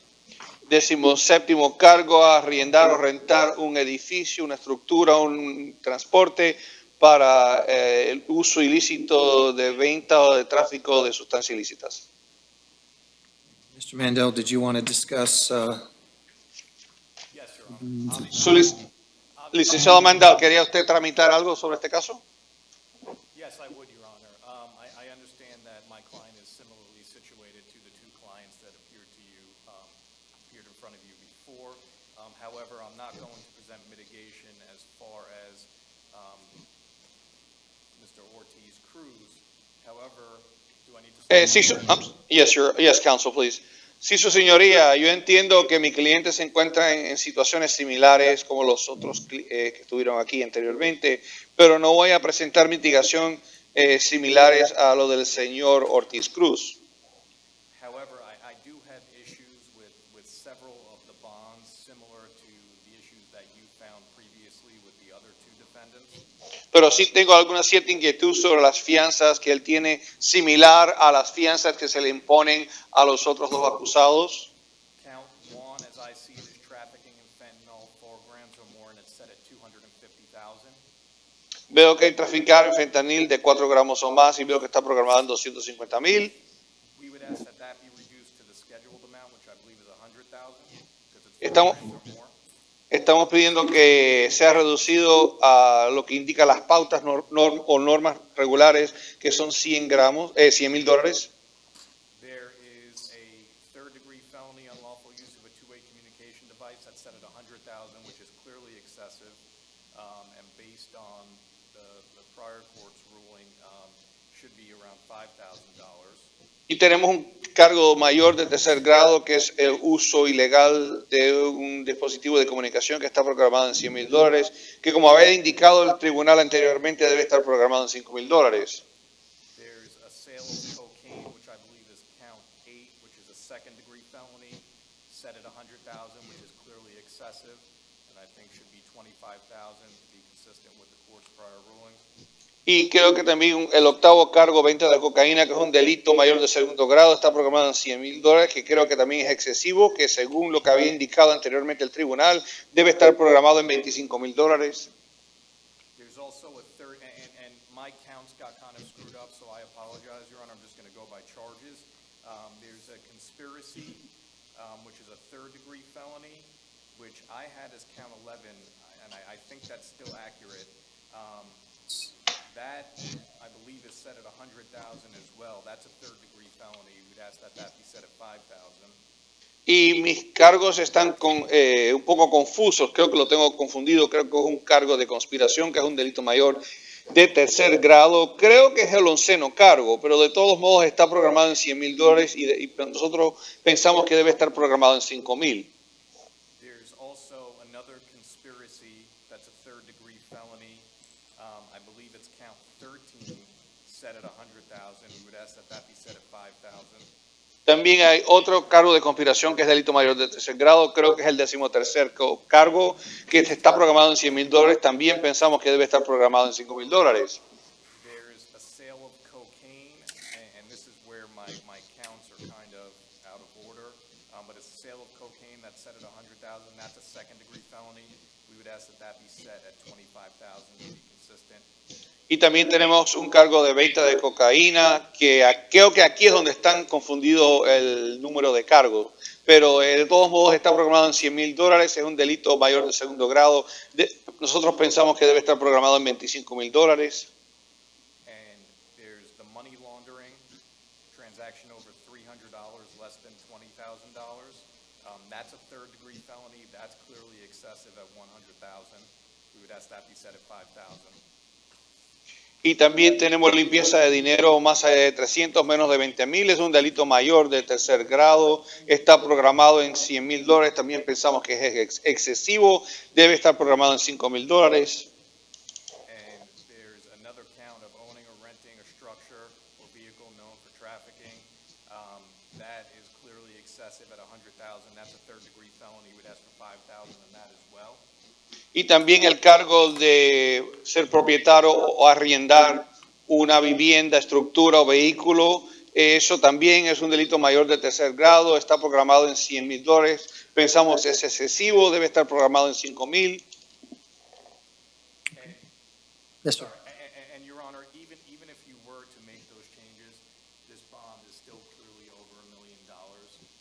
I understand that a judge signed the warrant and set these bonds. However, this bond is tantamount to no bond at all at this point. Y su señoría, yo sé que aunque usted haga esos cambios que le estoy pidiendo, la fianza sigue estando programada en más de $1 millón.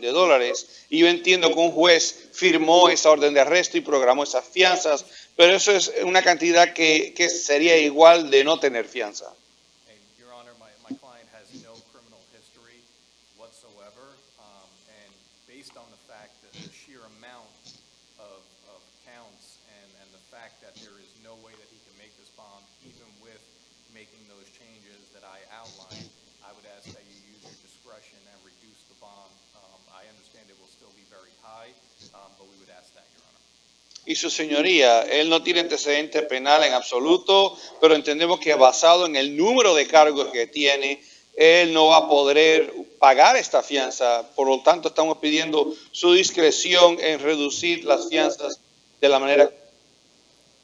Thank you. And the specific changes you referenced are okay with me, Los cambios que usted indicó, licenciado, yo estoy de acuerdo con ellos.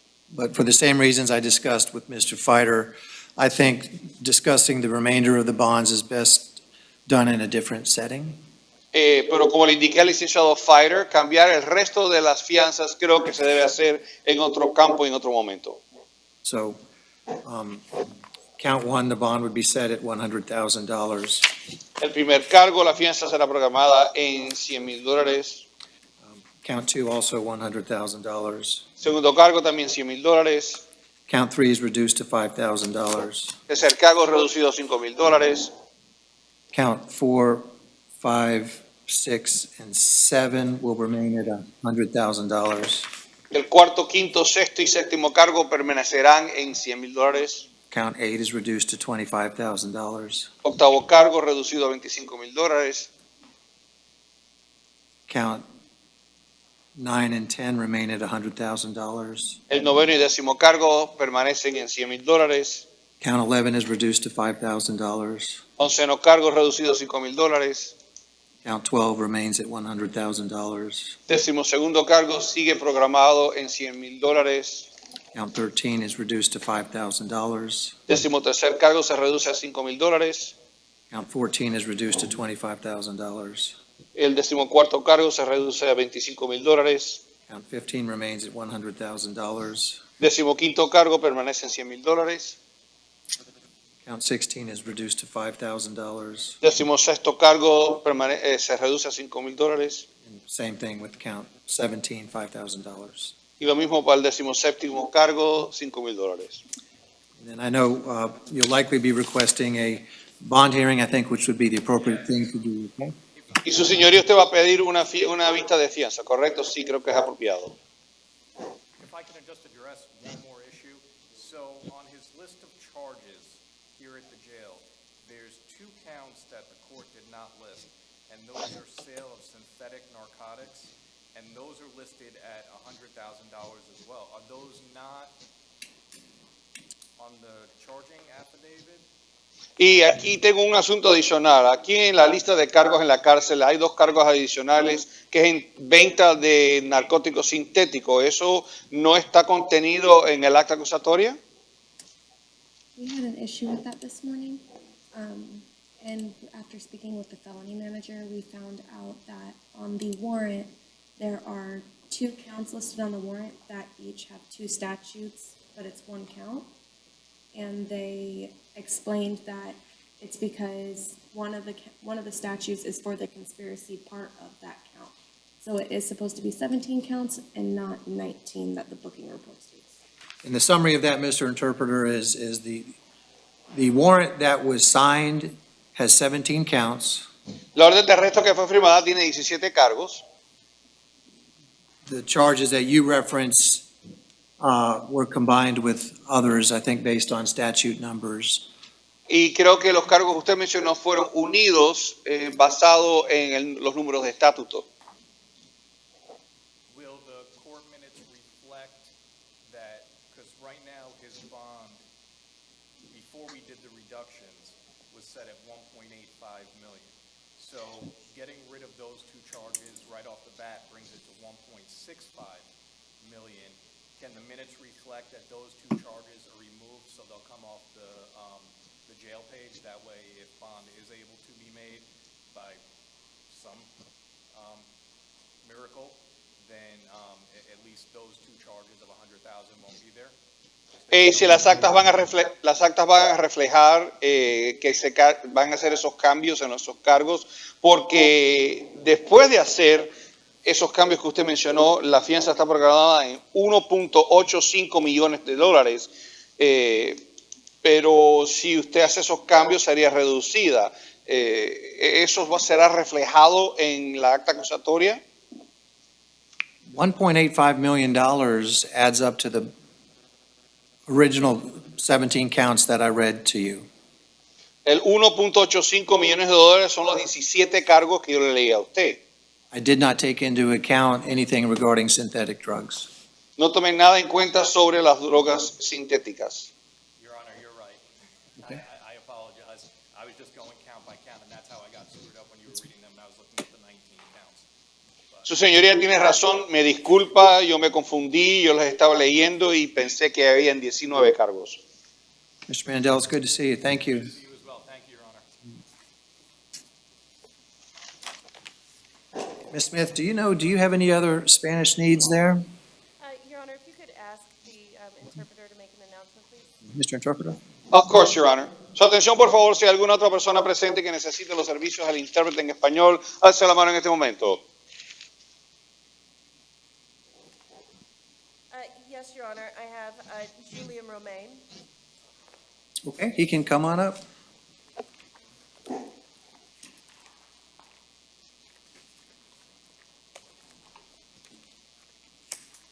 And Mr. Interpreter, this is case 22 CF 2019. Thank you, Your Honor. And if you could ask him if his name is Julian Roy Main, Royman.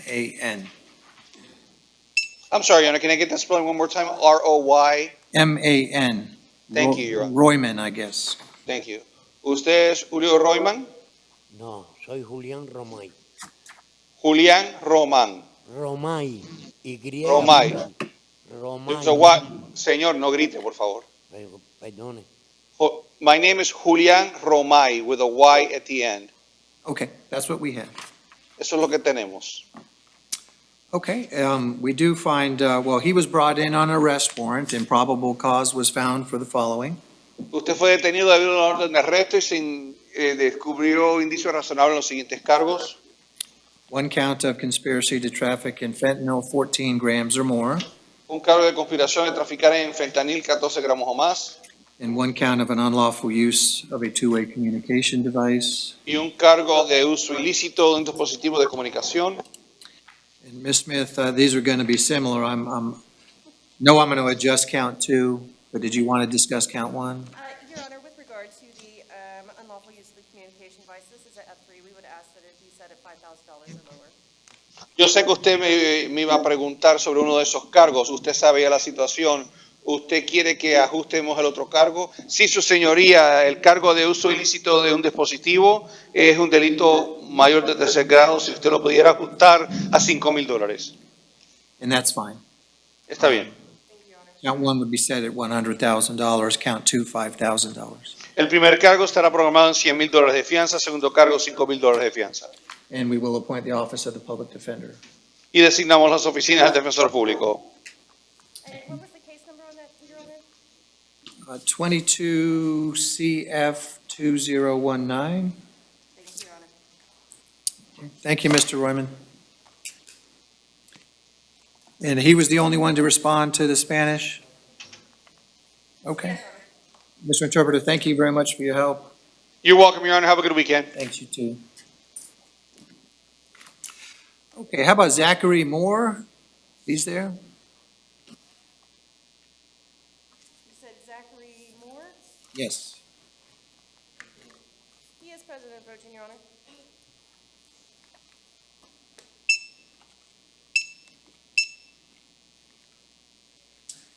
Are you Mr. Moore? Yes, Your Honor. Okay, Mr. Moore. It looks like you were picked up on some out-of-county warrants. I think there's 3 warrants out of Broward County. Those are all no bond. And then there's a Manatee County warrant, also no bond. So we can appoint the Office of the Public Defender to represent your interests while you're here. I'm only informed about the Broward County holds. Oh, I'm sorry. That might be it. I think you were stapled with someone else. So I'm sorry, you're right. 3 Browards is it, okay? So we'll be reaching out to Broward County Corrections will to see if they'd like to have you transported there. That should be known within the next 72 hours or so, but we can appoint the Office of the Public Defender to represent your interests while you're here, okay? Yes, Your Honor. Thank you, sir. It's Gabriel Rodriguez. He is present and approaching, Your Honor. And are you Mr. Rodriguez? Yes. You have the Manatee County warrant, so that's no bond. We can appoint the Office of the Public Defender to represent you while you're here. And then arrangements should be made to get you down to Manatee, okay? Thank you, sir. Marie Caraballo Ruiz. Your Honor, she is in the hospital. If we could reset for 24 hours from time of release. That is fine. So can we be reset for the weekend tomorrow? We have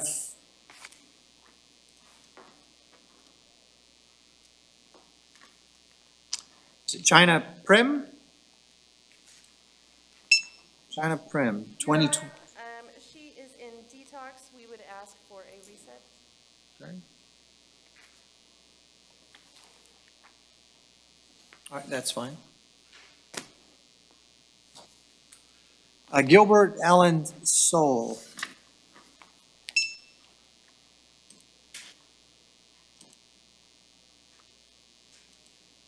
Are you Mr. Soul? Yes, sir. All right, Mr. Soul. Looks like you were picked up on a warrant from Judge Nix Walker, failure to appear at pretrial. Right now, she is indicating no bond. We can appoint the Office of the Public Defender to represent your interests, and they'll see if they can't get you a bond, okay? Thank you.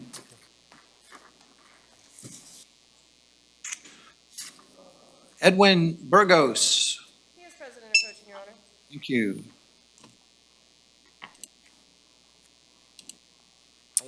Hey, you're Mr. Burgos? Yes, sir. All right, Mr. Burgos.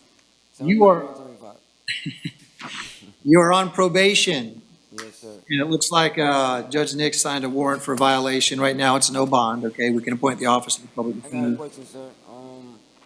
I know I'm entitled to a bond of VOP, sir. I'm a foreman in a company for 4.5 years, and I got custody of a 4-year-old, sir, and I would like to please, if I can get a bond to see for my VOP, because I'm about to lose my job. I've only been locked up for a week, and I understand it's up to the courts. They want to do it, but I know I'm entitled to a bond of VOP. It's not that I don't care, but it's highly unusual for initial appearance judge to modify a violation of probation bond, especially when it's no bond. She did that for a reason. So the PDs will know what to do. They can get in front of her pretty quickly. But I am going to have to leave it at no bond. I'm sorry. Okay? All right, thank you. Thank you. Good luck. You can appoint the PD. Okay, how about Alan Lee Glover?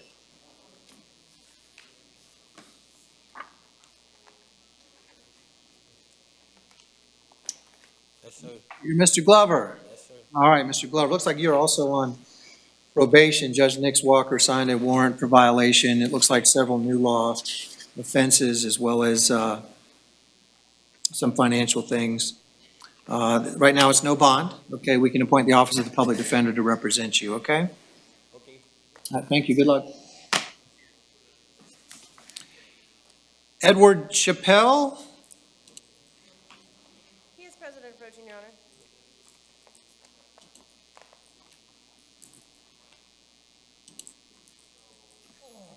Are you Mr. Chappelle? I'm sorry, you're Mr. Chappelle? All right, you have two new cases, 22 CF 2038. There's probable cause for a sale or delivery of opium or opiate. Bond will be set in the amount of $7,500. Count 2, manufacturing or delivering drug paraphernalia, $2,500 bond. Case 2022 CF 2039 has a lot. One count of trafficking in methamphetamines, one count of trafficking in cocaine, more than 28 grams, less than 150 kilograms. One count of trafficking in 4 grams or more of fentanyl. One count of possession of weapon or ammunition by a convicted felon. One count of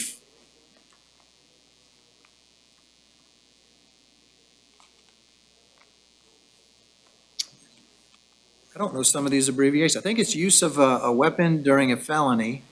It says it's a 3rd-degree felony. One count of possession, 2 counts of possession of a controlled substance without a prescription, 1 count of possession of drug paraphernalia, and then there's a final count of possession of a controlled substance without a prescription. Count 3 is the fentanyl traffic, 4 grams. It says $1 million here. Is that accurate? That's what the booking report has, so I would assume so. Your Honor, defense would ask that that be reduced to $100,000. I think it's been, we've got a lot of those today, and they've all been, Based on the court's history today, I can make the same argument if you'd like, Your Honor, but. no, I mean, that sounds right, State. I mean, that's what we've been doing all day, setting that at 100. Your Honor, I know there was one bond schedule that showed that it was $250,000. I would defer to the court. State doesn't have a position whether it's $250,000 or $100,000, Your Honor. I think it's probably just numbers until you can get in front of the assigned judge. So we're going to stay the But we'll modify that one. Counts 1 and 2 would be set at $100,000. Also count 3, $100,000. Count 4, $4,000. Counts 5 and 6 and 7, $2,500 each. Count 8, $5,000. And count 9, $2,500. So we modified, it came in on $1 million. I believe that to be a typo. That's modified down to $100,000. The rest were stayed as the. The paraphernalia, you said 5,000. Did you mean? I'm at 500, I'm sorry. Paraphernalia is 500, yeah, thank you. Okay, and we'll appoint the PD to represent Mr. Chappelle. He is, I think he's out on probation, Mr. Moreno. He's on probation, is that right? Correct, Your Honor. 2019 CF 1337, felony battery. We do find probable cause for that, but that would be at no bond at this point. That's a felony probation, and he picked up these new charges, so he'd be held no bond on the on-view violation of probation. What was the case number Yeah. for the on-view? Yeah, that's 2019 CF 1337. My notes show it's felony battery. Okay, thank you, Mr. Chappelle. Thank you, Your Honor. All right, how about Joaquin Diaz?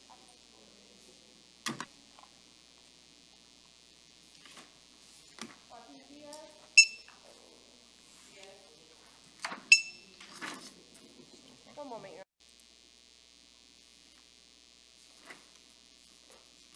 Honor.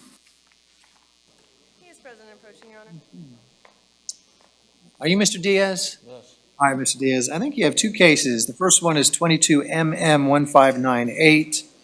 We do find probable cause for one count of providing false ID for law enforcement, and also one count of petty theft, a first-degree misdemeanor. Case number 22CF474, you came in on an arrest warrant. Probable cause was found for one count of fraudulent use of a credit card, $100 or more, one count of unlawful possession of a stolen credit or debit card.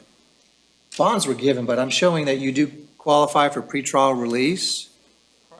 If you want to do PTR, that's fine with me. You wouldn't have to post any money, but you'd have to comply with the conditions of PTR. Is that what you'd like to do, Mr. Diaz? Sure. Okay, so we'll appoint the PD and allow PTR as to both cases, okay? Thank you, Mr. Diaz. How about Brian Diaz Ortiz? He is in the hospital, Your Honor. Can we reset?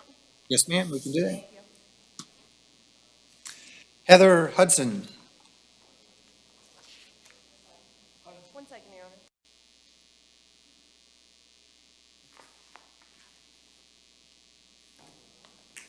She is present and approaching, Your Honor. Over you.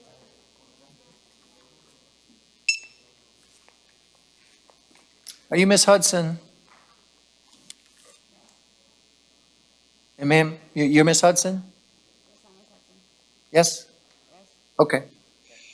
Okay, 22CF2041, there is probable cause for one count of possession of a controlled substance without a prescription, one count of possession of drug paraphernalia. Ms. Hudson does qualify for straight pretrial release, so we can allow her to do that, and we'll appoint the Office of the Public Defender. Okay? Thank you, Your Honor. Thank you. How about Michael LaFontaine? He is present and approaching, Your Honor. Thank you.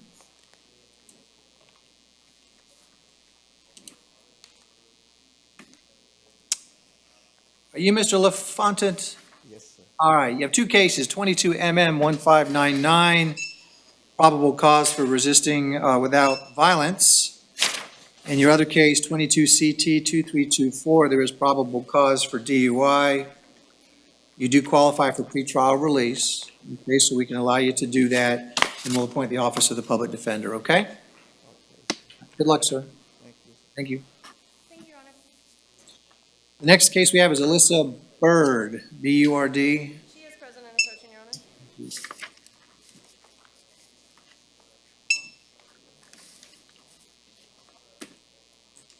Are you Miss Bird? Yes. All right, Ms. Bird.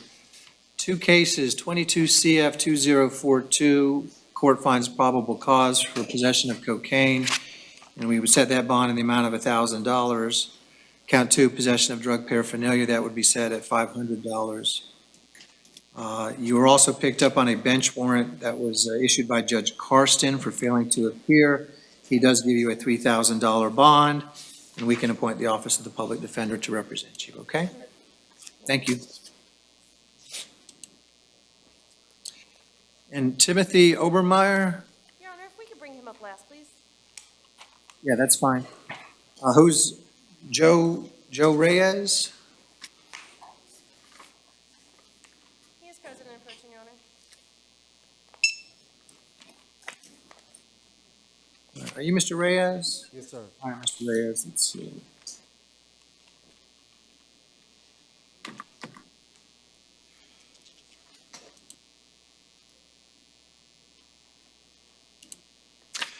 Okay, Mr. Reyes, we do find probable cause for one count of battery. It's a first-degree misdemeanor. Bond would be set in amount of $500. One count of trespass to a structure or conveyance, it's a $250 bond. We would order that you also have no contact with the victim alleged as a condition of your release, no return to this location. I think it's a Quality Inn Hotel on Polynesian Isle Boulevard. If he lives there, he can return one time with law enforcement to get his belongings. I don't think he does, but if he does, we would authorize him to do that. He would surrender any firearms if he has any to law enforcement within 24 hours of release. And we can appoint the Office of the Public Defender. Okay? Thank you, Mr. Reyes. Thank you. And that gets us down to Mr. Obermeyer. Ms. Smith, are you ready for that? Yes, Your Honor.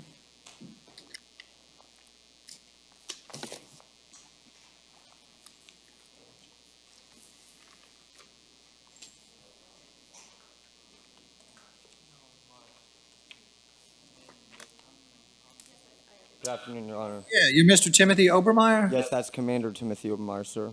Okay, sir. We do have probable cause for 2 counts of aggravated assault with a deadly weapon. Yes, sir. That comes in, I believe, at a $1,500 bond each. We would order no contact with the victims alleged, no return to this location, which I believe was a Hungry Howie's, that's correct, sir. Hungry Howie's Pizza on 13th Street. That's correct, sir. We can appoint the Office of the Public Defender to represent him. Yes, sir. Wants to be heard? Yes, ma'am. Yes, Your Honor. Mr. Obermeyer is on probation in case 20 CF 3358. The state will request for the court to find an on-view violation and bond at none, set bond at none. Your Honor, if I may, Mr. Obermeyer has been a client of the Public Defender's Office for quite some time. He was recently found competent after a stint in the state hospital. Upon his release, he has deteriorated significantly. We would ask for the court to take no action at this time so that we can begin the process of competency findings again. I was going to ask if he was on probation. The state has confirmed that. I just don't think he's entitled to a bond because he's anti-murder. Sir, Your Honor, I'm the Assistant Chief of Police in St. Cloud. I'm also the city manager, and Mr. Obermeyer? I understand, but Mr. Moreno, you confirm he's on probation, is that right?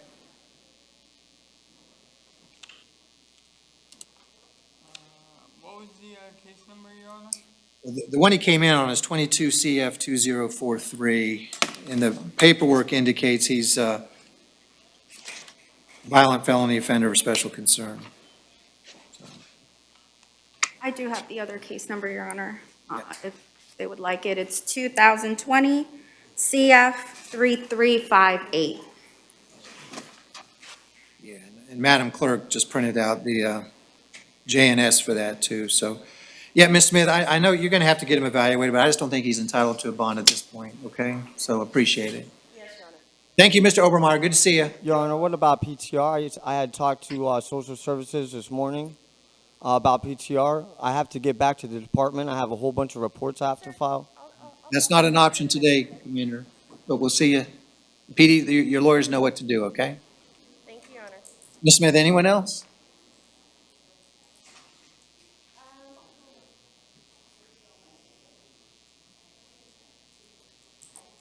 No, Your Honor, that's it. Have a great weekend. You too. Hope everyone else there does too. Take care. Bye-bye.